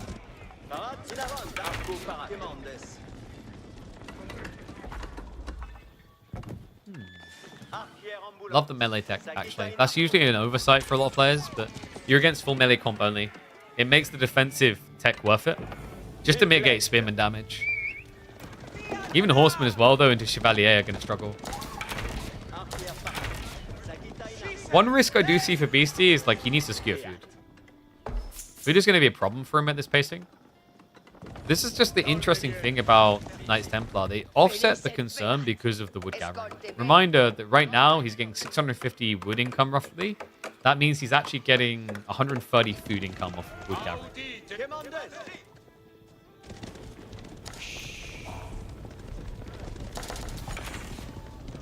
Cool thing about that is it also just kind of encourages you onto wood in a way that not only encourages you to archers, it encourages you towards farms. Yeah, just a civ with a lot of different dynamics, actually. Wait, did GUA skip on villager production? Because the math doesn't add up here. GUA's killed additional workers, but they are neck and neck on villager count. And Beastie should be down 5 because he got pilgrimage. He should be down 6 actually because of the extra worker kills. I'll start raid here now. But yeah, something went wrong. Oh, that's right. Yeah, you're right. Yeah, I forgot. Because the pilgrims are worker tagged, their death count. I kind of don't like that. It makes it very confusing on the capture age stat tracker. But this is getting close to where it should be because Beastie should be behind by 5 villages. So far, Beastie has done a better job of finding permanent worker kills.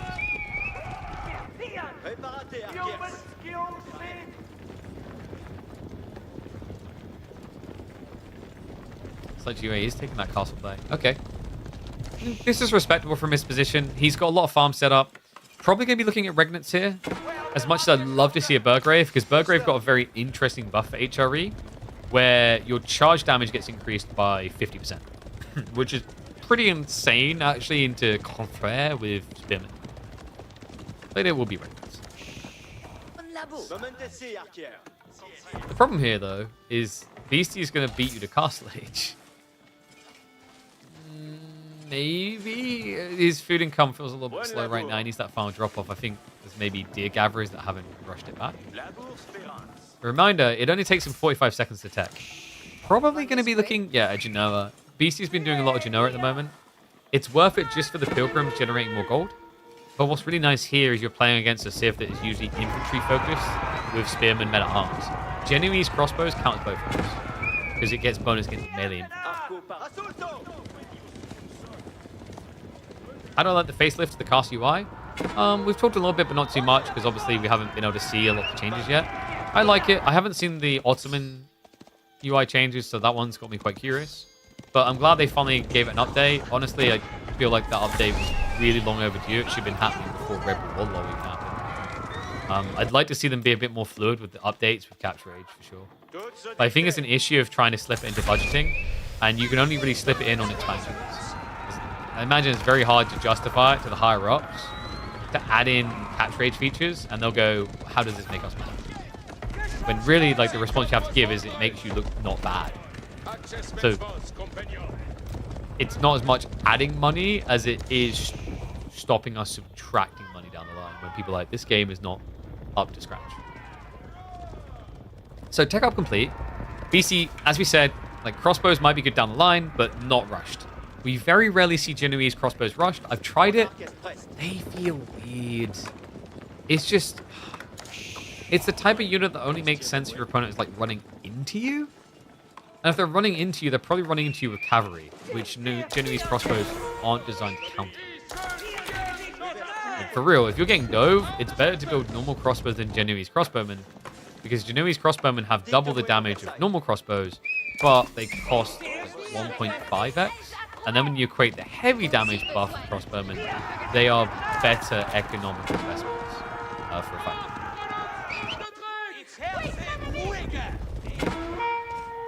Is it worth it to wall the sacred sites against KT? I think it can be worth it. The matchup I'm looking forward to is going to be kind of wild, is actually Delhi versus Knights Templar. Because the Delhi mutually benefit from those sacred sites being walled off, so that they can capture it, while also blocking you. I feel like Delhi could end up being a hard counter to Knights Templar because of the Sacred Site interaction, and also the fact that Delhi tend to build into Ghazi, while Knights Templar want to build into Ghazi. It just feels like you're playing multiple negative spaces there, and it's probably going to lead to KT trying to do 2TC, And we know against Delhi, 2TC is like a big no-no. It just doesn't work. It's like a death sentence the moment you start building it.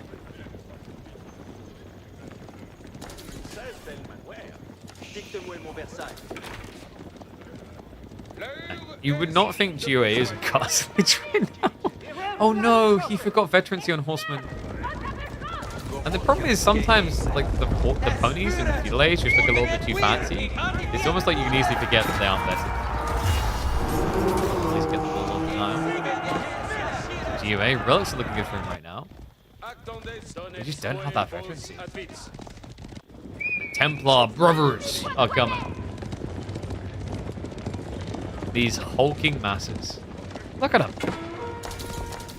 In pink as well.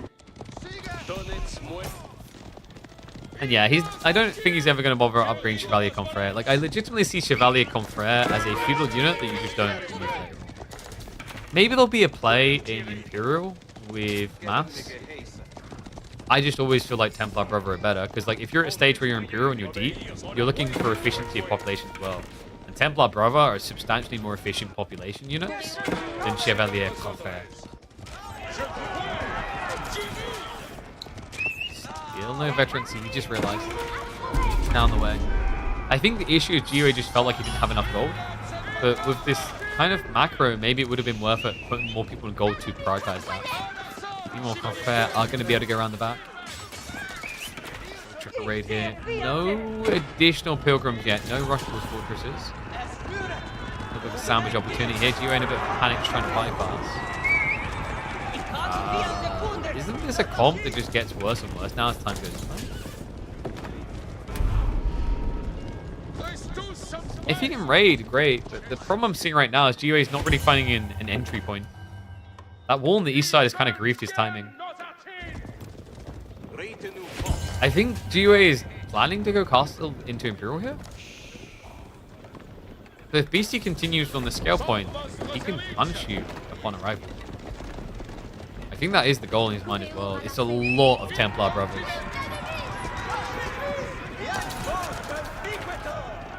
Range armor too coming in on both sides, funnily enough. Not really something that Beastie needs for army, but this tells you his intent. The fact he's going wedge rivets means Beastie wants to be in the base.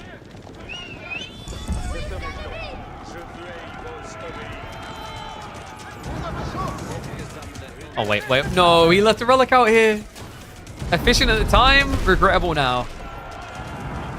It's going to be minus 160 gold a minute for you, and the plus 80 potentially for Beastie. Oh, the Horseman did try to scare him back. That's smart, because he can just run into your base now, so there's kind of a panic reaction from Beastie. However, it gets ugly now. Check this. Warlord in the middle. The protection coming through. It's a full melee army. He can't do anything against it. He has to run away, but that cost him so much just engaging initially. The bought time here is huge. Templar brothers now not contested by the spearman. Relica's going to try to run off, but the Horseman's just inefficient to chase like this. It's going to cost him so many more. Nice turnaround now into what remains of the spearman, but it's just not enough to threaten at this stage. Beastie with the massive archers will get the decisive win in the game. That was a sick Wallalow. You can see that GOA even tried to min-max the point at which he pulled away, but it just doesn't matter. In an army this big, that reset gave about an extra 4 or 5 archer volleys before the threat arrived again. And that is enough for Beastie to plow all the way home here in Dry Arabia. Damn, sick plays. No denying it. Now you see GOA, he's trying to reinvest in army. He's just too far behind. You can't get knights out quick enough here. Beastie, just feeling like a beast unleashed, is finally going into fortresses at 20 minutes into the game. Like I said, fortresses aren't to be rushed in every single Knights Templar experience. Usually it's something you have to justify either by denying or earning. And no doubt about it, Beastie earned this win. Whew. G to the G. Well played, Mr. Beastie. Okay, guys, so we have got an hour until release. We've got 49 minutes to be specific. So, what we do have now is very good. We have got a free-for-all that I cast over the other day. This was one of the first free-for-alls ever. All I'll say is keep an eye on the AI. This was a very fun game. So bear with me one sec, because my... What? Why is... Dude, I swear to God, Steam sometimes just has a heart attack for no reason. So, let me switch over. So, I think you guys will enjoy this game. This is a pretty good one. I'm gonna take this opportunity. So, like I said, none of you would have seen this. We cast this offline. One and all, because I was ill the other day, and it's kind of all I could actually cover. But enjoy it, guys. I'll be back in time for the release, and then we can check in on some other live games coming fresh from many more community members that hopefully will not have their data privated. So enjoy, and I will be back soon. Welcome back to the channel for something special. It's the War of the Cross and Roses. That's right, we've got a free-for-all featuring 7 Conqueror level players here. Early access check-in on some of the best playing the new free-for-all format that includes all these points of interest. Now, not the very first free-for-all that ever happened. That actually already exists on our YouTube channel. Be sure to check that out. We had an amazing time with Drongo and a few of the devs. But, you know, these guys should technically provide something a little bit more competitive. They were 1 player short, so we're also going to find out if AI Absurd can make Lancaster look even more absurd, which just feels like a challenge right now, folks. We're going to have upcoming videos presenting exactly what's happening. House of Lancaster may be the most overtuned civ at launch? No, not historically. We have things from Age of Empires 4's release, but compared to Swords Ascent, I don't know. I think they may have actually eclipsed anything we saw with that expansion in terms of power levels. Well, we got a powerful lobby here. Some of the players are going to be obvious in terms of names. I believe Purple here, low conk free player, might have been... I don't know if Core's been playing. I think Core has been, but this might be Crackety. I think Crackety is either that or Buff Templar Nerf Worcester. I imagine actually the teal is going to be Crackety just because of the way that he's been obsessing over Templars at the moment. And he is going to be playing Templars here. BC, of course, is going to be in this lobby. He's hosting the lobby with Jacques de Mollet over here as the Knights Templar. Pink is going to be Corvinus. He's going to be playing as Knight Templar as well. So a lot of KT gamers. But we also have some Sweat Lords on Lancaster. We've got red. That's going to be Sass. Orange is going to be Poppy Paw. Oh my god. As KT, he's slap-banged himself right in the middle of the map. And then over here, no surprise, we've got Kalp, the second human playing as Lancaster. Dude, Kalp is an Englishman. I don't think anyone can really blame him from coming in here and be like, yeah, I'm just going to play this civ. It kind of fits. But this is interesting, actually, in terms of spawn, as well as the fact we're playing land mega random to get all the points of interest. Look at the tree lines. This is kind of wacky the way it's carving up the map. Looks like Beastie, in some ways, hit the jackpot really far, far away, but also far, far away from any relic. Sacred Site should at least be easy. And that's interesting. Okay. Correct me if I'm wrong, like, boars still can't be attacked by TC. No, I think you can. It's like with the interaction, though. You don't just do it by default. So it's interesting that a TC will aggro onto the neutral building here. This, of course, is the Wolf Den. Remember, the Wolf Den, it will spawn wolves, but the most important thing here is actually if you burn it down, you get paid. And as you can see there, it spawns additional wolves after being brought down. So they get buffed up, but then it's an opportunity if you get more gold again. Pretty quirky little thing. Honestly, I think Wolf Dens are probably going to need to scale in terms of their reward, because to my understanding, they just give 150 gold every time. It just doesn't make much sense. Then again, you could just see this as an active element to participate in that's going to threaten you as the game goes on. I kind of like that. I like the idea of not just having these gimmicky elements that you only care about for the first 5-10 minutes. You know, like, there's so many cool, unique features about AoE4 that just get bypassed very early on and don't matter again. I've already mentioned in the past about how I really would like to see relics overhauled so that they actually keep presence in the game. I think to a certain degree that's maybe what they had in mind with Knights Templar, because remember they do have those treasury techs that means when you drop a fortress near monasteries it buffs the gold they generate. Problem is most people are just going to build that fortress at home because it pays for itself at a reasonable pacing. Not to mention the fact that it's worth doing not just because it pays for itself in terms of inflating the gold you get there, but it adds in additional pilgrims. So a little bit of chill pill here. I'm kind of tempted to go for the speed up, but I can't. There we go. We're going to go speed 2, just because, of course, in the very early game, people are setting out the bases. Cool thing about playing Lancaster, even in free-for-alls, guys, when you build your TC, you're going to spawn 4 sheep straight away. So it actually makes it much easier to be a bit weirder or looser with your TCs than other civs would. Who got the best placement here? I mean, Cal was chilling. I don't really know if Lancaster Castle's worth it here. I think what Kalpa's going for with the Lancaster Castle build is the concept, and by the way, this is a dirty spawn actually for what he needs. Stone, don't need too much wood, just build manors. But the idea here is if he builds into the manors quickly, he can go for a fast castle, semi-fast castle, and then just muster the troops to have a big army to attack the nearest player. I think that's why he went Lancaster Castle. Negative of this is down the line. Down the line, Abbey of Kings is just going to feel better because, of course, you're going to miss out on House of Lords, or rather, the Lords of Lancaster, which collectively, when you spawn 4 of them, is going to give you a 20% health buff, which does stack in a pretty ridiculous way with elite army tactics and things like that later in the game. So very, very powerful tech. Oh, we do have some of the runes coming in. The runes are cool. So you already see Kalps move the villager over. He's going to get decapped. Yeah, so the way this works is you send your villager in, and your villager is like AFK, but they're actually kind of a premium villager at that stage. They gather stone, 60 per minute, you can see by the UI. The catch, though, is after 6 minutes, it's not infinite stone. It just turns this into a relic. Really love this idea. I've already seen it used very uniquely on certain maps like Hedge Maze. I recommend people have a look at that, because in Hedge Maze, there are no relics by default. You have to excavate all of them. It's a quirky element. I like that idea because I know people have complained about the idea of relic racing in the past. This could be a way of balancing that into maps. So, for example, I don't think people enjoy at this stage playing against H3 Fast Castle when you know they're going for the relics. So imagine if you had maps where by default there's only 2, maybe 3 relics that are actually in appearance, and then 2 to 3 of them are hidden in these ruins. But yeah, we're going to see the boy pop out now. Bro, what? I love the fact he's just attacking with a hammer. All right, little mini 4 here. Ronan's also being captured up. Honestly, I think Ronan's going to be great in free-for-alls later on in the game.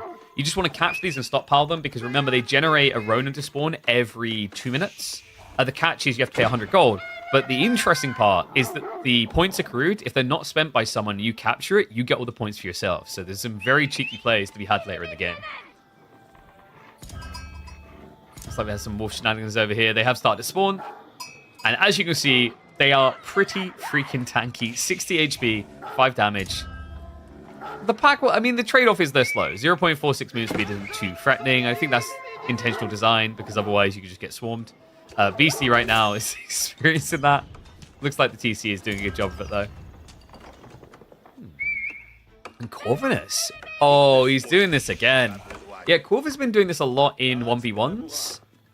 He's brought it to the free-for-all as well. So the whole idea is you go Knights Templar into Kingdom of Antioch. That gives you access to the Sergeants.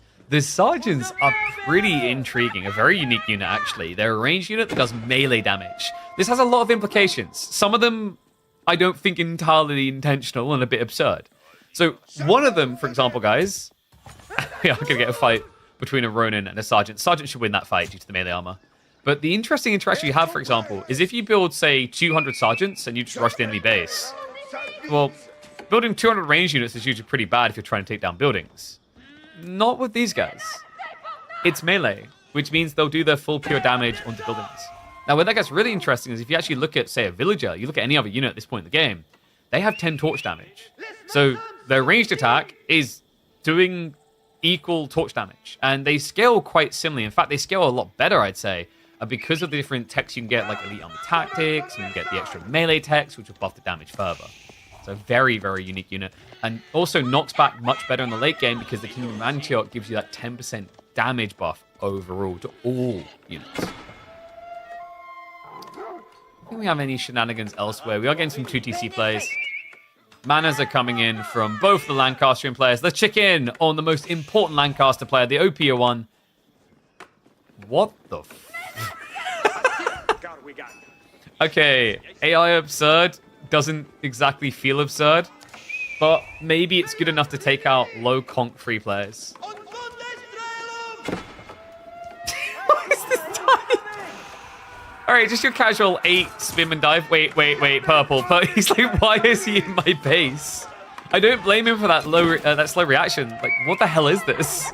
The other awkward thing is if we check the vision. Okay, yeah, he should have seen on the high ground. Oh my god, there's another wave already. Wait, no, there's no way. There's no way he just dies like this to AI. Once again, a reminder, this is actually an AI. It's not a player called AI Absurd. It is just a bot. Pilgrims. Oh, no, he's getting griefed as well. Okay, everything that could go wrong is going wrong for purple right now. Sacred Site spawns are really nice for BC's position. By the way, no one is blocking him whatsoever. But for the other players, it gets kind of messy. Corvinus should be able to access the same Sacred Site. Puppy Paw is doing it as well, but only getting 68 gold at this distance. Meanwhile, Beastie is maximized at 130. Reminder, it does cap by default at 130, so actually going all the way to a corner on a map like this isn't beneficial. You want to try to find the distance. I think 130 distance is usually like here. I believe Beastie's, yeah, maybe a tiny bit too far away. It's not too bad, though. Meanwhile, Legion of Pain. Oh, purple. And he's gone for more pilgrims. No, dude, not like this. Just one tower ruining him. That's cruel.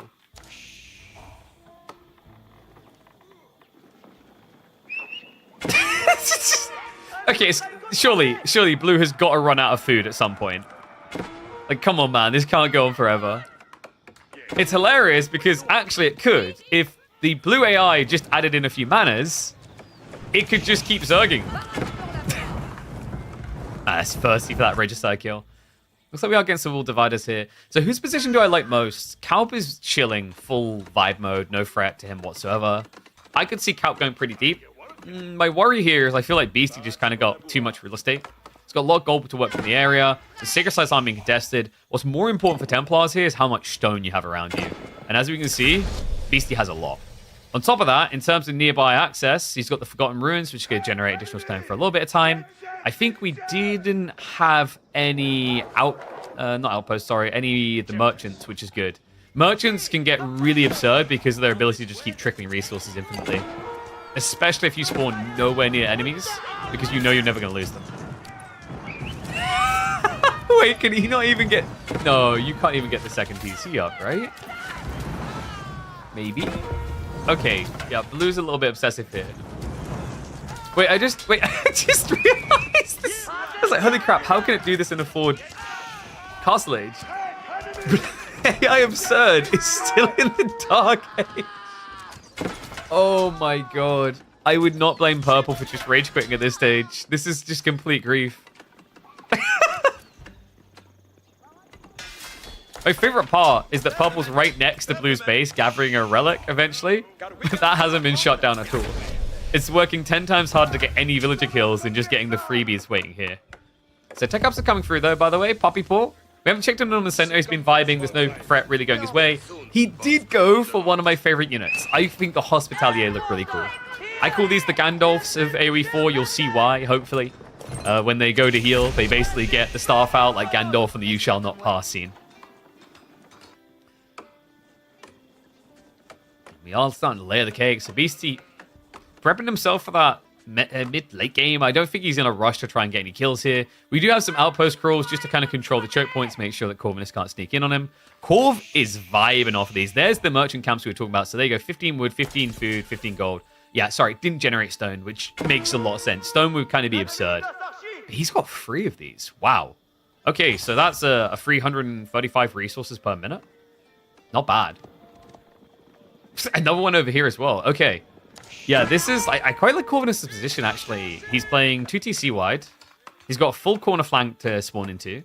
He's got multiple gold to work with. He's not going to drop too soon.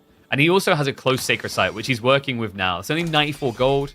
He could go this one. This one should be 130 or probably like 120. Kalp is doing Kalp things. So if you guys aren't familiar with Kalp, he has like the most funky walls you could ever imagine. But we are at that point that we were envisioning for him, actually. It is going to be Levy time soon. It's Yeoman build. Ooh, boy, this is strong, guys. So King's College coming in. Yeoman kind of just form not just the back line, the all line of Lancaster right now. With the food wood gen, it just gives you an ability to zerg like no other civ at this point in the game.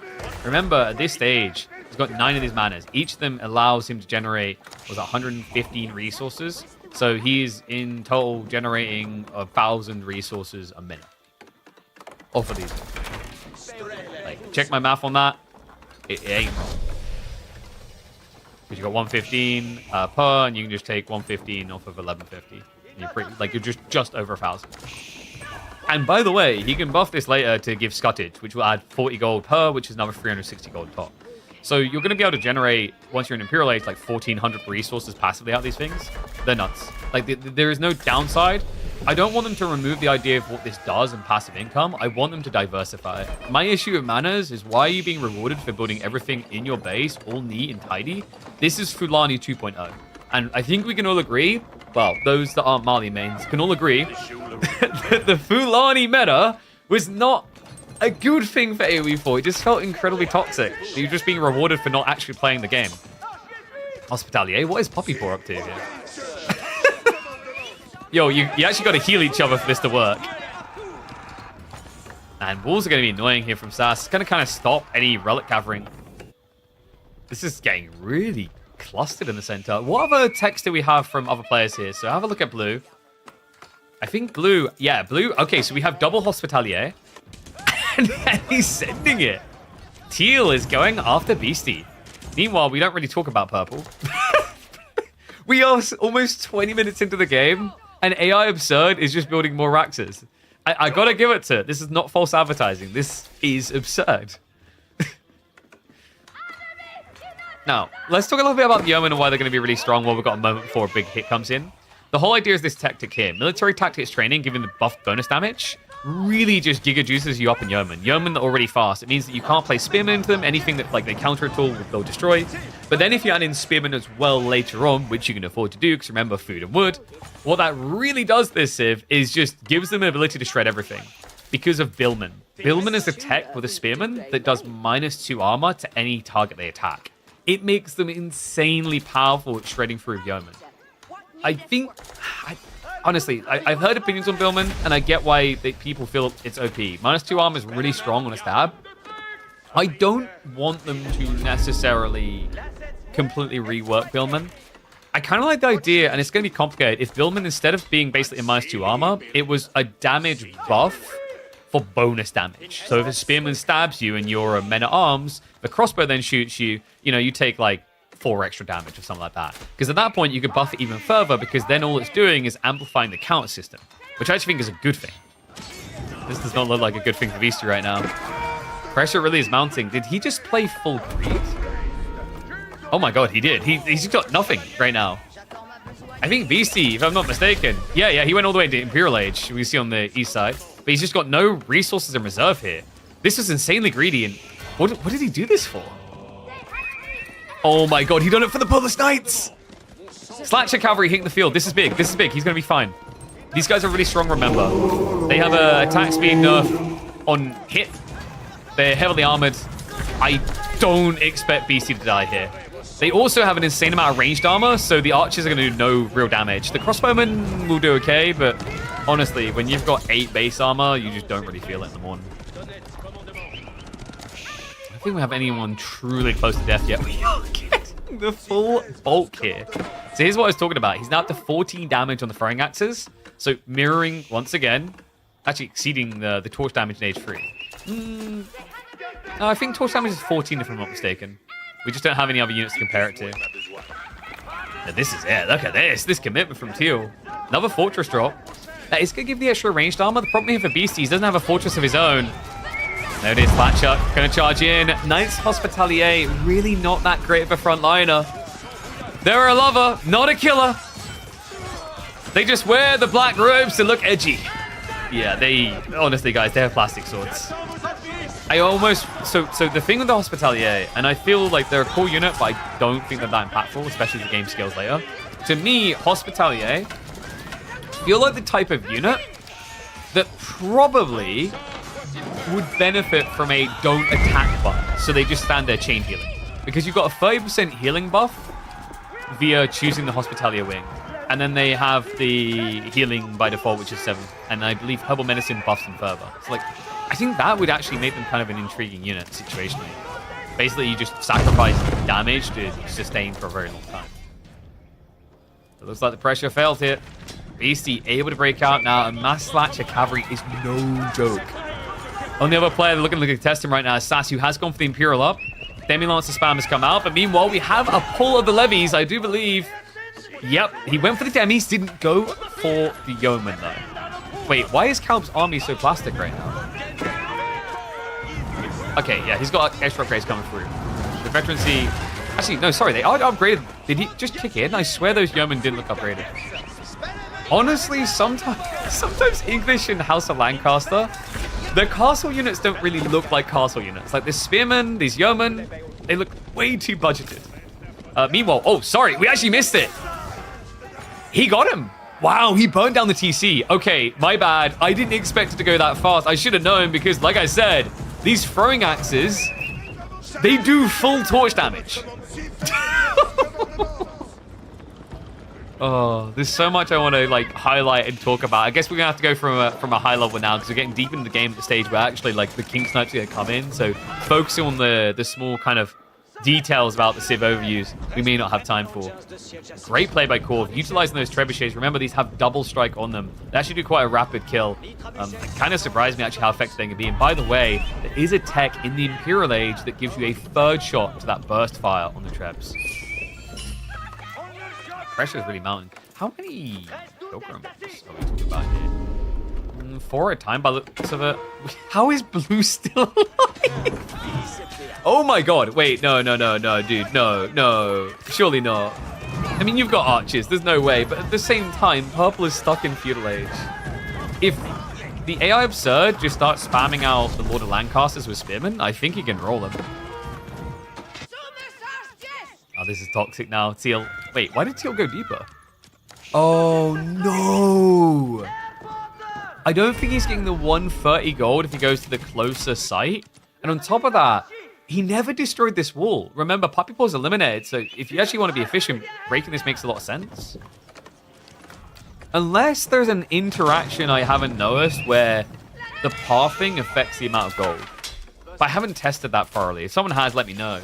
I know with traders, it doesn't work that way. So, like, routing your traders around longer doesn't actually pay off more. Meanwhile, on the east side, it just looks like Calp has had to back off entirely.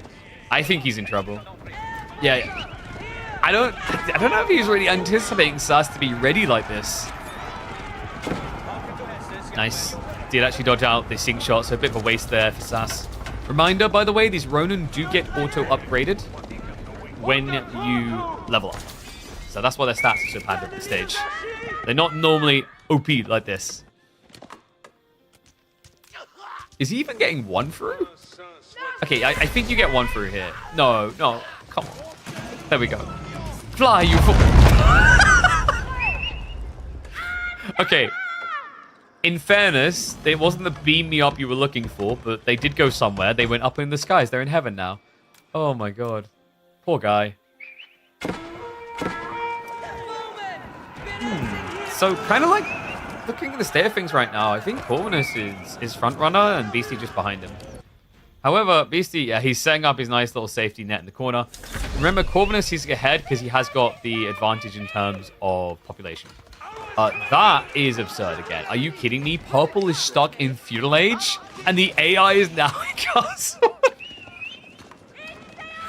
I wish we could see chat right now because Purple has to be molding. Okay, good news about playing KT, of course, you cannot catch up quite quickly. What did they go with here?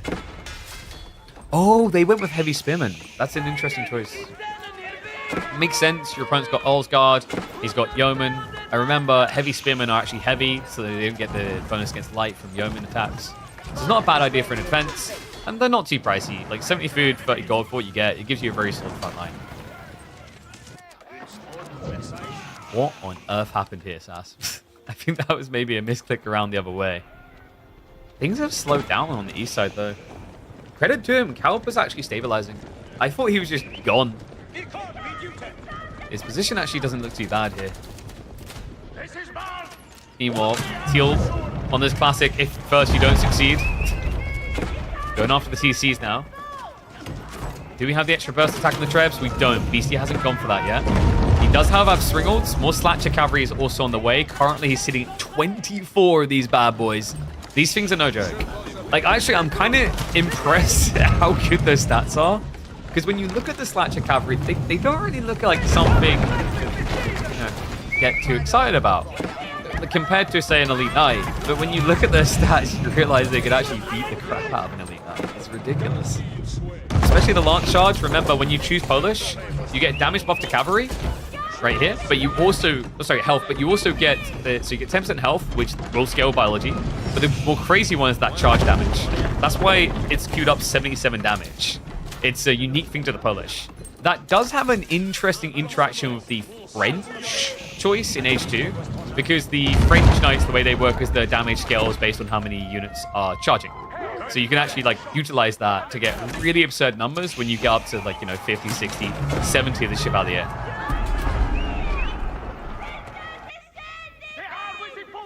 Purple's making a break for it. Wait, what on earth is happening? What am I looking at? Oh my god, they didn't build... How is this absurd AI? It didn't even build a mill. I build a mill. And we've seen how I play. Come on. Wait. Why is Sass mining in Teal's base right now? Oh my god. He's more focused on this. We have the broken choice for the Wingard coming in. Guys, these things are no joke. The siege option in the Wingard may be a little bit too good. Reboldaquins are murdering him. Cal, is that most of his standing army? Yeah, he's pretty much dead. Oh my god. House is on the front line as well. It doesn't bode well. While we've got a moment before he dies, I'll show you what I was talking about with the broken one here. It's the Wingard. Wait, am I blind? Yeah, right here. So back to the fight. This right here, Gunpowder Contingent is nuts. You pay 1,650 resources to get a Culverin and 2 Reboldaquins. Now, reminder, why that's so good. A Culverin is going to cost you, like, 1,000 anyway. And Reboldaquins, I'm trying to remember, like, 800 or 1,000. Like, you're saving a lot of resources. And in fairness, although you have to wait 49 seconds for Military Academy, the reality check is if you built these things out of a Siege Workshop, if he has one I can show you, like, it wouldn't be any quicker. In fact, does someone have a Siege Workshop to show an equivocal? No point looking at KT because they don't have cannons, but I'm trying to remember off the top of my head. I think Bombards is on like 35 seconds, 40, I think it's 40, 45 seconds. So very, very powerful landmark, and just has loads of good other options as well, to be honest with you. The Earl's Retinue is not too bad. The spam ability of the Demi-Lancer just gives you a Flood Force. I don't really rate the Wingard army. I think it's just a trash tier. I always take Gunpowder Contingent unless you're out of resources. Garrison Command is kind of okay because of the aforementioned Billman tech that gives the minus armor. And talk about a slow roll in the mid game.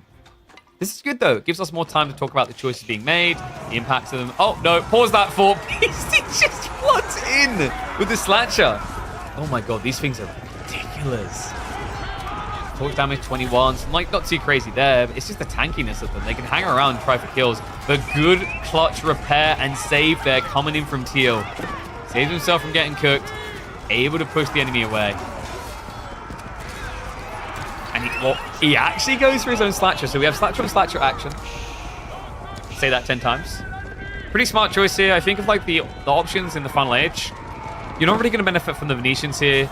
Condottieri doesn't make sense in a lobby like this. Just barely anyone's going to be building gunpowder. Barely anyone can build gunpowder. Remember, the Knights Templar don't have any gunpowder decks. They utilize Order Siege. So that means that Condottieri, which comes from the Venetian side of decking, is useless because they get the bonus damage against gunpowder specifically and get damage reduction.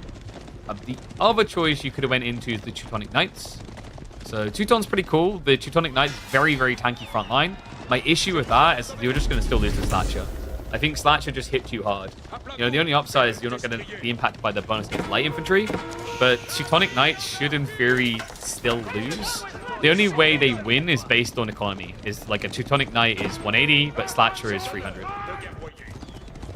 Oh my god, the chip damage being done here.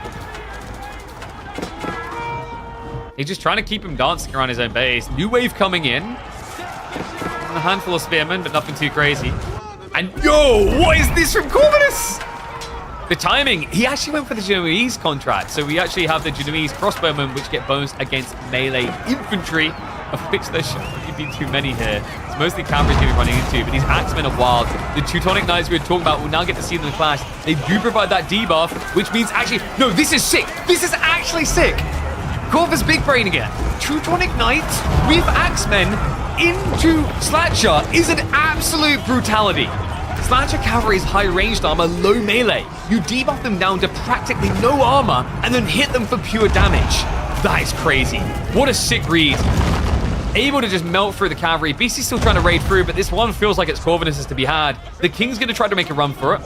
This is not a grief or a feat. Remember, when you play as Knights Templar, your fortresses count as landmarks. So this is actually the one civ that when you see all landmarks placed on the map, they're justified and still running. Unfortunately, there's just nowhere to run here. He's been walled in, he's been cut off, and he is gonna get killed. Okay, so Corvinus, like, this is his, surely.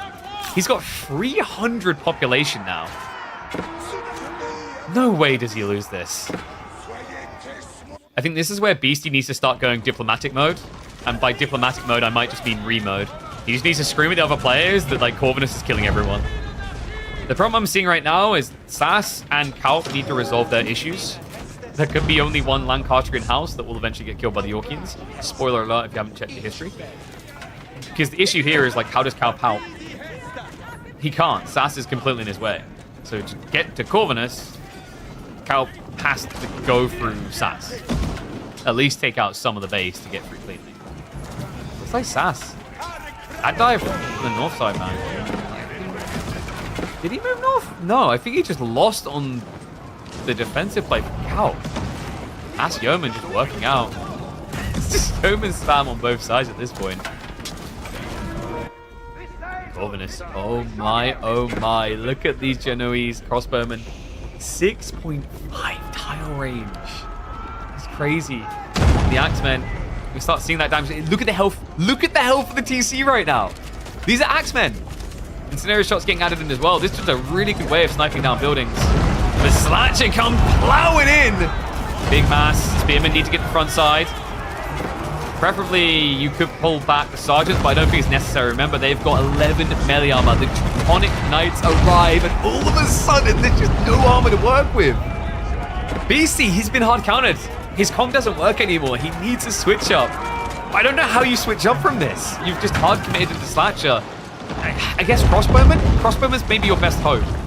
Getting a lot of them. Instead, he's going to go for the counter all in the late game. We have Mangonels, likely with adjustable crossbars here. Tricky part is going to be holding the front line. I don't think Slatcher can actually stand in front of what Corvinus is pushing with for very long. Coming 6 shots from the Sing shot. I love this ability so much, man. Some people are more like, I don't want to lose all my gold work. It's like, I'm sorry, but it's an RTS. You get punished for not paying attention. I think Synchronized Shot is a really cool ability. I do wonder if the range is maybe a little bit too far, but overall, I'm a very big fan of it. I think if you decrease the range, you'd have to increase the attack speed. How is this still not over? Okay, I think Purple's done it. Yeah, we have the dive in. The heavy spearmen are waiting. He's keeping vision. It took 35 minutes to kill this AI. Purple has done it. This has been a story spanning the entirety of the game. His comeuppance has finally arrived. Good lord. Meanwhile, Corvinus is going to be coming on in. Beastie, he goes for a counter raid. Unfortunately, the keep drops. It's too much boiling oil. He can't do it. I mean, you have to. Like, at this point, you're committed. Trebuchets are moving in. This is now going to be a base race, or rather a king race here. Now, one interesting thing is actually Corvinus needs to get siege up here. The walls will stop him. Yes, these guys can actually attack into buildings and do damage, but it doesn't work against walls. Walls ignore melee and ranged attacks if fully built. Mango Splash is good. No adjustable crossbars yet. Beastie's still waiting on that tech. Beastie, he's all in on this. The Trebs are stacking up. Keep in mind, though, as you're seeing from Corvinus, he's got plenty of area to run towards. More fortresses now being built in the center. And reminder, like at this stage, Corvinus is sitting at probably, what, 7 castles? Yeah, 7 fortresses. That means this man has 8 landmarks. Insane. Resourceful. Is actually anyone really holding much on this stuff here? Not particularly. Corvinus has got a lot of wood to work with, he just doesn't really leverage it much for his top. How is this still not... Wait, where did the king go? Wait, where's the king? Blue? Wait, he's running really far out for the gold. Am I blind? Is there like... Okay, there's a keep here. I don't see where the hell the king is for blue. I feel blind right now. Must be getting old. Well, yeah, dive in. So, right now you want to say these Teutonic Knights look kind of OP, but remember they are slugs. They move at 0.9 speed. They are a slow impending death. They're not exactly a rapid approacher. Okay, this war has been going on forever. I kind of like the idea of scaling into the culverins. In theory, it should work quite well because yeomen actually don't do much damage, even with the full sync shot. Problem right now is it just feels like SAS lacks a front line. It's awkward because this is what I'm now thinking actually. In a Lancastrian mirror, you kind of have to build into Bellsguard. You can't go Yeoman Spears. Because if both sides are building Yeoman, that means the Spears just get melted. So you don't get your minus armor. VC is still alive, by the way, guys, but I don't know if I'd really call it that. There is much of a base left. Oh, good God. Corvinus. He's been slowed down a little bit. Definitely needs to get his eco back in check. Dropping. Nah, honestly, the more I think about the Knights Templar castles, the more crazy it just kind of feels. Like, heat drops usually set up for a siege workshop behind the siege. But with the trebuchets on top, it allows them to actually be the siege weapon straight away. Well, not straight away, you have to get the tech. I think it's 30 seconds research. Sync shot's coming in. Come on, there's no way Blue's winning this. It's an AI. They're meant to be cheesable. I don't know if we can call them cheesable when they spam and rush you in the Dark Age for 16 minutes. At that point, it's like walking to the zoo and trying to win an answer of a chimpanzee that's smearing its crap across the screen, and then just full-on butt cheek happen up against the preview content. Like, you're just not going to win that argument. Just like leave. Go do something productive in society. Because even if you do win that argument, all that's going to happen is that chimpanzee is fully going to become sentient, learn from your interactions, and before you know it, we've got Planet of the Apes happening. Okay, Corvinus is almost full ape here. We're going up towards 300. He's ready to this his bar. It's a lot of spearmen. Interesting that he pulled away from the sergeant spam that he had before, but I think he's just trading out for better units in his eyes, the Genoese and the Teutonics. This is just never ending, man. What's better, a mango or yeoman? I mean, mangoes are eternal, I guess. But that initial yeoman shot can really scramble you to start the fight. Definitely worth kind of just start step microing, making sure that I'd say preferably you want to have 2 groups of yeoman controlled so that you can sync shot different parts of the formation to maximize damage output. Because like when you target, say 50 yeoman to one location, you're going to overkill. And then you just have to wait. How is this still going? Wait. Was that the king? I don't think so. No. That was bait. That was 100% bait. That was the Lord of Lancaster.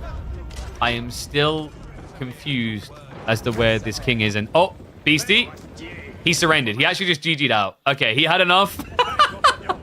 He saw the monster marching over the hill and wanted no part of it. Dude, look at this prestigious army.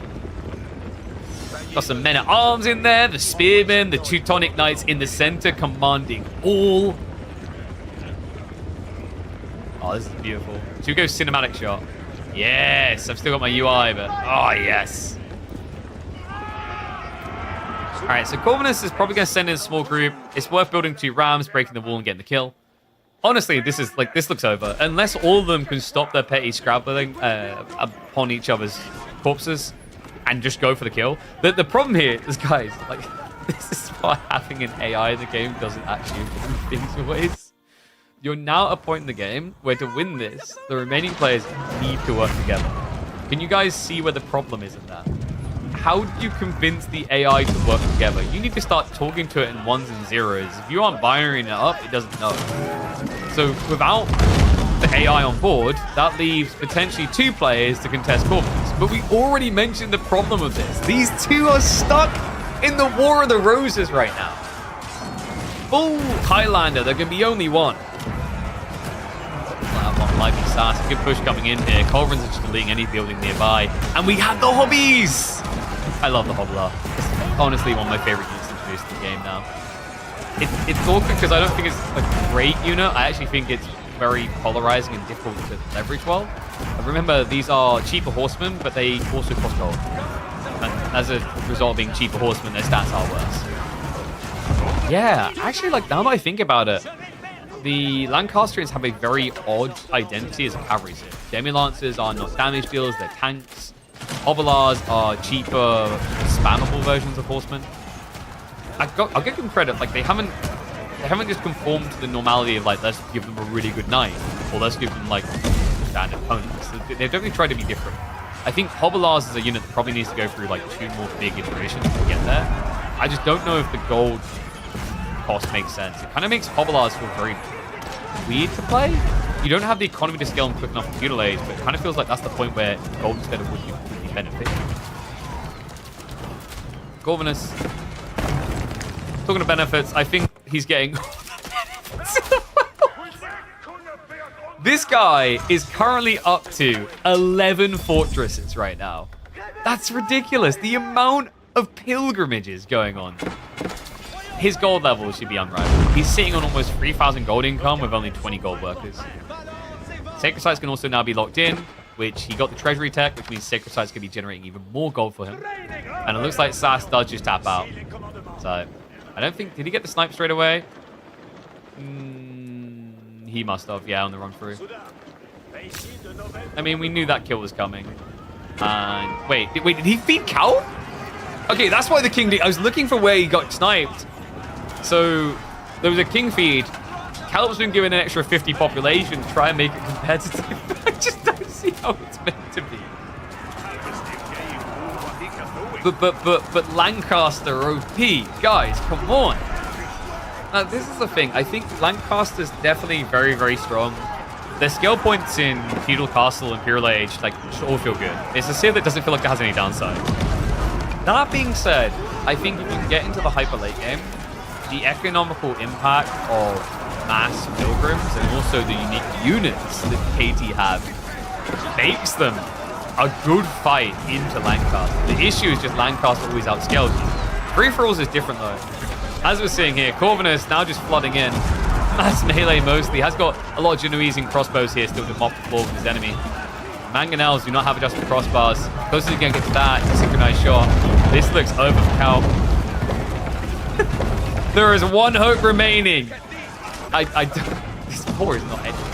What's been going on for 42 minutes? He's never going to get the kill. All right, I just got intercepted by Frere, but we are back. We didn't miss a beat of it all. And Cal, well, he just GG'd. He gave up before the landmarks went down. The king, I believe, was in the corner. He just fed him over. That is now Corvinus, completely not in his stack. I don't know. Was this an interesting free-for-all for people? I mean, I think it's worth featuring just because it's like one of the first free-for-alls. We saw Slatcher Cavalry actually can be counted, which is good. Apologies for not catching one or two of the king snipes at the very moment they happened. It's just like there's so much new stuff going on that I want to show off.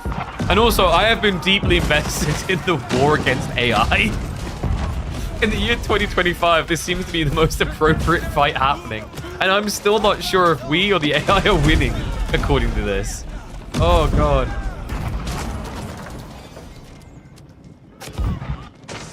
And I'm still feeling blind here. Where the hell is Blue's king?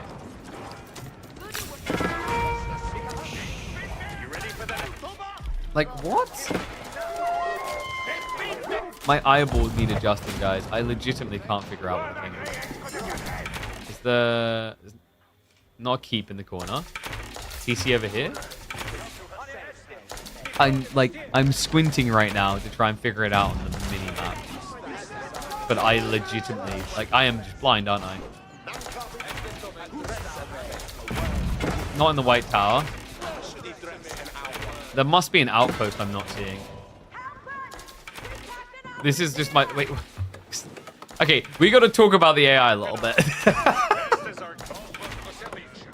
You know what? After all that worry, I think maybe we're safe for a few more years from Skynet. Just a few, though. Like, AI absurd continues to be absurd in different ways. This is like gold level micro, where you're just so focused on using the synchronized shot, going, yeah, bro, this is OP. That you completely forget all your workers are not working. I think the wolf den maybe broke the AI logic. And I'm still breaking my own human brain logic, trying to figure out where the hell this king is. Where? Where is it?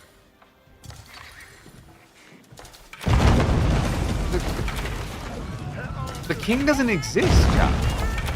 I'm so... Yo! Oh my god, dude. Are you kidding me? After all that, I even checked here. The king has been sitting on the front line the whole time, just teasing purple. So I think I can guess what's happened in the chat here. Corvinus is like, okay, bro, I need to come kill you. And then Purple's like, no, please, just let me beat this AI. Like, you can do what you want to me, but it really matters that I prove humans are still relevant. This is going to be like one of those stories up on Reddit, news flash across like all the channels. The guy's wife leaves him for AI fridge. This is the fear going through low conk free players' brain right now. He's already low conk. He was already on the ropes of his girlfriend leaving him, but now, like, if he loses to the toaster, that's it. I mean, what that toast, that can do all kinds of things. He can toast our buns, melt some cheese. He can do it all. Great paperweight. Clearly has more power than he does. Literally plugged into the wall. The toaster must be defeated. Oh no, the toaster has learned how to use rockets. That sounds like such an American, out in the countryside, own creator invention. Just a little, like, you know, .22 caliber gun that when your toast is ready, it just like pops out the side and shoots it, so you know. It's how the neighborhood cat got killed. Oops. Corv was like, I wonder what the limits are. How many pilgrims? 12. All right, you ready, guys? You ready for the pilgrimage? Here we go. Here we go. Oh, that's a pilgrimage. All right, all hold hands and sing Kumbaya. Wait, is it capped at... I think pilgrimages are maybe capped at 10. Because he's up now at 12. He at least had 11 when he done this. Yeah, I think pilgrimages actually have a cap of 10. Still, that's like pretty crazy. If the cap is 10 and then you can maximize at 130, it's actually not 130. You get an extra 20%, which takes you up to 155. That means you get 1,550 passive gold maximum as KT out of pilgrimage. That's pretty high. That is like what? 2.5 to 3 times the average of like enclosures, I want to say.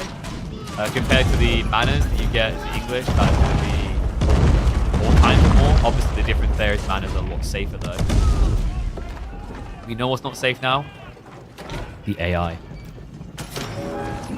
This story keeps developing. This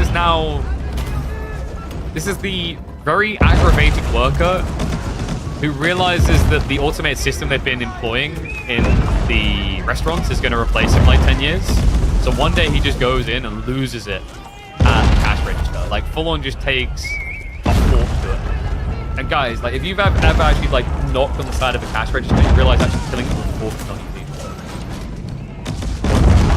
And the whole time while he's been trying to kill it, and it has been a very long time, the tray has just been bumping out and hitting him in the belly. Hurting him. But it can't hurt him anymore. Because if there's one thing that beats Skynet, it is SiegeNet. We've reached peak form. Without adjustable crossbow. Okay, that's it. Wait, I just realized. It only just dawned on me that Purple never got to Imperial. Oh my god. At this point, I just assumed. I mean, in fairness, you know, you don't get access to cannons, so really what are you missing out on?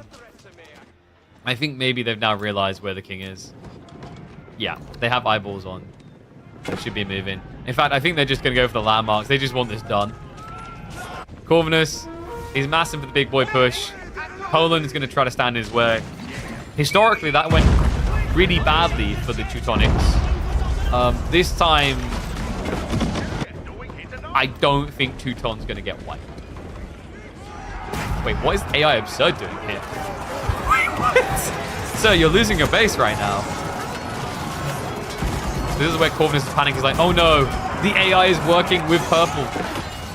I have a true nemesis now. Kill them before they learn. Kill them before they learn. The toaster may wield the gun, but it doesn't know how to aim it. Okay, so blue is going to lose the main army. Purple can please stack up. Let me know what you guys think of this free-for-all. Did you enjoy it? It was very memey in the end. I don't know. I think like you're going to get a lot of these that are going to feel super memey anyway.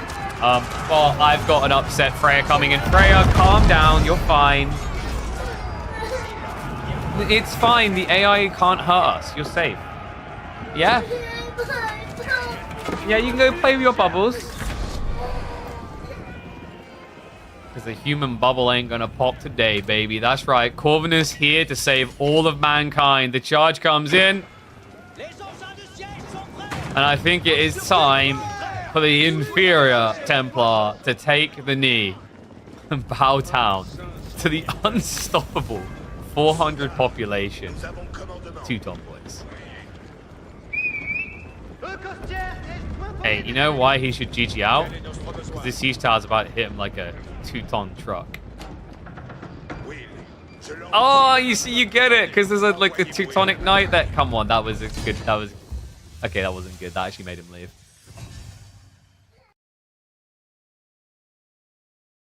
Come on, guys. That was a good joke. That was a perfect joke at the end. What is up, though? It is launch time. It is upon us. I believe all should now have access to the Godless DLC. In fact, we're just confirming that now. We're going to be hopping on the normal server where all of the peons who don't have access now, all the people who didn't have access to the content creator preview have been waiting. Should have a bunch of additional players coming in, getting familiar with how the civs work. Yeah, I'm assuming I've already updated to go back to the normal server. So we'll open up the game now and we will find out if it is time. Ready? Wait, is the DLC not out yet? All right, dude. Like intern on the freaking team needs to hit push. Oh yeah. Need to update game, dude. I updated. Let's check again. I've been sitting like out of game, so like look, this is how I've been sitting like this. Like when the video is playing, we literally had sitting like this. So it should have updated. It didn't update. If we quickly... Let's exit Steam. That's fine. I got good internet, so it should download quickly. Oh, dude. Part of me is so tempted to just play all the other historical battles. First one was cool. Kind of curious what the other ones have. Restart Steam worked? Okay, yeah. So let's restart. Still playing English. Wait. Yeah, because you're playing House of Lancaster, right? right? What do you mean you're not playing House of Lancaster? You don't want to win? All right, so starting download now. I think it should be fairly quick.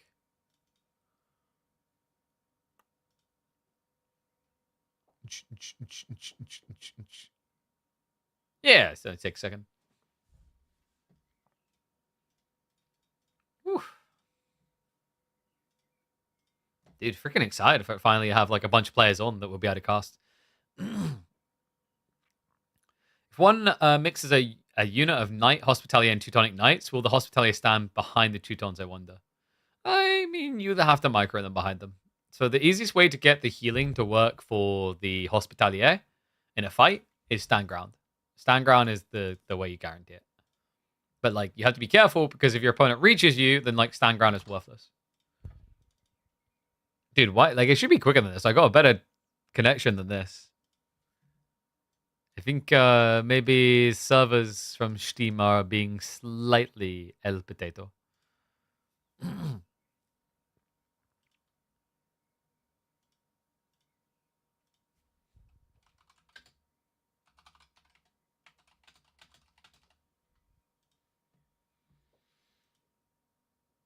Who are my top 3 fave civs? I've always really liked the idea of Japan. I think Japan's a really cool civ conceptually. So probably like Japan, maybe Knights Templar. And like, I really do actually quite like House Lancaster. I just don't like the mana system. But the units are really cool. Historically, like the civs that I played at different intervals would have been HRE, Roost, French. All right, I think are we good? We're good. Let's go. Let's go.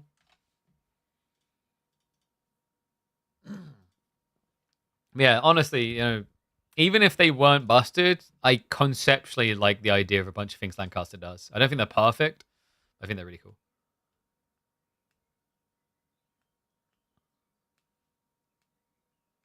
I think if they do nerf Lancaster, they should tone down the manners. Exactly, agreed. I don't like the idea of us going straight after the units. I'd rather let them try to keep their unique identity, and then we balance afterwards what we think is not reasonable, what can't stay the same.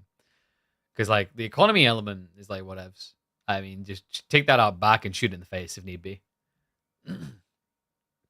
Well, they're good units. Yeoman, I think also Olsgaard are very intriguing. And the Billman Spearman, like, I'd make one change there really to start off with, which is I'd move Billman tech to Castlage. Because, like, at that stage, you know, it's powerful, but you're at least putting in the same age where you get things like Armorclad for Men at Arms. Manners count as houses too? Yeah, I'm aware. They do a lot of things. They are pretty much an everything built into one. Why is my game not started yet? Go, go, go. Come on. Well, the devs were thinking of the raw numbers alone. I think they were just looking to make the economical identity very different. And, like, it's one of the most drastic ways you can make them different to English that focus around farms. Because, like, Lancaster is completely not focused on farms. But I kind of like the idea, like, I don't know, they could have went an angle where, I talked about it before, where villagers garrison inside the manor to give perma resources. Or you could have done something different where it's like, because the Lancastrians are focused around sheep, it would have been really cool to have something similar to what a Star Wars Galactic Battlegrounds had, which is you could basically gather the equivalent of sheeps there, and then you could garrison them in like a mill that would allow them to passively generate infinite resources. So it's almost like you're milking the sheep or whatever, or like, you know, whatever you're doing them. That would have been a cool concept. I guess we kind of have that with cows, but like it's a different angle. Like, you think you can work it differently. So look at all. Wow. Okay, you guys can't see it. Sorry, let me get rid of the minute capture. Look at all those names. Oh my god, people. Wow. They exist. My time doesn't exist though. That's sad. I'm gonna have to go back and claim world record. Part of why I didn't want to bother continuing the grind. But, guys, we have a new rank season. You seen the rank season? Oh, wait, no, it's not released yet? How long until it's released? Sad.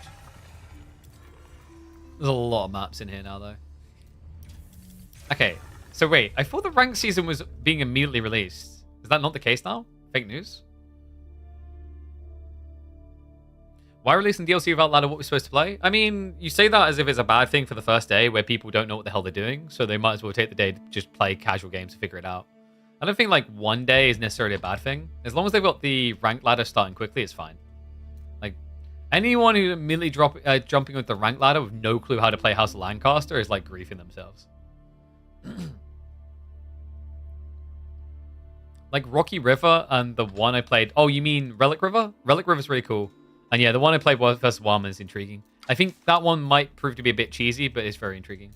Okay, so my feeling is there's probably going to be a bunch of people testing things instead of hopping in, but we can always have a look and check these. Ooh. Ooh.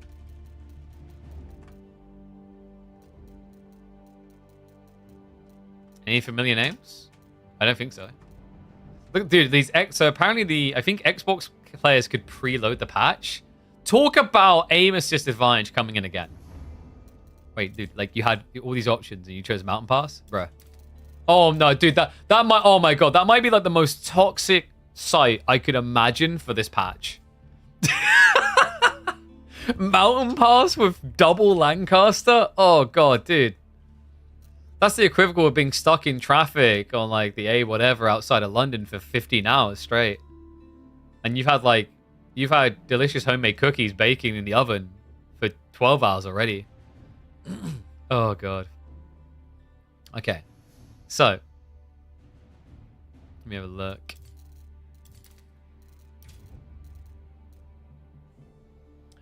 From rank 10 post, it's starting today, maybe the next hours. Yeah, that's what I'm thinking. Like, there's probably just a slight trigger delay on the rank season opening up.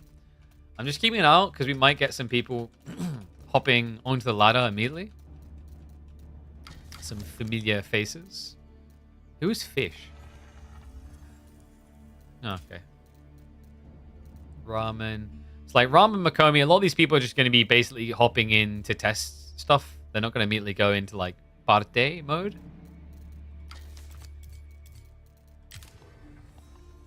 Let's see if we can find something of reasonable rank. He does not play ranked.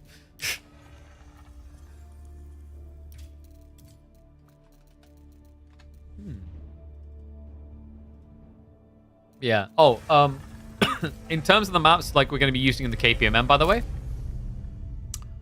So, you've seen Relic River already. Relic River is going to be really cool. The other one, I don't think we actually got a chance to cast yet, even though there's a few games, but they were scarce and hard to come by, is Carmel. Which is clearly going to get called Caramel. I can already see it coming. So Carmel's really cool, though, because, and I'll show you, it's got some very unique elements similar to Enlightened Horizon in that you don't have big gold veins. You only have like 8K in the center of the map, and then you have baby veins.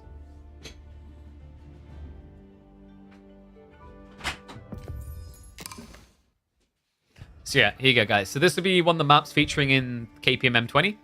You get these teensy tiny veins, little baby veins, 1600 gold. You do get 2 of them around your base. This is like an insanely generous spawn, actually. Normally it's more like this. And then the whole idea is around the center of the map. Like you've got the, almost like a, you guys remember regions? It's almost like a regions effect to certain degrees. You do get a lot of food stacked down the side, but it is away from your base.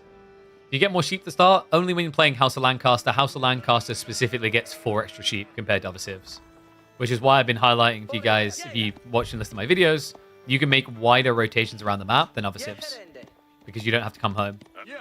Because like you gather 25% quicker from sheep, but even if you equate the 25% increased gather speed, you've got 3 additional sheep over other civs while also gathering at a faster pace. It's really, really strong.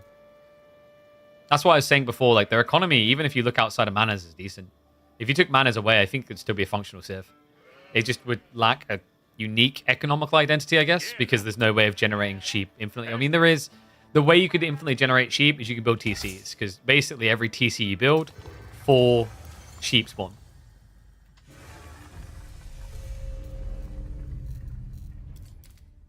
Okay.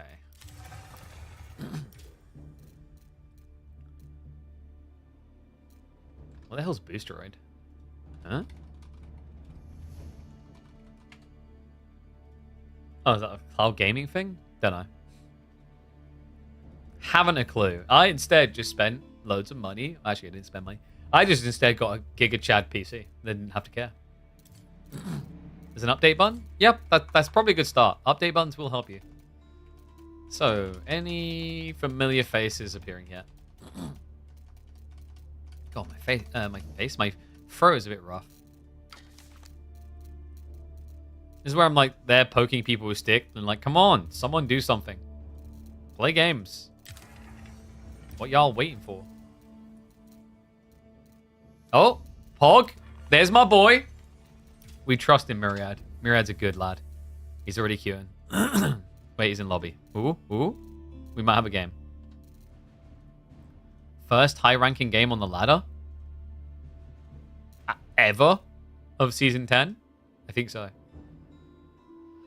One sec, checking my messages, make sure we're good.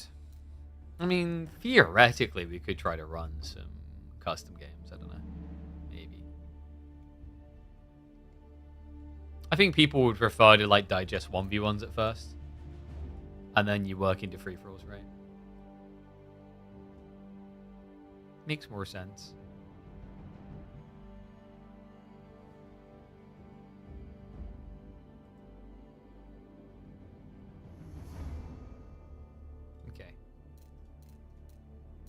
Boom. Wait, isn't Gento like low rank? I've seen that name. Let me double check. Oh no, quick match strikes. Oh no, Gento's ranked 300th. Wait, isn't this our former? Wasn't this our former Diamond turn conk free for all gamer? I think so. It's the Ukrainian guy, right? It's been a while. Okay, let me check on YouTubers as well. Did I buy it? No, I got given it. Been creating content around it. Of course I get given it. Also, the most random get wrecked of it. Yep, I got wrecked. I had to come back to the no creator preview. I'm not special anymore.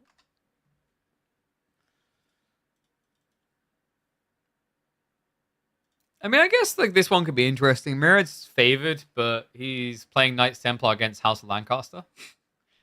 It's gonna be Hillendale. Oh no, dude, this is gonna be such a long game, isn't it? Oh no. Chat, do I have to commit? Do I have a veto? It's Hillendale. Brother. Please. Get me else? Maybe? You guys are gonna make me commit to this, aren't you? You guys are like, well, we waited almost 2 minutes, KP. So yeah. All right, guys. I'm going to run 2 minutes ads now so you guys don't have to worry about them when we're in game, okay? And I'll start up predictions. So Myriad or Gento. I'll give you guys 5 minutes so you better see the map. And while we wait, we can quickly have a look at Reddit. What's everyone talking about? Boop, boop, boop. Any reason why points of interest are only in land mega random? Probably because they want to test the waters on select maps before introducing them everywhere. So that people who don't like it can show they don't like it and play away from it. I mean, this is actually entirely accurate. Like, especially for people who don't know how to play, this is 100% accurate. KT is definitely a lot more complicated to figure out. Whereas House of Lancaster is just easy rolling. Oh man, so many people are gonna get dented today.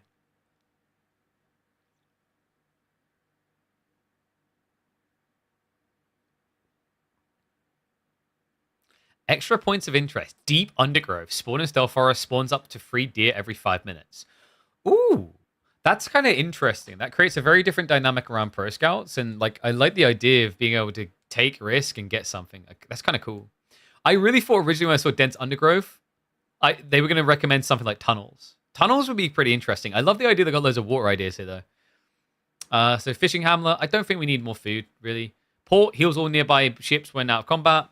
That can end up being quite powerful. I don't know about that one. Can garrison villages on a beach wreck to produce a steady stream of wood. That's kind of cool. I kind of like that. And then eventually it spawns gold. Whale pod spawns in deep water near the middle of the map. Can be garrisoned by one fishing for a massive food gathering bonus. Never depletes. Maybe. I don't know. I don't like the idea of too many eco-facing elements on water. I'd rather have like interesting mechanic interactions rather than you just get food. And then you got pirate ships. Imperial Age gunpowder ship that cannot heal and deals reduced damage. Oh, so it'd be like a neutral griefer on both. Pirates be interesting, but you'd have to reward people for killing pirates. You couldn't just have it be a negative because then you just avoid it. And then like you can say that's strategic having to avoid it, but that's actually just annoying. If you have no real interaction point of like upside if I deal with this, then people are just going to be annoyed by its existence.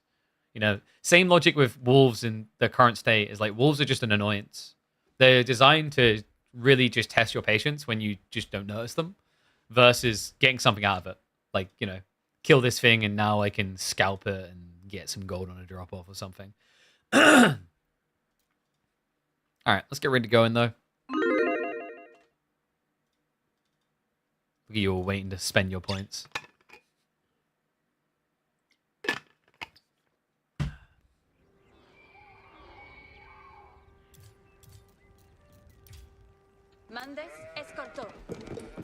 One and all, welcome to the first ever game casted on the live version of Knights of Cross and Rose. That's right, we finally entered the edition where everyone has access, and shout out to Myriad. This boy did not hesitate. He full flex. He immediately got on the game without any time skipped whatsoever. He queued up Quick Match to deliver us the glorious content. He's going to be on Knights Templar going up against Gento, who I believe was the Diamond turned Conk Ukrainian player in a lot of our free-for-alls last year. He's going to be playing House of Lancaster. He's actually ranked 300th in the world right now. Myriad, more known, is in top 100. So Myriad should be favored, but guys, there's a very big difference here. Myriad hasn't been able to get hands on early with KT or House of Lancaster. He hasn't experienced this in-game yet.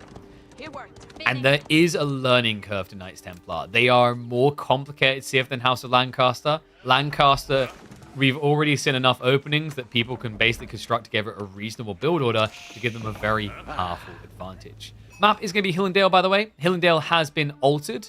Apparently, a few changes came in. One most notable is trade posts no longer spawn all the way in the corner. They're still retracted back towards the edge of the map. They don't give as much gold as they once did. This is to encourage you to have to gold trade with the enemy side of the map instead, a much more difficult endeavor to achieve. So, this is an interesting way to start, going straight away onto the deer. Meanwhile, Gento didn't. Now, the reason I said it's interesting is because House of Lancaster has an interesting little detail. There's a lot of interest, and there should be. Because these guys gather 25% quicker from sheep, which means, without adding survival techniques into the calculations, gathering from sheep is better than gathering from deer. Just gives Gento a much more efficient opening here. Could even think about just shoving the deer in on a delay and just kind of, to a certain degree, ignoring survival techniques. Love the grief. Also hate it. He's trying to shove the deer around. Not the cleanest. He could have actually hung around a little bit longer there. I think he was envisioning getting a few more sheep out of the map instead, though. And his start is great. 14 sheep. Meanwhile, it's going to be 14 for Myriad. But reminder, that's because he has moved across onto the deer straight away. So Gento, I think he 50-50 split the sheep. Maybe he got 1 or 2 extra here, because remember, the 4 extra starting. Oh, he's a dirty Lancaster boy. Oh, come on. I mean, Lancaster Castle, not so much the fact he's playing Lancaster. I was hoping for more Gento, but I can't say I'm surprised. Anyone who's witnessed this build, the mana spam build, knows that it is, quite frankly, ridiculous. You can even turn this into a 2TC build, into manas, and the reason is similar to the logic of like you Barbican into Gathering Stone. It gives you a static defense that can't be easily penetrated. You know, it's a safety net of a different kind compared to the Abbey of Kings build for English, but it achieves the same goal. Sure, you know, your opponent, they're not going to be stuck in their base because you've got a knight running around, but they can't get in your base because you've got a castle sitting there. Looks like Myriad is going to be a Frenchy boy. Most players have been going for this. I think overwhelmingly, I'd say Kingdom of France is making up probably about 85% of picks. Principality of Antioch, 10% of picks. And Hospitalier, 5% of picks if I had to put predictable numbers on them. Hospitalier has not been very popular. I think it's very niche. I also, with most players going for these 2TC or fast castle builds, Hospitalier tends to lose some value. It seems like it's meant to be leveraged more in feudal. Then again, I do truly believe there are some builds here that are valid for castle. The reality check is like Knights Hospitalier giving you these slightly better stats, men-at-arms in some ways, slightly worse in other ways.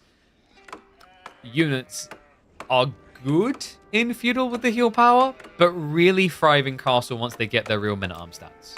Same logic is why it's not always a good idea to open English men-at-arms and just build only men-at-arms, or open HRE men-at-arms and build only HRE. Admittedly, that civ can get away with it more because of their better economy. But when you don't have an insane economy, the Knights Hospitalier aren't going to feel that great. You just can't spam them. So it's going to be a stables beginning. Is Myriad going pro scouts? I hope not. It is weakened now, and you'd also be doing pro scouts on a map that isn't even that ideal for it. Hillendale, there's usually only 2 deer stats you can access. And reminder, pro scouts did get nerfed. It now costs 450 resources. It's up from the 400. No, I think it was just a bit of an over macro. He's fixing it now. So Chevalier, Confrère are going to be on the way. Problem is, I don't really see how you raid this. You could potentially hit the tree line. The tricky part is one of the more frustrating things that House of Lancaster inherited from English is the 2 arrow fire from the TC. And we've already seen how difficult it can be for a French player with the first knight to dive under an English TC. This is a worse French knight. 30 less HP, less armor, less threat. And yes, the unique Templar units do have veterancy and elite tech upgrades. Once again, it's why Knights Templar with Hospitalier is better lean towards Castle. Oh, Myriad is just full on sending it. Kind of respect it. He has no interest in the eco game, and I think it's because he knows it's a loss. At this stage, unless you'd rush 2TC, with this now just being mana spam, like, how do you keep up? At this stage, your opponent has added in an extra, what? Let's just round it up slightly because it's so tight. 9 villages, or about to anyway, when this mana completes. And you have to remember that when you're playing as KT and you go for Pilgrimage and you tech up to Feudal, you're already now going to be down 4 villages in the first place. Oh, close to. I think it's 3.75. Yes, sir. Where's the This build just feels dirty. It's so much safe economy. And bad news for the Chevalier. They're going to go for the charge in. But he has no way of healing this. You know, I was just thinking, actually. Multiple Knights Templar team games kind of sounds like it would go pretty hard. Because you could get Chevalier Confrère and Hospitalier. So you would cycle charge the Confrère, and then you'd heal with the Hospitalier. I just like saying those words back to back. Sounds very fancy, but it's pretty powerful. You more or less should have a better version of Chivalry. The challenge is, of course, going to be getting your Hospitalier in position quick enough. And then the trade-off is you've now just built a full comp that gets countered by fast castle crossbow. Fourth mana already coming in. This guy's not slowing down. We do have Spearman on the way, though. Myriad, he hasn't continued to scale archers. No, he just stopped. Same with Dervish Wing. Dervish could be interesting. I think Dervish in general can work with a lot of civs, though. But it's just interesting to think of the layers that Knights Templar have with just themselves, courtesy of all these unique units you get.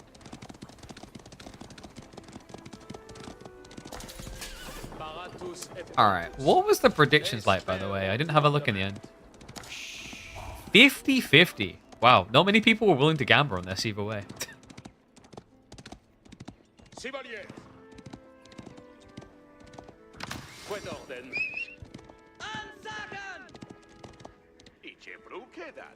Does Gento just go all the way? I think he is going to.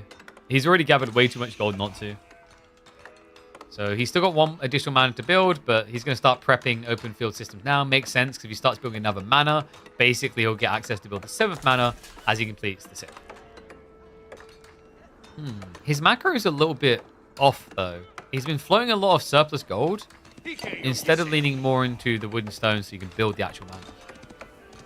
Yeah, definitely some stop gaps. To be expected, though. Remember, Gento didn't have early access, so this is the first peering beyond the veil. Hole. You know why they call them hole? Because holy sh... I'm not going to finish that. These things are not reasonable. Like, that stockpile in the garden doesn't represent just how much these bad boys bring in.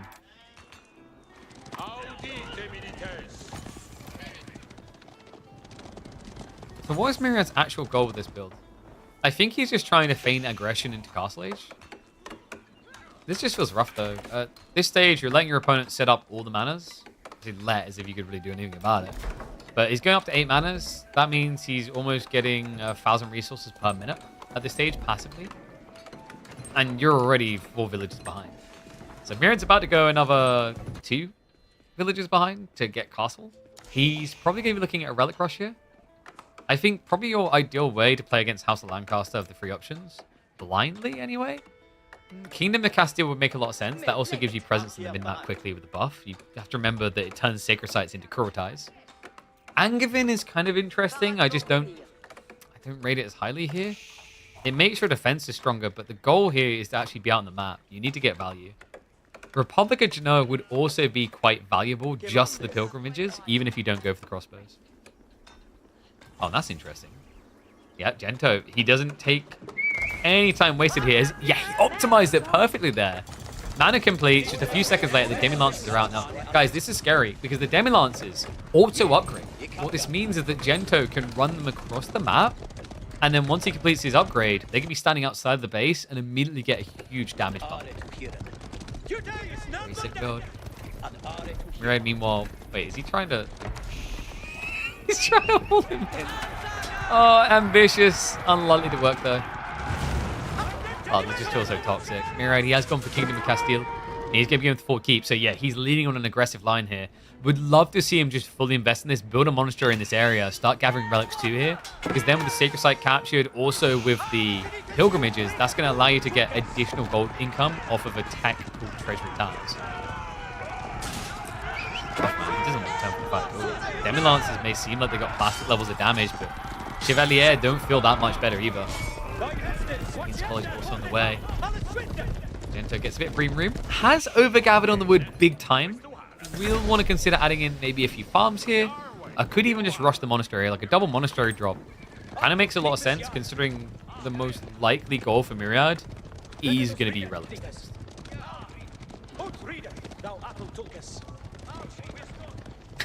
He's going straight for the toxic tech. Oh man, Billman. Is Billman like a top 3 military tech? And whoa. Alright, the ones you shouldn't worry about versus the ones you should. I think in hindsight, Gento probably realizes he could have just ran past the army and headed towards the enemy base to do more damage. But I think he wanted to play it safe. And we are going to get yeoman scaling. Remember, there was a second value point coming in from Lancaster Castle at the stage, which is Shire Levy. Shire Levy is interesting. So you end up spawning a total of 17 yeomen, but you pay 1,200 resources. Now, paying 1,200 resources would be worth it by the time you're spawning about 13 yeomen. You'd be in the positive, because 900 resources then add in an extra 270. Actually, sorry, yeah, 14 yeomen. Yeah, so with this, you're already in the positive because you're going to be spawning a total of 17. And I think that's what he's going for. Like, it's an insane blob because what ends up happening, you can scale up to like 15, 20 yeomen, and then all of a sudden just pull for doubling. You think we would have learned a lesson from things like Militia Spawn? Obviously a very different ability. The concept of just spawning units suddenly has, I think, for a while now been accepted as quite a controversial element of AoE 4.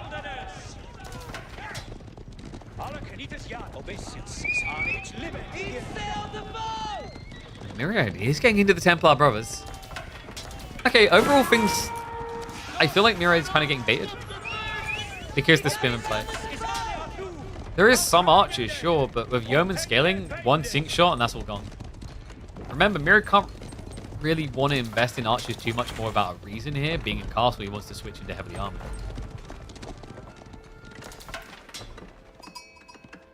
It could be worth it even if it was slightly more expensive because you go for timing. I mean, sure, but I think it makes like ultra situation.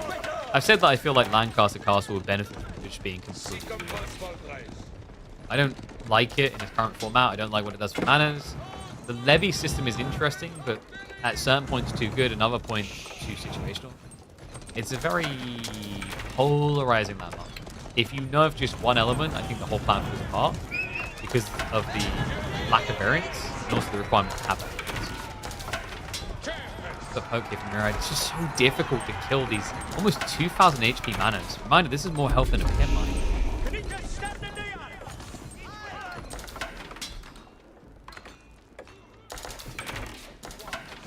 Gento. Is he going to go for that pump? He's starting to stop all the extra wood. Something that did surprise me is the fact that he didn't march out on the map to try and take control of the relics. I think that's a mistrick for Gento. You have to remember, though, like, he hasn't had this early access, so for him, he doesn't probably fully perceive just how powerful he is. He's completely outgunning Myriad in these fights. He just needs to find these fights, because the longer you wait, the worse it gets. Myriad already has the treasure towers on the way, so this is now going to buff his income via the sacred sites by 20%. That's going to basically give him about an extra 30 gold. On top of that, he could even consider just dropping a fortress at home next, building a monastery, and we also have second TC now coming in from Myriad, while he's also getting ready for a fortress drop, which I'm expecting is going to be at the entrance to his base. Okay, Myriad, things starting to come together a little bit. Has also got the damage buff here. Remember, the Sacred Sight, 20% increase. Demi-Lancer's not exactly very tanky, or very damage-oriented. They're just designed to be tanky, I say. Just needs to trade out. If you can get rid of the spears, the archers is worth it, because the Billman effect is just big. Alright, just trying to skirt it. They're heavily outnumbered here.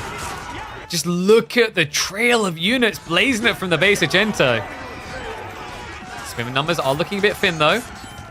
Gento kind of overkilling. I think he actually would benefit from just splitting off into two groups. Synchronized shot is about to complete here. Villagers also being sacrificed to the Demi-Lances. Sing shot just completed, but there's not really any value now for Gento. He'll have to pull back. He has drained Myriad dry here, though. No backline of archers, just the brothers coming. Brothers that are going to now struggle. Billman is huge. It means that you can mitigate a lot of the armor to the point that Yeoman actually kill these knights. Full Agincourt effect. Oh boy. I think Myriad might be dead. Because now his Sacred Sight's going to get blocked. He can technically just go for the south side one if he builds a gate over here, which he has. And also the tree line's going to shove him to the south, so he can at least still gather with pilgrims. But the problem is he's losing villages. At a point where he really can't afford it. No, because this is the reality check. He's down by 12 villages, but he's down so much more than that. The manas are inflating Gento to what feels like close to a 30 villager lead, if not in excess at this stage. Sing shot's going to come in. Kind of an irrelevant hit there. Probably would have been better if it's a save for the villager follow-up. But I don't think it really matters to Gento. Autopilot mode. Life is feeling good. This is how a level 300 beats a level 50, I believe it is. I think Myriad finished around 50th on the ladder. No offense to Gento, it's just there's a lot more to figure out with Knights Templar, whereas House of Lancaster have this overtuned build, which is pretty clear and obvious to play into. This is ridiculous. I think he'd done this without the levy as well. Yeah, he never used Shire Levy. This was just raw production, guys.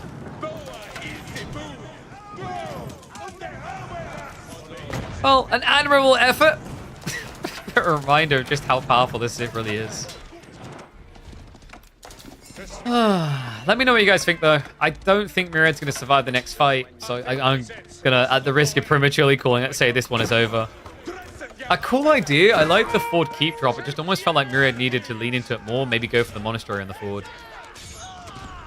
But I think even then, you're up against the ropes of this House of Lancaster build. People saying Yeoman are too good, I kind of get where you're coming from, but I think what we just clearly presented here is the reason they are so good is because the spinning are so good. The Billman enabled this so much in that fight. It was ridiculous. It genuinely felt like Myriad was building feudal knights against a castle longbow. And mathematically, that's exactly what it feels like, because longbows have one more base damage and feudal knights have less armor. Maybe if Myriad sacrificed the center for a bit, because I think he was really focused on getting this Sacred Sight buff to try and win the fight. The issue, though, is I think that Sacred Sight play is best when you're playing full counter types, because you get a 20% buff to your bonus damage as well. Whereas when you play it with just knights, it's just a raw 20% DPS increase. Between those knights, admirable turn on the backside, but there's that debuff which is about. He's down to just 3 ranged armor. 66% of the damage from these yeomen penetrates. Yeah, I don't remember the Knights Templar being at Agincourt, but I guess we're just rewriting history a little bit.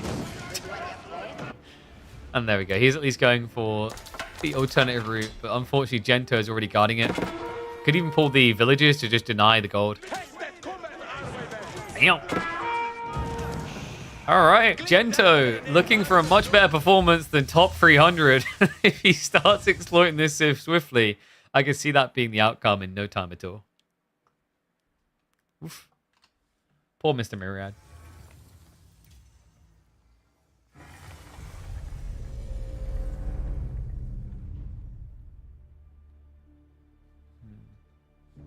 Guys, Mongols are fine.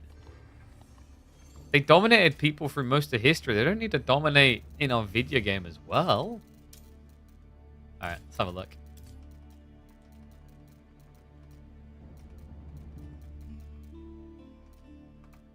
Ooh, we could catch a Kilyadi game.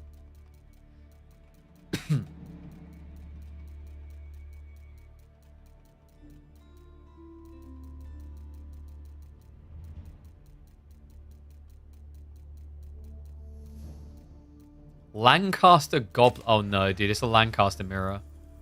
Do we want that? Do we actually want to do that to ourselves?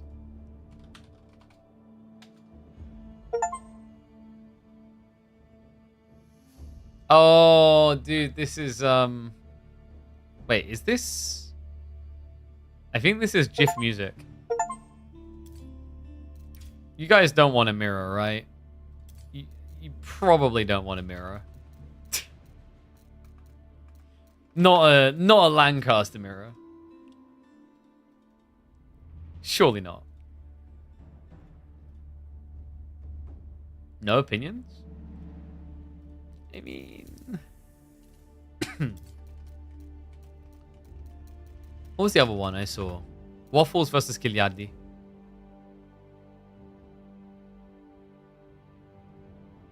If you say Lancaster 3 times, Divine DFP is going to come back. Nah, dude. You got to give him, like, the maths. So here's how you get Divine DFP to be resummoned. Why build town centers when you can just build manors? All of a sudden, there's like a summoning. Oh! Lancaster mirrors the only thing they lose. Technically, you are correct. The best kind of correct.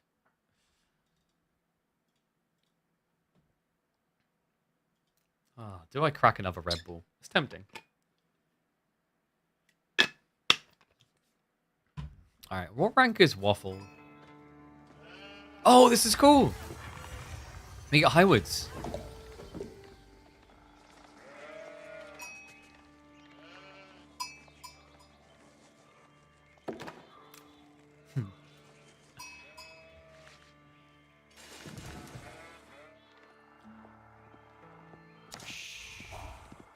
Move over, King of the Hill. One and all, there's a new King of the Hill in town. It's Highwoods. Yes, this is one of the brand new 10 maps coming in Knights of Cross and Rose. First time we're able to cast it here. And a familiar face. We've got Kiliardi in the North playing as Knights Templar, going up against a ranked 500 player called 3D Waffle. You may have seen him around the community, playing as House of Lancaster. Now, I know what you guys are already going to say. KP, this is not fair. Why are you casting Kiliardi, like a top 20 player, up against a rank 500? Well, House of Lancaster does actually equal about a 1.5k elo buff, which actually means that Waffle is Kiliardi's daddy, and he needs to learn his manners at the table. Let's see what Kiliardi can do, though. Knights Templar on this map is kind of interesting. They have some very safe options for Sacred Site to gather gold. So, very difficult to deny them.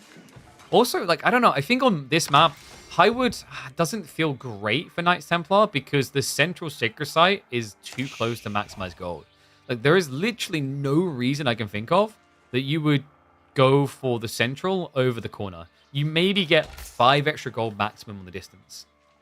But yes, for those that haven't seen Highwoods, it's an interesting proposition, kind of moshing marshlands together for its claustrophobia of tree lines and high view a little bit. You've got stealth forest scattered around. You've got all these little choke points to go through. I honestly love this idea. I think you could actually remove the stealth forest and it would still be a very interesting idea, because you have the Duke ability, being able to hide behind all these tree lines to ambush people and also dodge their vision. Speaking of which, how's the vision going on both sides? Look like they did split the map. Waffle has done pretty well. Kiliardi's sitting at just 9 sheep. Meanwhile, it's going to be 14 for the House of Lancaster. Wait, is he going deer? Oh, no. Okay, Lancaster and Carter. I was a bit worried there. Guys, you don't really benefit as whole from going deer. It's actually, like, it's inefficient play. Unless you want to invest in survival techniques. But, like, even then, just play the sheep. The only upside of going for deer now is obviously it saves your sheep, your safe food, for later. But the reality of this civ right now, and we're going to see it from 3D Waffles as he's on the stone, you just build manors. So you don't care about the lack of food, because you'll always have food. So, no. To confirm with Knights Templar, you cannot go Venetian in age 2 or 3. Venetian is an age 4 choice. Now, you're thinking, of course, the speedy traders. Guys, I've seen those traders. You can only build 5 of them. But, oh my god, do they zoom. They're very, very pop efficient. Kiliardi. Oh, we've got another one of these. That's sick. Okay, I think he was he delaying? No, okay, he was just setting up now. Okay, I'm not as excited. I thought we were seeing the delayed tech up choice. to allow him to be more efficient.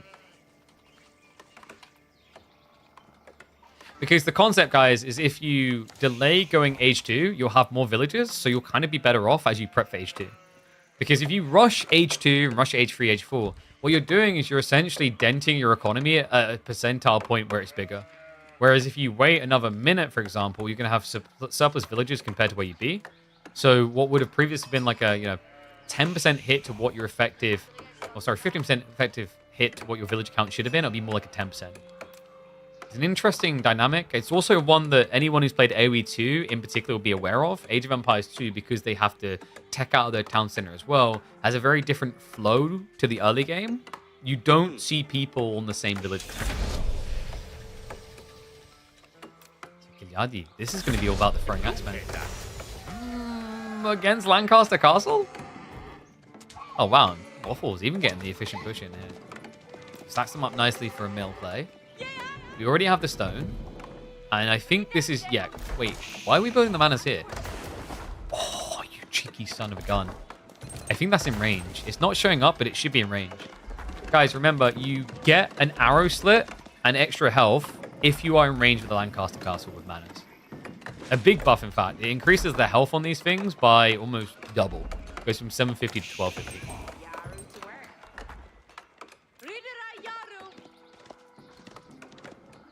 I think Gileadi, is he not rushing pilgrims? No, he's genuinely playing classic Gileadi. This is all about kill.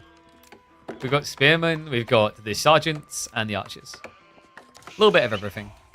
Honestly, not really sure why you even want spears.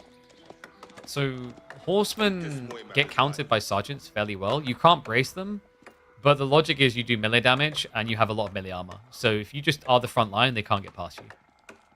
In fairness, spearmen can pin, so it's kind of different, and theoretically, spearmen will kill quicker. The difference, though, you have to keep in mind is, while spearmen have higher damage in their hits, they're melee versus ranged. So the throwing axes should, in theory, get double the strikes in compared to spears. Because, like, most players at a reasonably high level are not intentionally going to run their horsemen into a spear line, and they're definitely not going to keep them there. Each bouquet that. And now we have the toxic manors on the front line. Hey guys, I feel like these buildings aren't good enough. Can we make them drop off locations as... How can I stop? Man, this unit is conceptually very cool. People mentioning Age of Myth. There's another example of Age of Mythology. Because this is the first range unit, especially in an early phase of the game, that does pure damage to buildings. Because it's melee, it's not range. Most of the time, when you are a ranged attack, it is range classified. So for example, Donzos that are melee unit, when they toss their javelins, actually a ranged attack. It's a very unique unit situation. But what it means is, for example, you can basically dive in and start destroying TCs if you have a lot of these sergeants. Same with any building, really. Like, actually, I'd say sergeants are fairly good against maybe outpost players? I don't know. It's hard to say because at the end of the day, you are paying a pretty price on gold. It's going to be 120 resources for these bad boys. Only 95 HP, and they have 0 ranged armor. So technically, static defense is your worst enemy.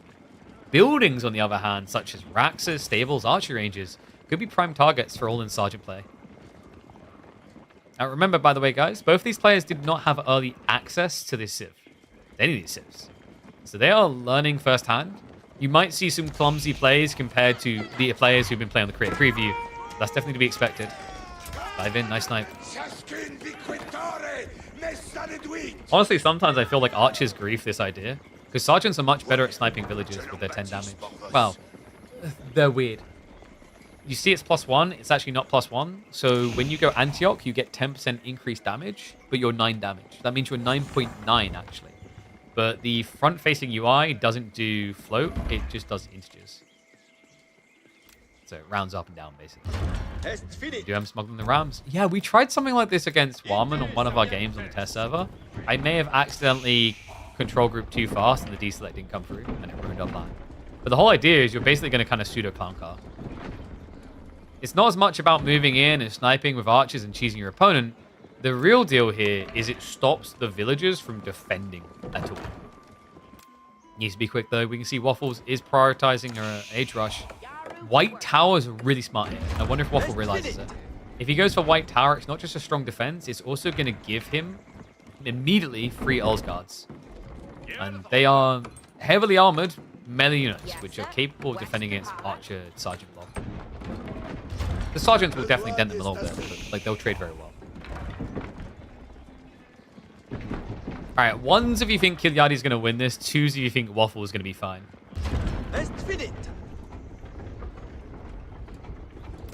Because I'm kind of digging the Waffles right now. We'll see though. He hasn't started the tech up yet. Rams are going to begin moving in. We do have the clown car underway. I mean, this should be enough to break it. Yeah, he has to back away. Remember, you cannot garrison the Lancaster castle. It's impossible. It's just a single archer vibing. Now, good start. I think Waffles, he needs to be prepping Raxus probably alongside this. Instead, just doesn't seem to be putting that wood to work at all. The Lancaster castle. I honestly think you ignore it. The Lancaster castle is kind of redundant. I mean, it's nice to get rid of these arrow slits, but it's so close to the enemy base, I don't think it matters as much as just getting rid of the economy. We'll see though. Like, if he's deleting it, in theory, it's good because it removes 4 arrow slits, so you could pull out. But with a white tower coming, I don't think it's as important. Lancaster castle going down. He's trying. No, this is too late. He tries to muster the nobles. That play would have been sick a lot earlier, actually. That would have given him the kill power onto the Rams. So no mustering to be had here. White tower is about to complete for Waffle. But now, look at this. This is the knock-on effect. He just lost 500 HP off of all of these manners. Osgard ought to be coming out. Kilyadi needs to start actually getting the dupes out here. And there we go. He realized what's happening. He ungarrisons. Villagers are going to start getting target fired down. In fact, actually, the A-clicks, he goes straight off the Earlsguard. Great for the Axemen. Kind of terrible for the Archers. We'll get back inside the Ram. Yeah, he didn't even kill the Earlsguard. He's still alive. This is... I don't think this works. No, he's going to lose the Rams. Kilyadi's all in, fails him, but it doesn't come without reward here. He killed off a decent amount of economy. He forced a lot of auto time. He even killed 3 manners while removing the Lancaster. So without the castle, like, this area is a lot weaker. I think for Waffles, the next goal... Wait, what? Okay, dude. How's the Lancaster players only want one thing and it makes me sick? I was about to say the next play here would probably be to play for Monks. Relics is a really good goal because Kilyadi could be playing Age Up, and that's his goal then. So he'd be denying what he wants. Instead, though, got a range battle between melees. You just see how good the Axemen are when you get enough of them. It's so confusing as well. I don't think Waffles even realized it. He prioritized Undermesh over the melee defense.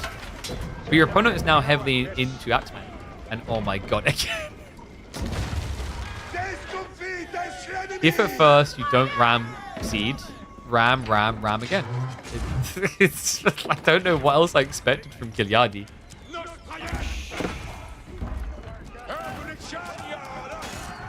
Waffles? Wait, is he really going Yeoman? Yeah, and understandably for good reason here. It's awkward though because you need Earlguard to defend against the Rams, but the concept is that Yeoman destroy Sergeants. They have no ranged armor. And also, the other issue you run into here is Waffle is like, where are you getting gold? Yeah, like he actually can't really afford that much gold.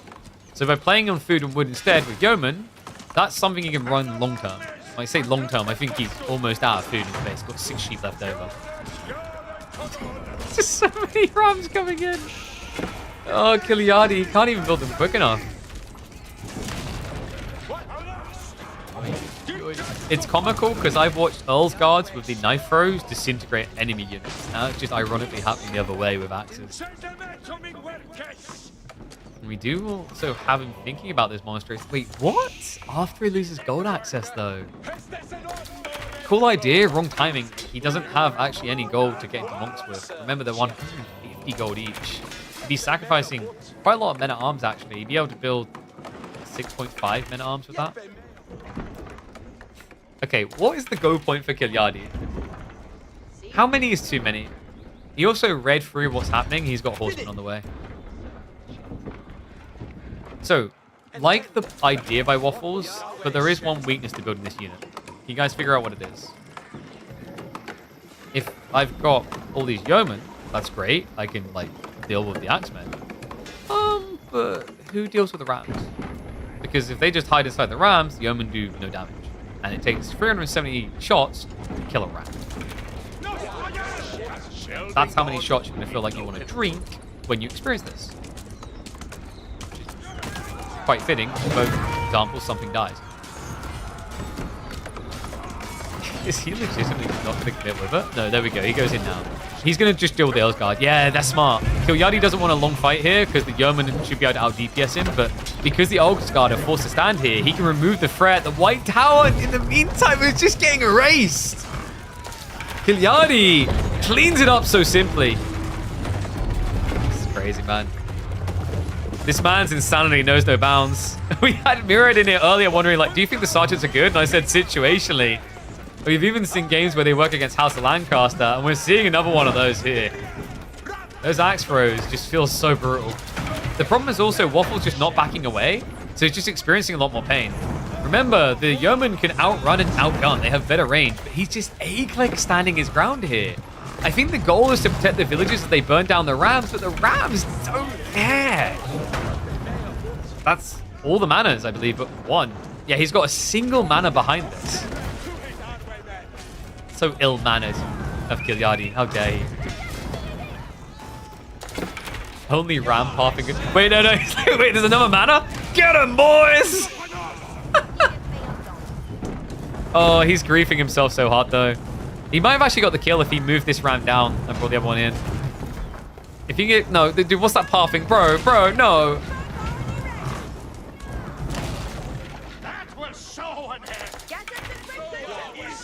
Now, people attempted to type GG, it's over. You look up and realize that Kilyadi is still in feudal age. And he lost the whole army. He doesn't have resources saved up for castle. He's actually in danger. This is a lot of yeomen. If Waffles rushes back onto the gold for double ranged upgrade, I actually think Horsemen just get shredded here. We also have Spearman on the way. Oh, no, dude. This is so bad for Kilyadi.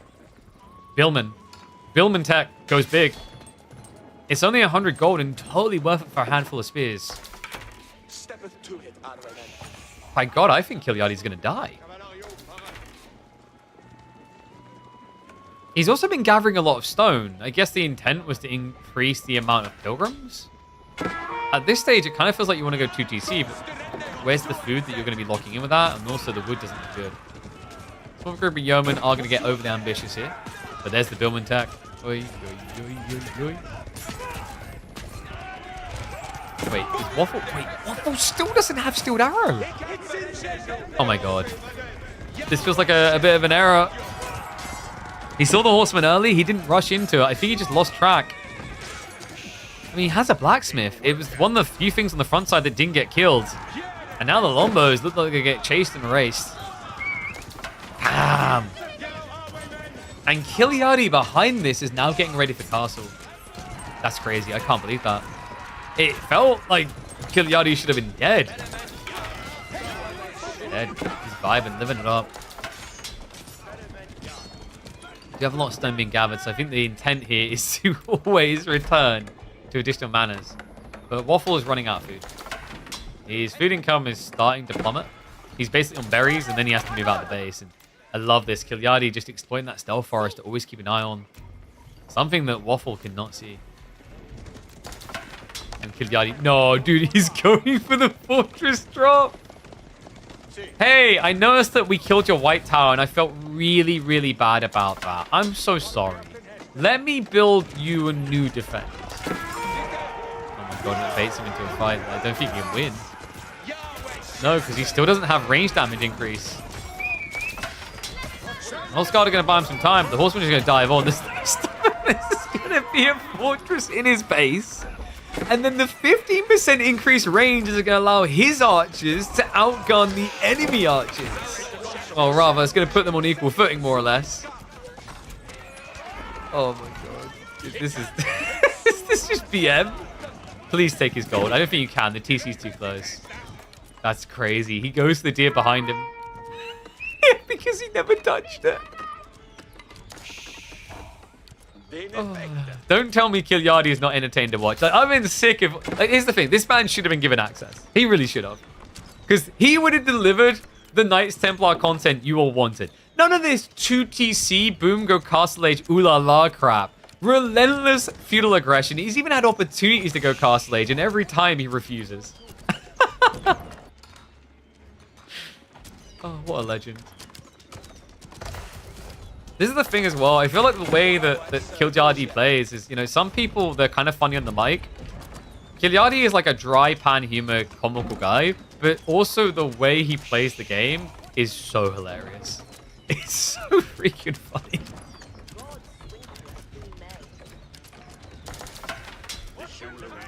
I mean, surely at this stage you go Castle Age, right? Right? I think he's going for another fortress. Because guys, more gold equal more sergeants. Very smart. He already got the citadels as well. Yeah, Desert Citadels is giving the +1/+1 armor, so it's kind of like a mini castle upgrade anyway in terms of damage reduction. It's like Waffles is like, wow, these rams look really good. Kiljadi has just taught me so much about the game. Yeah, but you can't dive to protect them, so the horsemen just get an easy kill. They have 4 ranged armor as well. I mean, worth it if he gets the kill. Yeah, it's not too bad. Losing 2 horsemen is a bit rougher, but if he's basically on average losing 1.5 horsemen for a ram kill, it's worth it. It's a similar cost, but on top of that, like your opponent is idling his whole army to do this. Like this is not a siege workshop, and yeah, he realizes he needs one now. It's just too much out of time. This is going to be a switch up. Waffle's likely going into trebuchets. While he's going into trebuchets, Kiljadi's going into castle. It's queued up. Kingdom of Castile in the way. Oh, cancel that. Cancel that villager right there. Oh, up. There we go. Always got to remember to do that, guys. It doesn't take prior queue. It will be queued at the end of how many villages you've got in reserve. Oh man, this is rough for Waffles though. That's going to give access to the Genitors, which are a counter to Lombos. Also, I feel like Sergeants scale reasonably well at Castle Point. They go up to, I believe it's 12 base damage, I want to say. And about 120 HP with, I think, 5 main armor. So that means you have Genitors to answer the Yeoman, and then your Sergeants are tanky enough to stand their ground against Earl's Guard. Pretty worrisome. First Treb did just hit the field. How I just both ways at different points. I'm just kind of looking at this game, wondering how is it still going. This game feels like it should have been over. Okay, so tech up complete. So he won't be able to utilize Castile's buff around Sacred Sites. The position doesn't align. But we do have his siege coming in. Oh, this is fucking brilliant. I'd actually just love to see Kiljadi run here. Because the fortress, your opponent can't really directly contest. And you can just kill so much.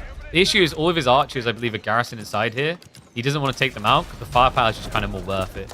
Basically does so much damage to rams on approach, stops your opponent from coming close.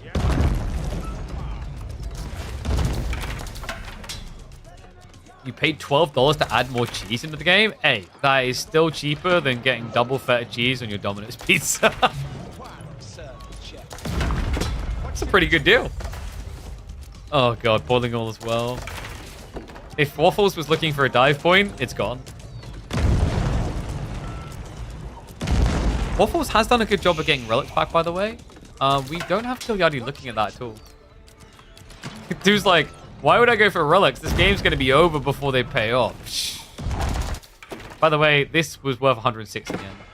Honestly, kind of wish Kiljadi would just go over here. Because remember, it spawns every 60 seconds. So you actually gain, you don't lose. There's more risk, but where's the risk? Until this castle drops, Waffles can't do anything to you. Oh no, and it is going to be Jenny's onto the tree line. They're not very good at sniping villages. Luckily, although these have short bows, they aren't classified as ranged units. But they can dive easily, and the damage adds up over time. Ambitious there, maybe. Because that was mostly throwing daggers that killed them off. Double Treb. Looks like he's going to be able to bring down the castle. Be nice if you could at least get boiling all, so you can set up another castle behind this. He is sieging onto the primary TC. That's a very big goal. That's a very ambitious goal. Oh, no, that's kind of sick. That is actually... That's very big brain from Waffle. Guys, Springald's counter Sergeants super hard. So for a start, like compared to normal men-at-arms, I mean, Sergeants have less HP, 145 versus 155. The other thing is they are heavy into melee armor, no ranged armor. But they're classified as a melee infantry, which means Springalds get their bonus damage against you. That's a really big deal here. The problem is Kiliardi isn't scaling Sergeants anymore. It's a big switch. We've got Templar brothers on the way, and they are going to have Rule of Templars for that big initial burst of charging. I'm still not convinced this tech is worth it early on. You gain +2 charge damage per nearby charging heavy cavalry. So let's say you've got 10 of those heavy cav units. That's going to be an extra 20 damage. But as each of them completes their charge, the other's going to lose it. So you're on average not going to get the 20 times 10, which would be 200 extra damage. It'd be more like an extra 100 damage. I'm not convinced mathematically it's that good. Hello? Uh-oh. Oh, no, no, no, Kiliardi, no! Oh, my God. What just happened? Dude, Waffles is not human. What was that monstrosity? He forces the delete. Kiliardi purges all. He's raiding the other side, though. He's finding some return punishment, but it does not even come close to the difference between them now. A 25 villager lead for Waffle. And it's better than that, guys. He's added in some manners again, I believe. Yeah, he's back up to 5. Basically having an extra 50 in economy. Oh my God, he's basically double eco. Like, it's not fair, though, because obviously we've got like the pilgrims on the other side, so passive income is a bit more balanced, but the raw count is rough. Good pullback there by Kiliardi, find the kills. This is turning into such an epic game, by the way. You stick these two players learning new civs for the first time on a new map, which plays incredibly differently, and this is the promising experience you get. I love this. Even more relics coming for Waffle as well. This boy's getting scary. We do have villagers sneaking. I think this is one thing that's kind of subtly nice about Knights Templar with Pocket Eco. They don't leave proof. They don't leave lumber camps. Technically, they leave proof if you look at the trees, but most people aren't going to glance that compared to a building. Oh, but unfortunately, he's going to get glanced here. Yep, gets found. Waffles. Perfectly positioned with a handful of those Lancastrian yeomen. We'll be able to get the snipes. Meanwhile, there's going to be a backstab coming from Kiliardi, but irrelevant damage being done. The villager's not moving away. Old man sleeping at the wheel. Someone get him his wake-up coffee. Or thump him in the back of the head with a books. Just something to wake him up. He doesn't realize, so loses most of the villagers. Looks like a select all army coming from Waffles who doesn't finish off all of them. 2 TC now coming in. Kiliardi needs a recovery mechanism. Fast. A lot of miss macro here. Like, just overburdened on wood. But that's fine. Like, this can turn from a miss macro into a very convenient farm transition, which he needs anyway. He's down to under 200 food a minute. This map is so crazy. What's even crazier is actually, like, this is probably the most wallable map when you play pocket economies that exist in the game. And yet, there's been practically no walling the entire game. It goes both ways. Good news for Kiliardi, he has such a small eco count, there's not really many loose villages to snipe. Waffles now gives him a taste of his own medicine.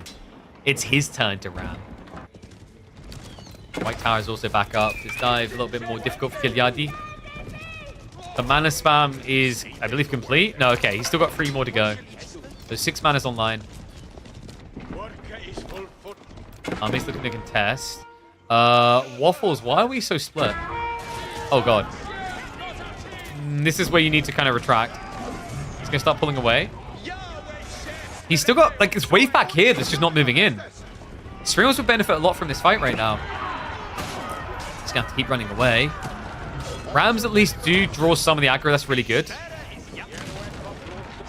And Springals are now moving position. This could be a big wallop. Kiliardi doesn't realize what's at the top of the hill. Good shot from the sink shot. Most of it hitting on the genitals in the end, but still a good trickle of damage. Big clash coming in, and the Springals are going to be the MVP here. Front line gets decimated. And Kiliardi looking like he's about to get wiped. Damn! Talk about a high ground that mattered here. That limited vision just completely skewing Kilyadi. Ooh. He has at least had that flank raid still going, so finds a few additional worker kills, but with Trebs arriving, Rams to follow up, I think we're reaching the undeniable point. Waffle in full control of this game. Kilyadi is going full Genitor. Yes, there's a lot of Yeoman, but there's also a lot of other things too. Genitor are terrible against anything but range units. Their base damage is intentionally very low. They basically get triple damage when they're attacking ranged. Relevant comparison. Oh. 100 HP, Lamau. Well, there goes most of the Genitor wave. Waffles is playing this really well. I love the way he done this. From the bait on the high ground with the sprinkle play into the sink shot there. Really, really impressive plays. Whoa, he's not going to get some extra plays. Wait, did he just delete that? I think he deleted them. Unless they were both low HP, it kind of looked like Kilyadi deleted to the Genitor. Oh, God. Poor guy. At this point, Kilyadi's not sure what's memory and what's real life. He's getting flashbacks to World War II. He's remembering Nam all over again. In fact, Kilyadi is at this point recalling the War of the Roses. He remembers it like it was yesterday. Big rocks now arriving. I mean, there's just nothing left, guys. I don't know if I want to discredit Waffle's great comeback by saying this is House of Lancaster effect. I mean, you can argue it is. In theory, Kilyadi kind of just had him by the long and curlies. I wonder if looking back, Kilyadi maybe feels like the all-in was a bit too all-in. And it cost him. Oh god, this is... Oh no, what a stung. Actually, what if it was sick if he used half of them and then kept half of the follow-up shot? Doesn't matter though. Rams are going to be able to lead it. This has been a game of ramming from start to finish. But no doubt about it, just like Release, where English ram spam was a bit too oh damn, with the expansion, the varied English rams do more.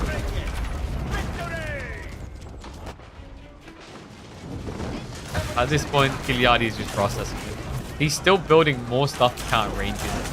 It's all just how do I solve for the range mass. No thought about like what comes next or what else there is. Of which, by the way, there is now 11 Demi Lancers. He just summoned them. Might even actually find him out in gold. Just switched to stone. Oh, this is so unfortunate. I mean, maybe Kilyadi could have got a keep up to sustain himself. Oh, he's just dead. Let me know what you thought of this game, guys. This is crazy. Honestly, I kind of dig this map. For those wondering, it's called Highwoods. When I first spawned it and tried it against like bots, kind of testing a build, I was like, this feels very claustrophobic, but I think that's a good thing, the way it feels claustrophobic. There's so many routes and avenues to kind of flank raid with, but also to hide economy in. I think it's a really cool map. Maybe I'd say do away with some of the stealth horrors. Also, let me know what you think of this game. Is Kilyadi cooking? Is he onto something here? Could Knights Templar secretly become one of his best aggro civs in the game? There's one thing for sure. This is a man that hates having to hunker down and build town centers. He done everything he could to avoid it, to deny it. He even done everything he could to avoid a tech up. And for a moment, it looked like it might be enough to quash the unbeatable Lancastrians. At this point, I think this civ might require a nerf. At this point, I think it might require that this civ gets slightly Lancastrated. Because they're just too damn good. This might not be the pristine game of showing them as broken. I feel like actually Kilyadi countered the banner play perfectly. And maybe the issue is what his follow-up play was more so than Waffles. But win's a win, baby. Waffles not happy with top 500 Kong. Now he's gunning for the top 100 spots.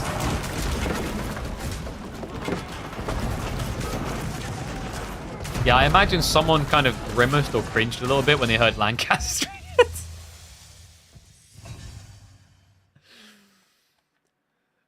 my god. I don't even know what I call that one. I know I want to upload it because it was so damn fun, but I'm not even sure what we call it.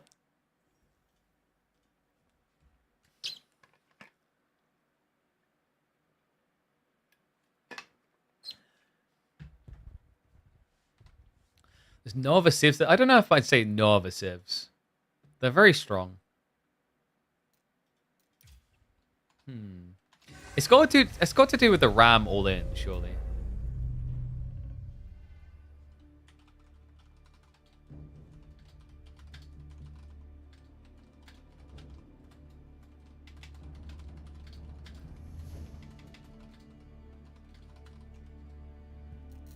Maybe Lancaster is not busted if you don't let them set up.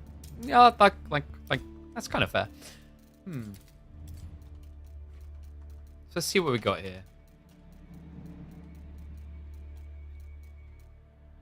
Richard the Lion. Oh, who is this? That's a great name for the Knights Templar rival.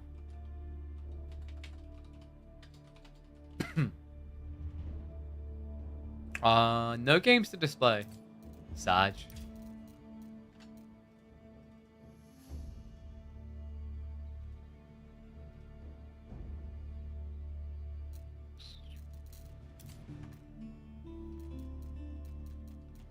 So when does ranked arrive then? I am very curious about that. Mid 1 Pog from Dota 2?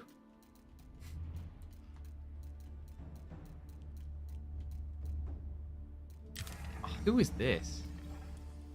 I've seen that name somewhere. I just can't figure out where. Have a look on AoE 4 World.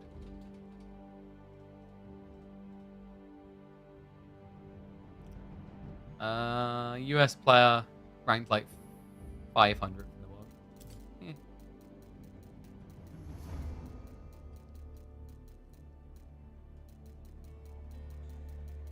I'm kind of weighing up whether we do more or we take a break.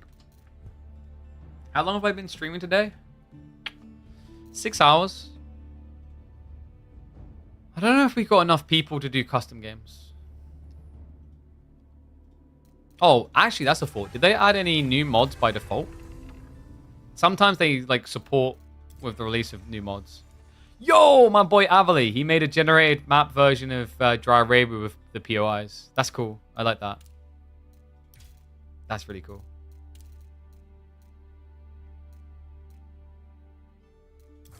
The Great Defense. 4 versus 1 AI that will attack your Abbey of Kings. Ah, okay, but there's only a fixed number of waves. It's not infinite. Do we have the people for custom lobbies? Probably not. Wait, is Lati back? Hold up. That's a person I've not seen in a long time. This is the guy that made like the Outback Octagon mod. He made a lot of mods actually over the years. Big Pog if he's returned.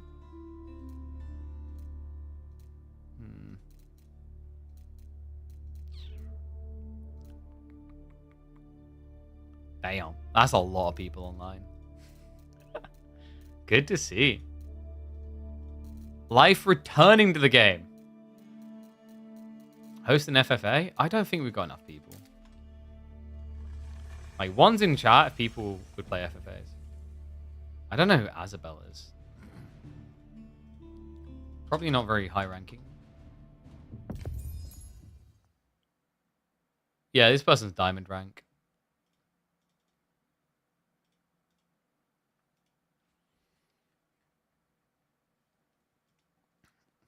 I don't know. I reckon a lot of people are going to be spinning things up themselves now to try. Including the historical battles. Actually, guys, should we do the historical battles? I don't know.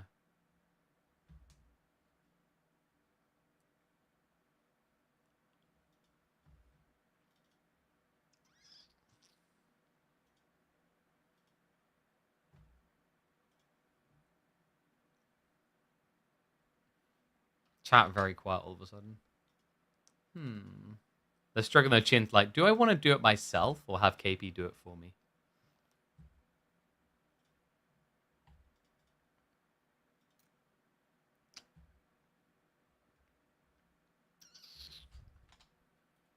I feel like we probably don't have enough time to do...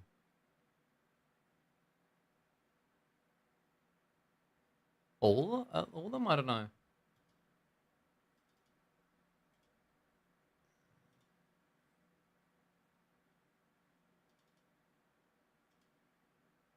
Alright, I'll poll it. What to do? 1v1. FFA. Historical battles. Because remember, there's 3 new historical battles that people wouldn't have seen. So there's Towton, which is another House of Lancaster, and then there's 2 Knights Templar ones. Towton, and then you've got Safed and Montgisard, which I have not looked at all. I think some people did actually play them in the creator preview.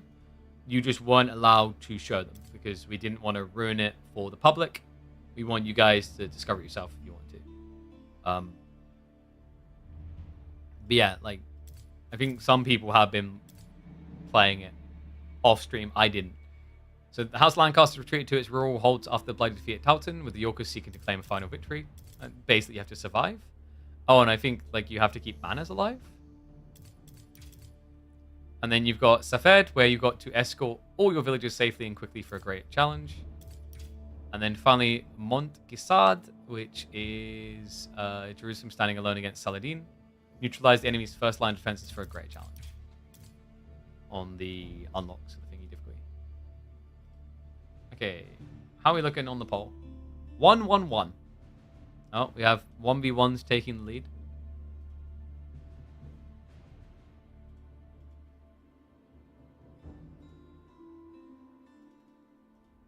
The challenge is obviously finding good 1v1s.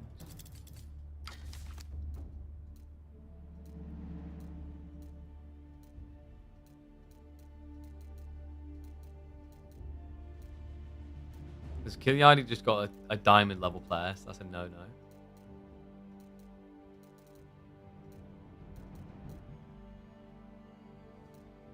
Maybe Kalp?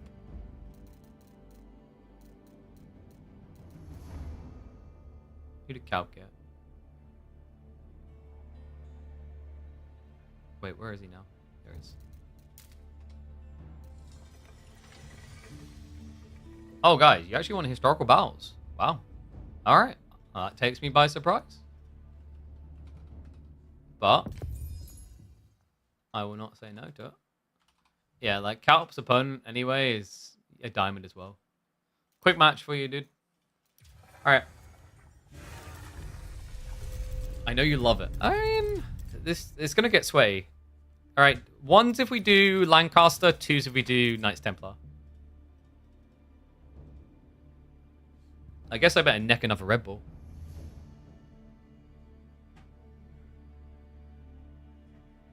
Melon time? 1 was Lancaster, right? I think so.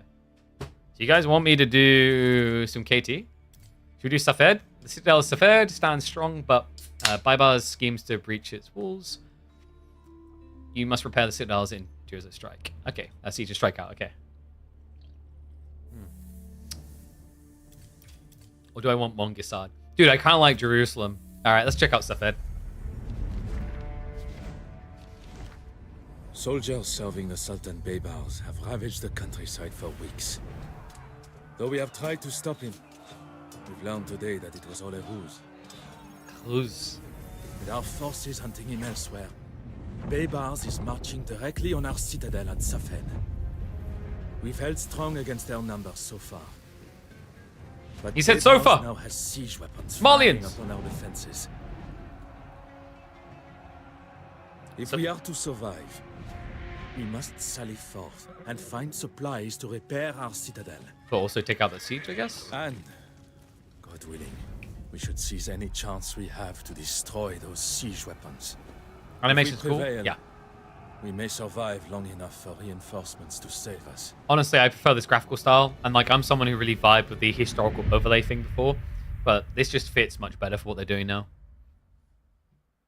All right, 1 sec. I need to switch over to wireless mode because we're sweat mode.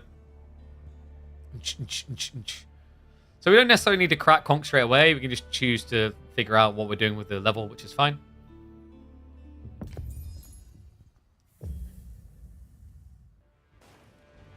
Baybars has his siege engines firing on our fortress. Okay. What would you like me to do about that? We must secure a supply of stone to perform repairs. It said something about more stonework is equal more gain. I mean, If the citadel survives long enough, there's we something may else be to able it. to reach the enemy camp and stop the bombardment. Camp, the enemy camp. Okay, so let's see what we've got here to work with. If we want the Okay, we citadel have to stay limited standing, villages. we must sally forth and find supplies. Oh, we got Hospitalier. So what are these villagers meant to do? I guess we'll start them on a tree because there's like nothing else to do right now.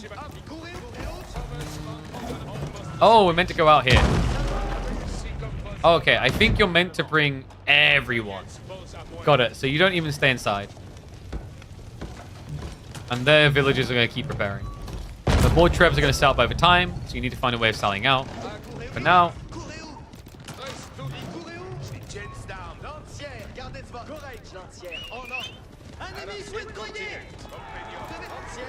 them engage there. Make sure we chain heal. Don't want to lose anyone. Yeah, no casualties needed. Somehow. Oh, there is a chest back there.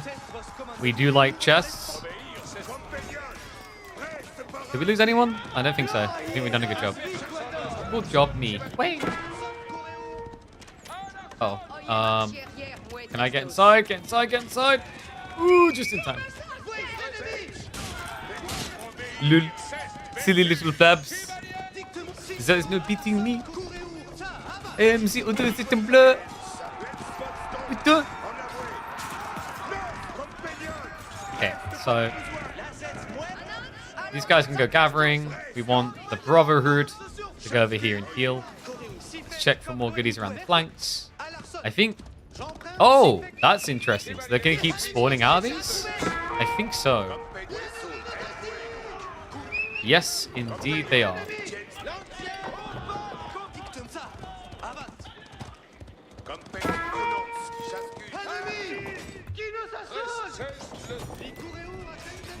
Okay, so we'll keep gathering.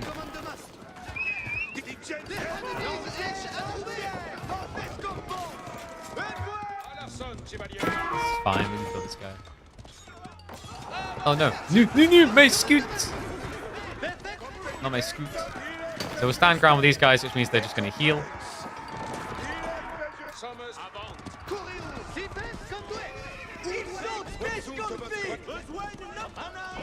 Oh, are they not actually healing now? Maybe that's bugged. I think it might just be the range. Okay, so we just need to keep gathering resources. Providence has blessed us with supplies to Leave me bolster alone. us in our struggle. Okay, we've gathered all the thingies. I think getting more Knights Hospitalier makes a lot of sense. Spearmen are going to be strong. Oh, wow, you like muster straight away. That's very powerful.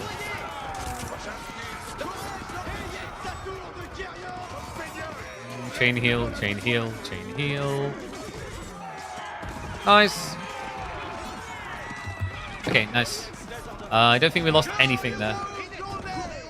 That is very good. Now my Hospitalier can heal the rest of the damage. Probably worth having a few men-at-arms, I think. Maybe? Actually, no, I don't think you need men-at-arms. Hospitalier is fine. If you just get more Hospitalier, you're also just fine. Oh.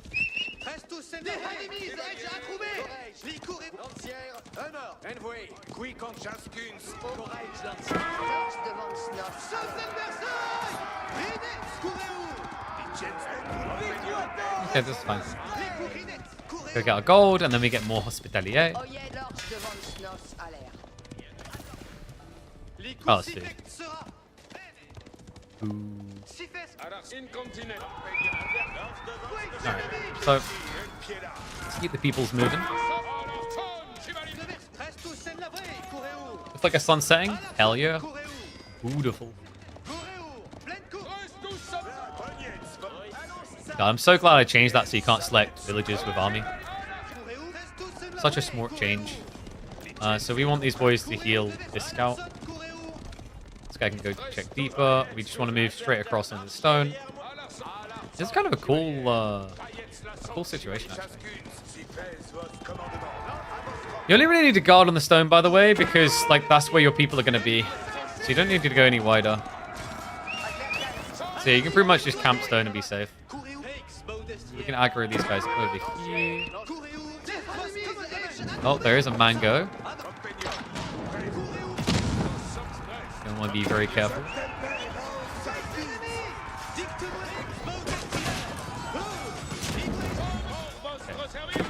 Okay. Perfecto. Very good.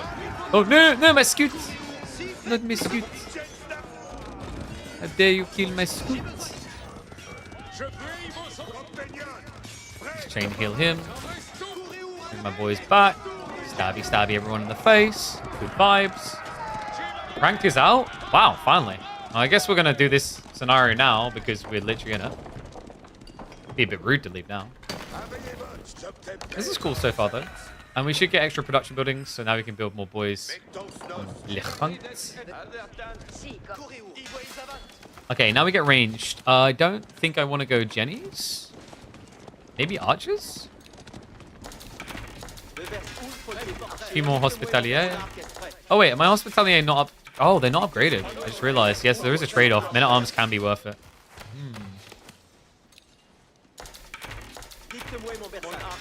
We do have the food gold for men at arms as well, so I think that's fine. Oh, I didn't want to build crossbows. Okay, that's fine. So, spears to 1, knights to 4, 2, and then they can be 3. Okay. ZC's fine. Oh, and then where's my scoot? Did I lose my scout? Nope. Oh, he's right there. That's fine. Yeah, he should be 5. Stone bounty, but also stuff this way.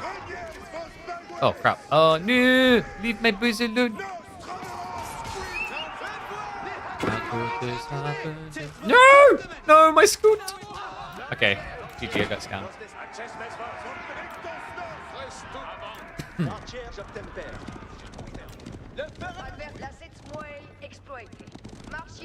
I guess I can split. I think I just send these guys here and these guys here. So we're more efficient.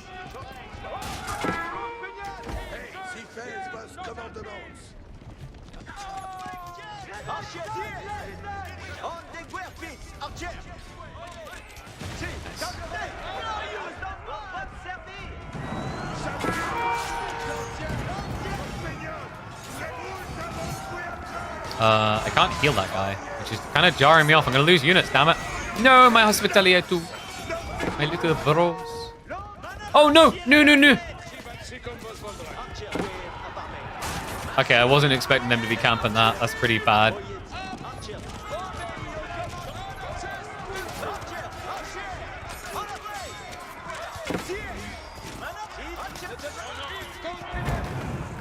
Alright, we got extra villages though, so we kind of made up for it. Let's go get those.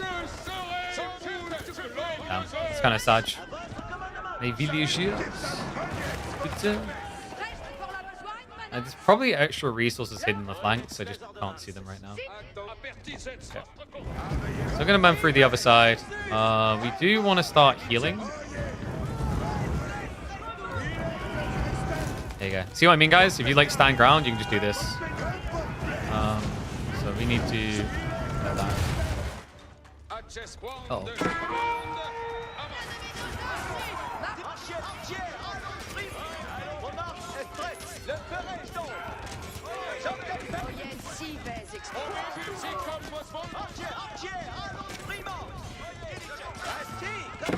Can my army come, please? No, not my Brood Templars. Holy crap, that's a lot of enemies, actually. What?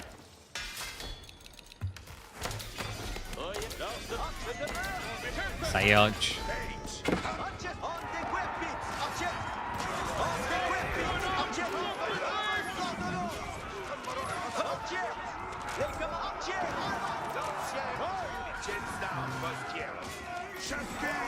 I think overall not too bad. It's not too great either. Okay, so pick up that. Honestly, losing the scouts is a really bad thing. The scouts were like gonna be very useful to find the extra resources that I'm now missing out on.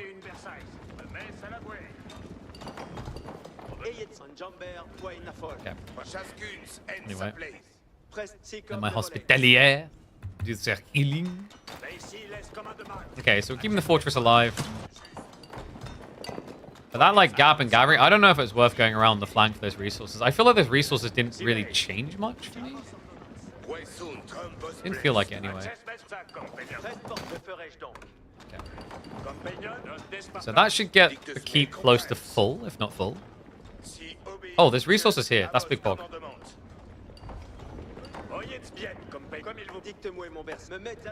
And I guess, is there a split choice on which way you go, maybe? Oh, no. Ah, there's extra crap coming, so we're going to want to counterattack that. And nice. We can go for Bro Templar.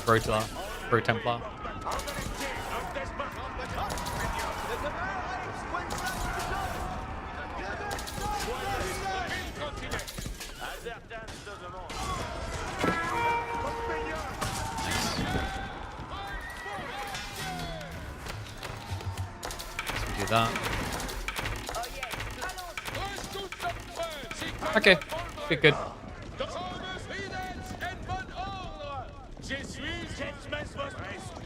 Let me heal. Heal, boys, heal!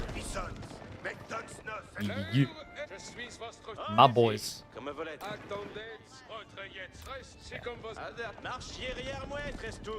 So I need to be fast about this. We still got enough stone to repair close to 100%. Oh my god! Bro, really? Mango high ground ambush? Brother, that is not okay. How long, dude, how far do I have to go? Oh my god. Ugh. Hog. Go. It's okay. We can heal now. I just realized between gathering, I could just be using my villagers to gather wood the whole time, which is really good. Oops.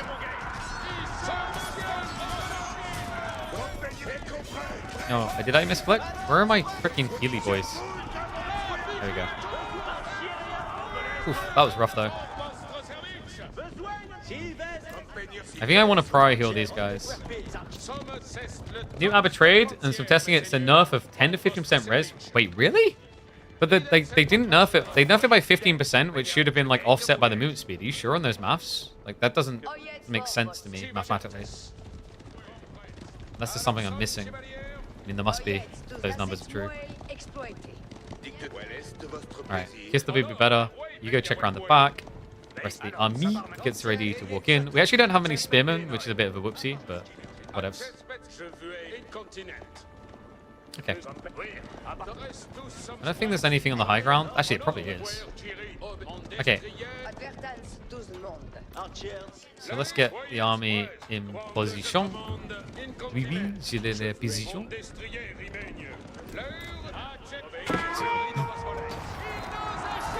Okay, easy first wave. Stone gathering underway. Boys.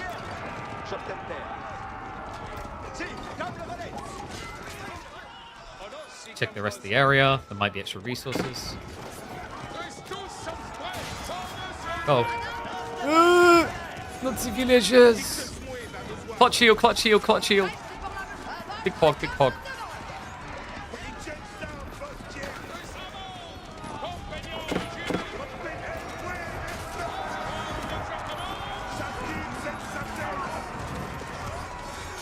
You. Good healing Templar bros. Okay, I think that's fine. Yeah, I don't think we lost too much there. Leave a few of these guys back here in case we need to heal again. I think Stone's almost been gathered, so we'll get ready to move again. No surplus resources down here, unfortunately. No, that's a bit upsetting. We did get... Oh, we got a lot of surplus resource, chat. Holy yes. Is it Maga Schnell time? I think we Maga Schnell.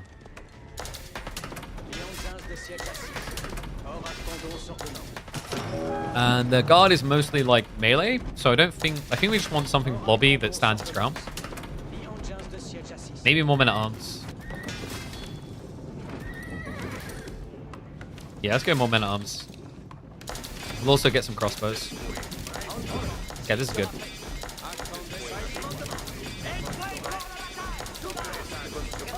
I don't think there's anything more for villagers to grab. Oopsie. I should have baited. Okay. Oh no. Oui, oui. Putain. Whew. That seems like it hurt.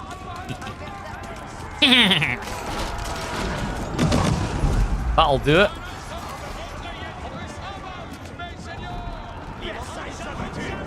Okay, so now we can just snipe these. That's fine. Nice.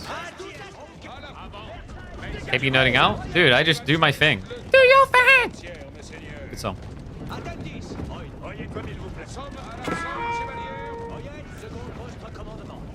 Okay, so we want the Waloop.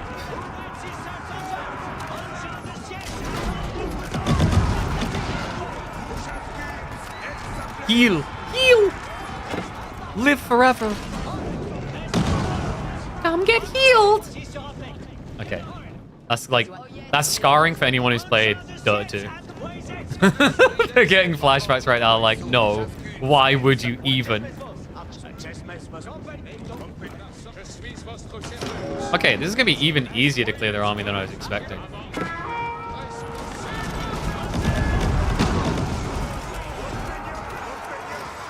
Oh no, dude. They won't heal. Heal, brothers! Heal!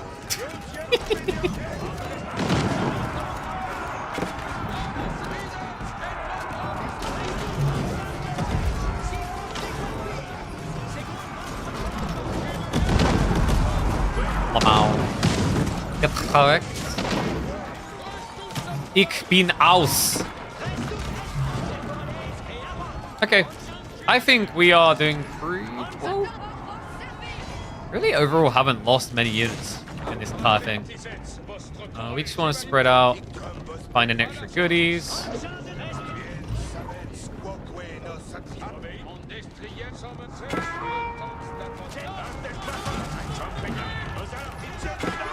Nice.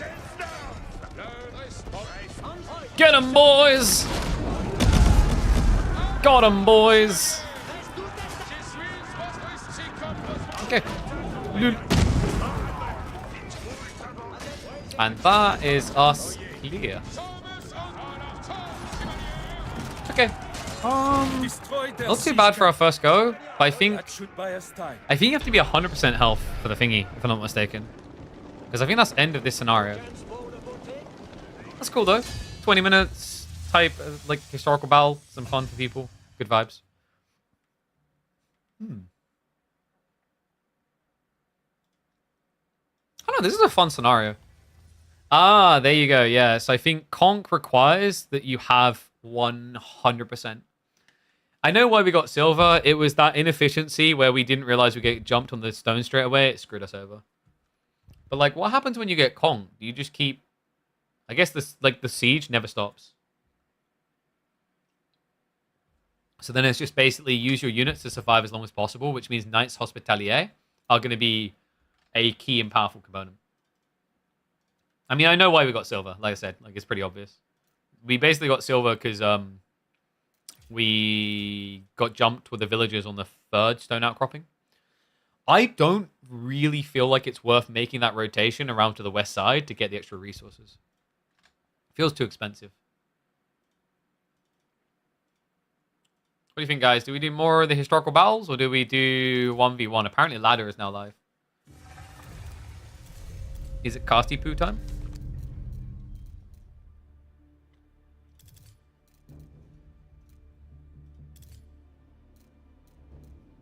I mean, I'm better than that. Apparently, all casters are gold, right? No matter what. What was no matter what? the guy to like run out of bandwidth to finish the name type? Like what? All right, this person is diamond 2. Like, what the hell's going on? That's true. We can get all the historical battle conks. Eventually, we'll like bother to set world records. Something tells me most viewers are only interested in watching 1v1 obsessions, though. Which is a shame, because the world record-breaking historical battles is where the content's at. Who was OpenAI? I'm trying to remember now.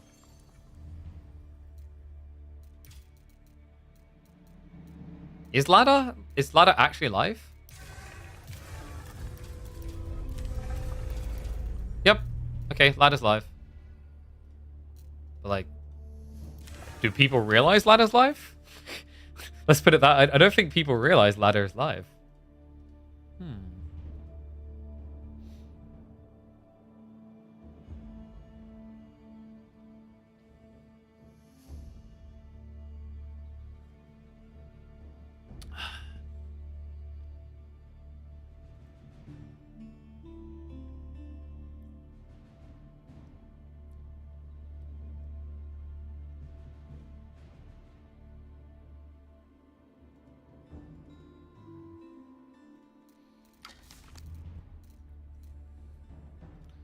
Do you guys want more historical battles, or do you want some ranked ladder casts? Cersei Lancaster. Okay, Golf Clappers, that's a good name. Well played, mate, well played.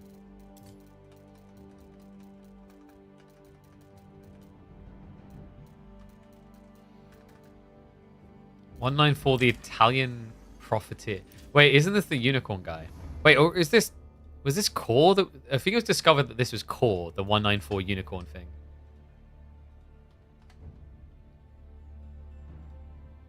Oh no, this person's from like China. Yeah, this is, I think, someone else. I think this is actually unicorn or unicom or whatever. I don't want cast, but you want cast your own game. But like, so here's the conundrum. We done some like ladder play on the test server, and people clocked out hard. I don't know. I talked about this before, like the goal I've set myself for us to do the Road to Conk challenge, and I don't really want to. I mean, there's no point setting yourself milestones and goals if you then go and break those milestones and goals before you hit them. You know what I mean? It's like knowing you're fat and then rationing like your chocolate to be like, hey, once I've like earned 6 gym stamps, I get to eat a bar of like chocolate. And then, like, at the end of every gym session, you're eating the bar of chocolate. You're like, bro, what have you done? You've lied to me and to you.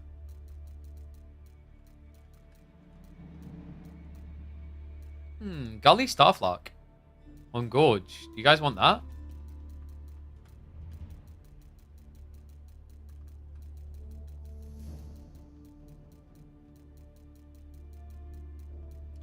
Gully and Starflark are similarly skilled. And they're quite high rank. On a new map? I mean, we can't always get new map, right? But we're getting literally like 2 new civs. So it's not too bad.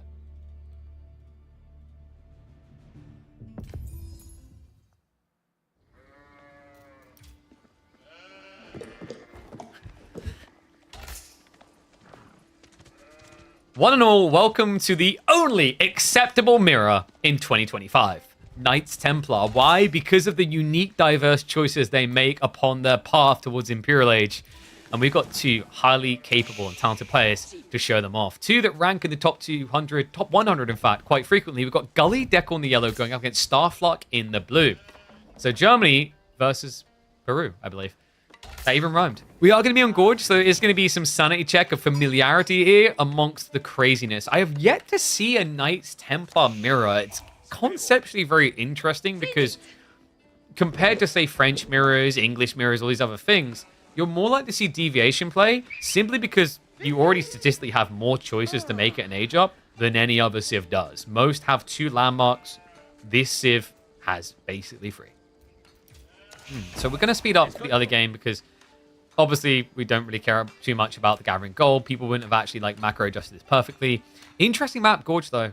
Gorge, we've noticed that Knights Templar look really good on maps where the sacred sites are spread very wide. On this particular map, they're not insanely wide, so this pivot where you deviate left or right may be actually more counterable. It is going to be quite comical watching both players lean into those sacred sites. Maybe just the awkwardness of pilgrims walking upon each other towards them as well. Now, most players have been going French for Age 2. I wonder if we're going to see that here. It might end up being a French mirror. The deviation likely to come in Castle. It's like Gully's going to be cleaner. Oh, it's going to be Knights Hospitalier. A man after my own heart. Love this choice. It's a very situational one. I think it's hard to justify compared to French. Starflark strikes me as more of a French.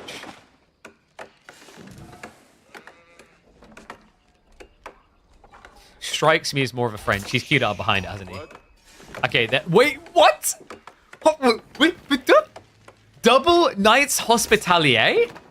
That's crazy, man. I never would have expected that. Okay, that's kind of cool. So wait, are we just going to get a giant healing mosh pit in the center of the map? Maybe not. Gully has gone onto the stone. There is another element to Knights Hospitalier that's quite nice, actually. Arguably, Knights Hospitalier is one of the best choices to go fast 2 TC because your villagers are really, really tanky. It adds 15 health on. That, by the way, does scale textiles to basically give you gilded villagers level of HP.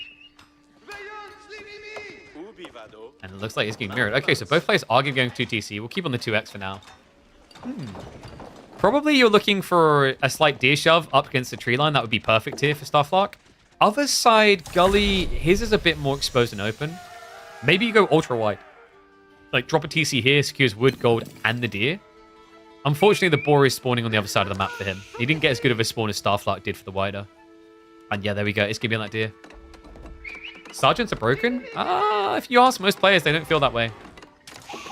I think Sergeants requires relentless scaling and also can easily miss their timing and their target. So yeah, I don't think they're like crazy broken at all. They're very conceptually interesting. And they might seem broken because remember, they are throwing axemen that do melee damage at ranged. But what's happening there is like you're confusing broken for different. Because it's something you don't understand. Oh, it's broken. That's not how things really work. It's broken in your brain because you can't conceptualize the counter yet. Well, looks like we do have the pilgrims on the way.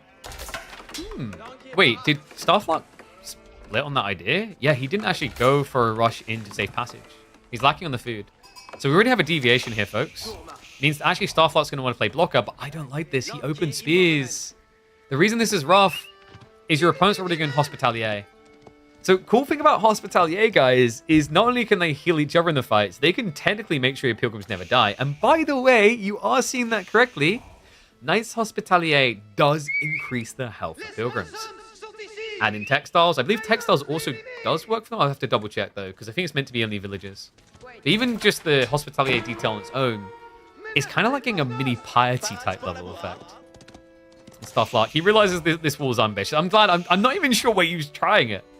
Walling that far across the map is so difficult ever since Season 9 start. Alright guys, what do you think? Ones of you like Starflark's approach more, or twos of you prefer Gullies? I've got a feeling there's going to be an overwhelming majority of twos here, just because everyone loves Knights Hospital.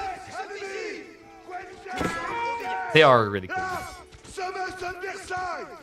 I will say they're incredibly hard to micro though, because sometimes you just want to heal. Sometimes you really don't actually want to attack over healing. But getting that priority is like really awkward if you play on a big zoom out. Like it's actually one of the pristine examples of units that are much better when you have like ultra force zoom. He's going full Hospitalier. I love this. This is the build that I was dreaming about. I thought it'd be like ridiculous. The problem usually is like it takes so long to build into that technically your opponent should just be able to bypass you into the next stage. Like Starflark, remember, it's not going to take him long. It'll take him 45 seconds to age up. And he could easily go for the Genoesians here, which would get him Genoese crossbows. I think probably you're just okay with normal crossbows. That works just as well. I don't know, like what Gully's got in mind, he basically needs to look for a convergence point onto the 2 TC play. Arguably, this play theoretically shouldn't work if Starflock just fast castle on 1 TC. But the 2 TC muddies it. Because like now you have a lot more breathing room to just build these. Wait, why are we not healing the Pilgrim? It doesn't matter, he's in. And that right there, guys, extra health. The extra health was the difference maker. I like how it comically heals after it's already secure. Safe passage did just get unlocked. We do have Starflock actually rushing the tier 2 pit. And the villager does get scouted again. Dude, this is way too ambitious of walls from Starflock. Luckily, the Knight's Hospitalier tech might actually save a life here. Wait. Is there going to be a recharge? A little recharge? Give him a little nudge. Oh. No recharge. Oh my god, this is going to be more dented than Ottoman versus Mongol mass spear in H1. Alright, so this is a micro battle, guys. This is a true micro battle of force. Ooh, oh! He just about gets away. Because this is the thing, you can try and stagger retreat where you heal the other one as he runs and you stand your ground for a moment. Golly, he needs blacksmith though, if he wants to make this work. He set up stables behind this? Maybe expecting an archer transition, because Hospitalier are actually weak against range. They only have 1 ranged armor.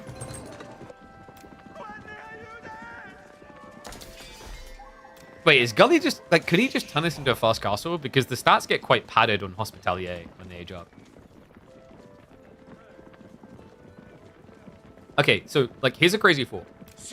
Starflock, seeing what his opponent's doing, probably going to be going Genoa. Gully could then counterplay him by going into Castile, which is super valuable in this matchup because it plays very well with the healing, because your heal on the Sacred Site's going to get a 30% buff. And then on top of that, your opponent wants to get safe passages. You can block him and benefit from the fights. Like, it's a double whammy. And in the fact that you also get access to the ranged counter, basically the Genoas are going to lose against the Genitors. Like, this could be sick. And yeah, it is confirmation. Genoa's on the way. So once he hears the tech up, he's going to want to check on the primary TC. You want to scout near it so you can see the flag. Meantime, it's going to body this fight north side. Oh, I think the Pilgrim didn't actually get in there. Really unfortunate for him. Right now, Gully does definitely still have the numbers, though. But really not that far behind in this castle timing.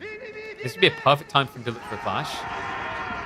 Problem is, his army was rotating the other way around. He's actually more paranoid about the Pilgrims. And we've always seen this in the past and how it's not a good idea when you see your opponent make an aggro play, reacting to that play versus making your own. Making your own is easier when you're so far away. More beneficial as well.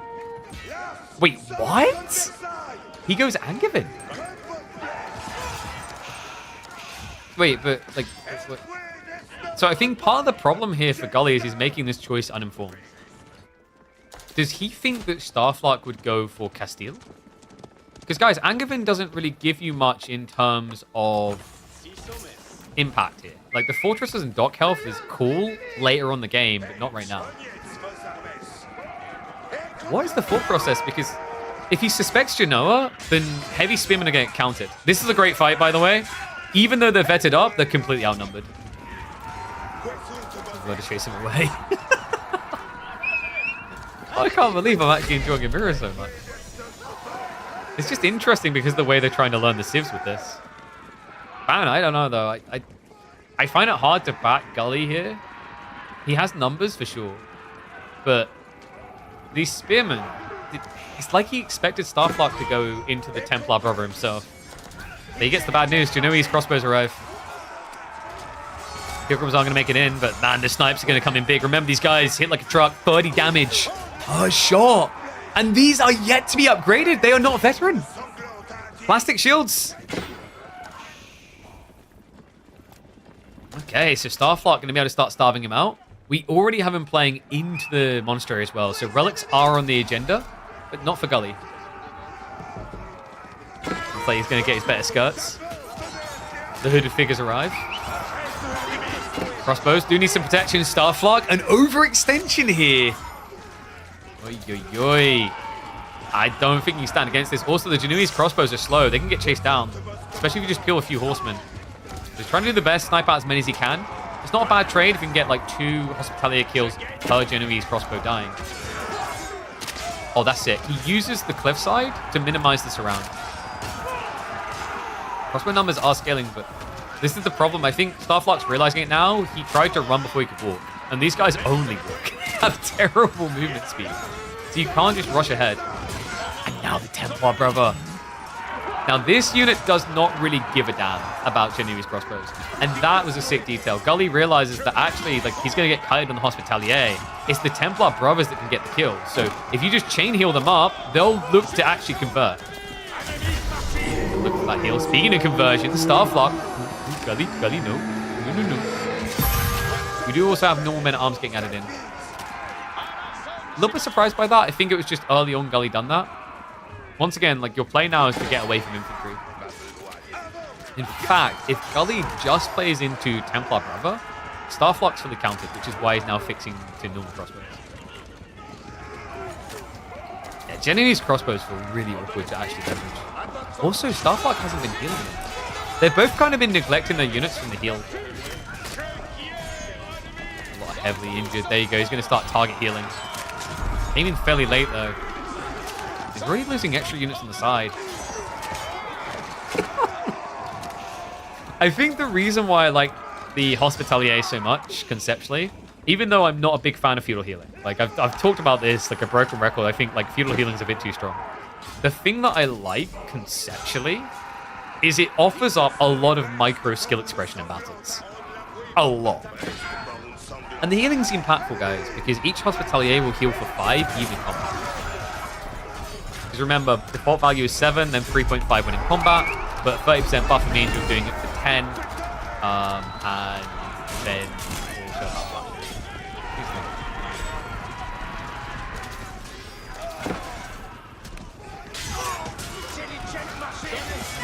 Starflock. I don't think he has enough front line. He's losing the melee mosh pit here. It's also, he's not even focused on actually protecting the crossbows. This is sunken cost logic. He's like, oh, Genoese crossbows cost a lot more. The problem is, they're not countering the knights. The crossbows do.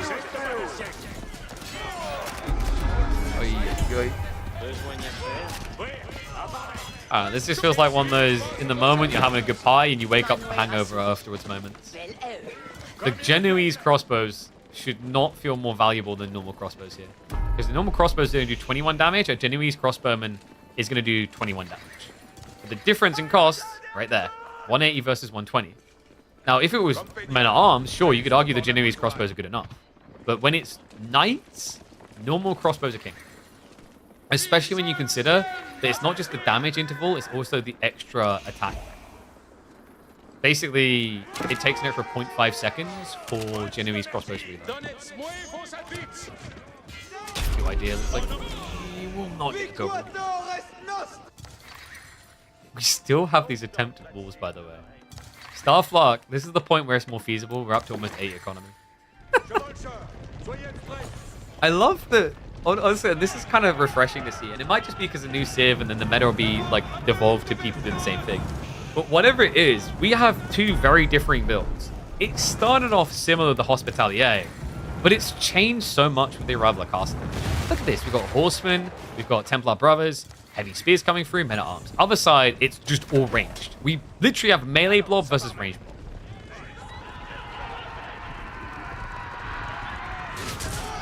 Oh no! I'll never get tired of that. Oh no, Gully. Oof, this is way too much cavalry for this women to hold. And that's just starting to leak through that this is always the challenge with Genoese crossbows. I always see them as an ultra defensive unit. They aren't great when you have to aggro. Let's get up for a dive right now. Gully just has so many horsemen. Oh my god. Starflock, the idea is right. The timing was not. Horseman able to dive in. Big damage being done here. And a lead now being extended. This is going to ripple effect. Because he's going to be able to start raiding into the economy. More ponies also on the way. Just going to be a wipe with the bulk of the main force. Final Spearmen are standing their ground. Crossbows have pretty much been obliterated from the field. And now Gully leaning even more into Hospitalier. And on top of that, Fortress block. Yes, no pilgrimages anymore for Starflock. I think this is snowballed now into a clear victory condition for Gully. He's just going to raw mass. And I think he can afford to do so. He's got wood supplementing some food. He's still got deer over here, the board to the south side. And on top of that, remember, he's 2 TC with 18 farms already. This is not going to stop. Yeah, sick timing.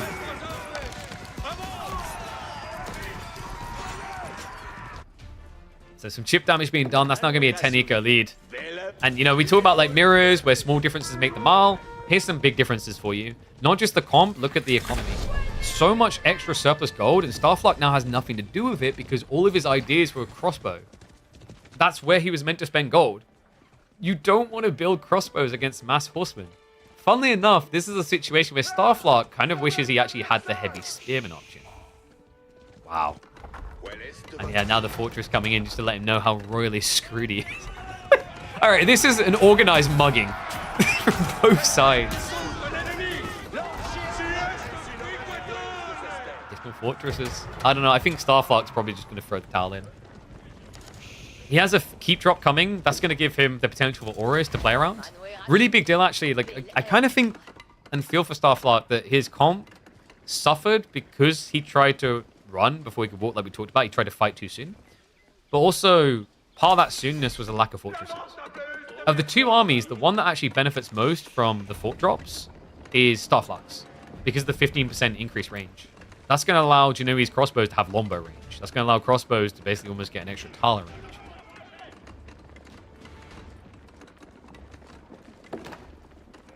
Also, because you got the relics, like 3 relics here, pretty good actually to go into the treasure towers. We do have a third TC, so Starflock trying to play catch up. Sacred Site timers are ticking though, and I wouldn't be surprised if Gully goes for the third keep drop shortly. Would need to get some additional stone. Has actually got enough at home. And because Starflock does lean and continue to lean so heavily into range, decapping might become difficult here. Starflock desperately wants that decap, but this may prove to be an ill-advised fight. Even the spearman number's not quite high enough yet. More army is going to be on the way. Okay, so he might die for the decap here. Man, this whole game kind of feels like it's been Starflock playing with too much urgency. Horseman now with the backstab. And maybe it's because of the way Gully played that forced him into that, because the sacred sites are so key. But that's why Gully's comp just feels a little bit better. He was positioned well, prepped well for a fight in the center, when what Starflock needed was a slower moving game. There you go, guys. What do you think of this? Knights Templar mirrors? Interesting. Do you want to see more of them? Let me know down in the comments, and I'll catch you all in the next chapter.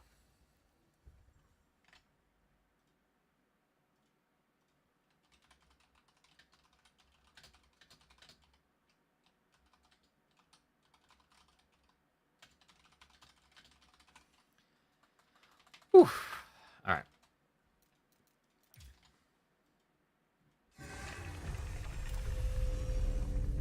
And Mum House, probably put yourself in horny jail, dog. What the hell?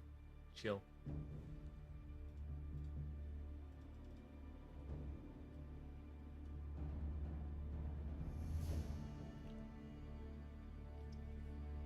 All right. How long have we been live? It's been 7 hours. We've got quite a lot of content today. I think I might get ready to wind things down.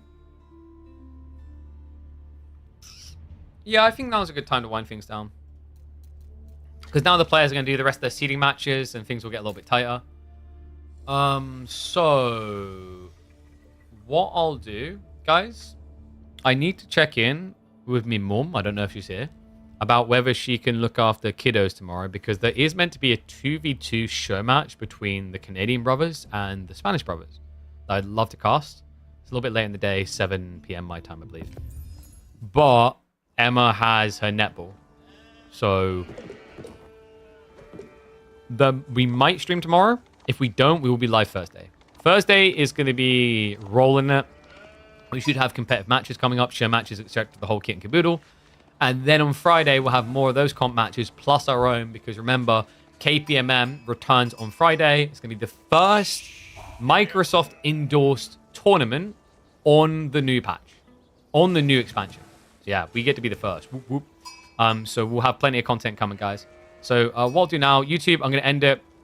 Keep an eye out for the notifications tomorrow if we go live. If not, we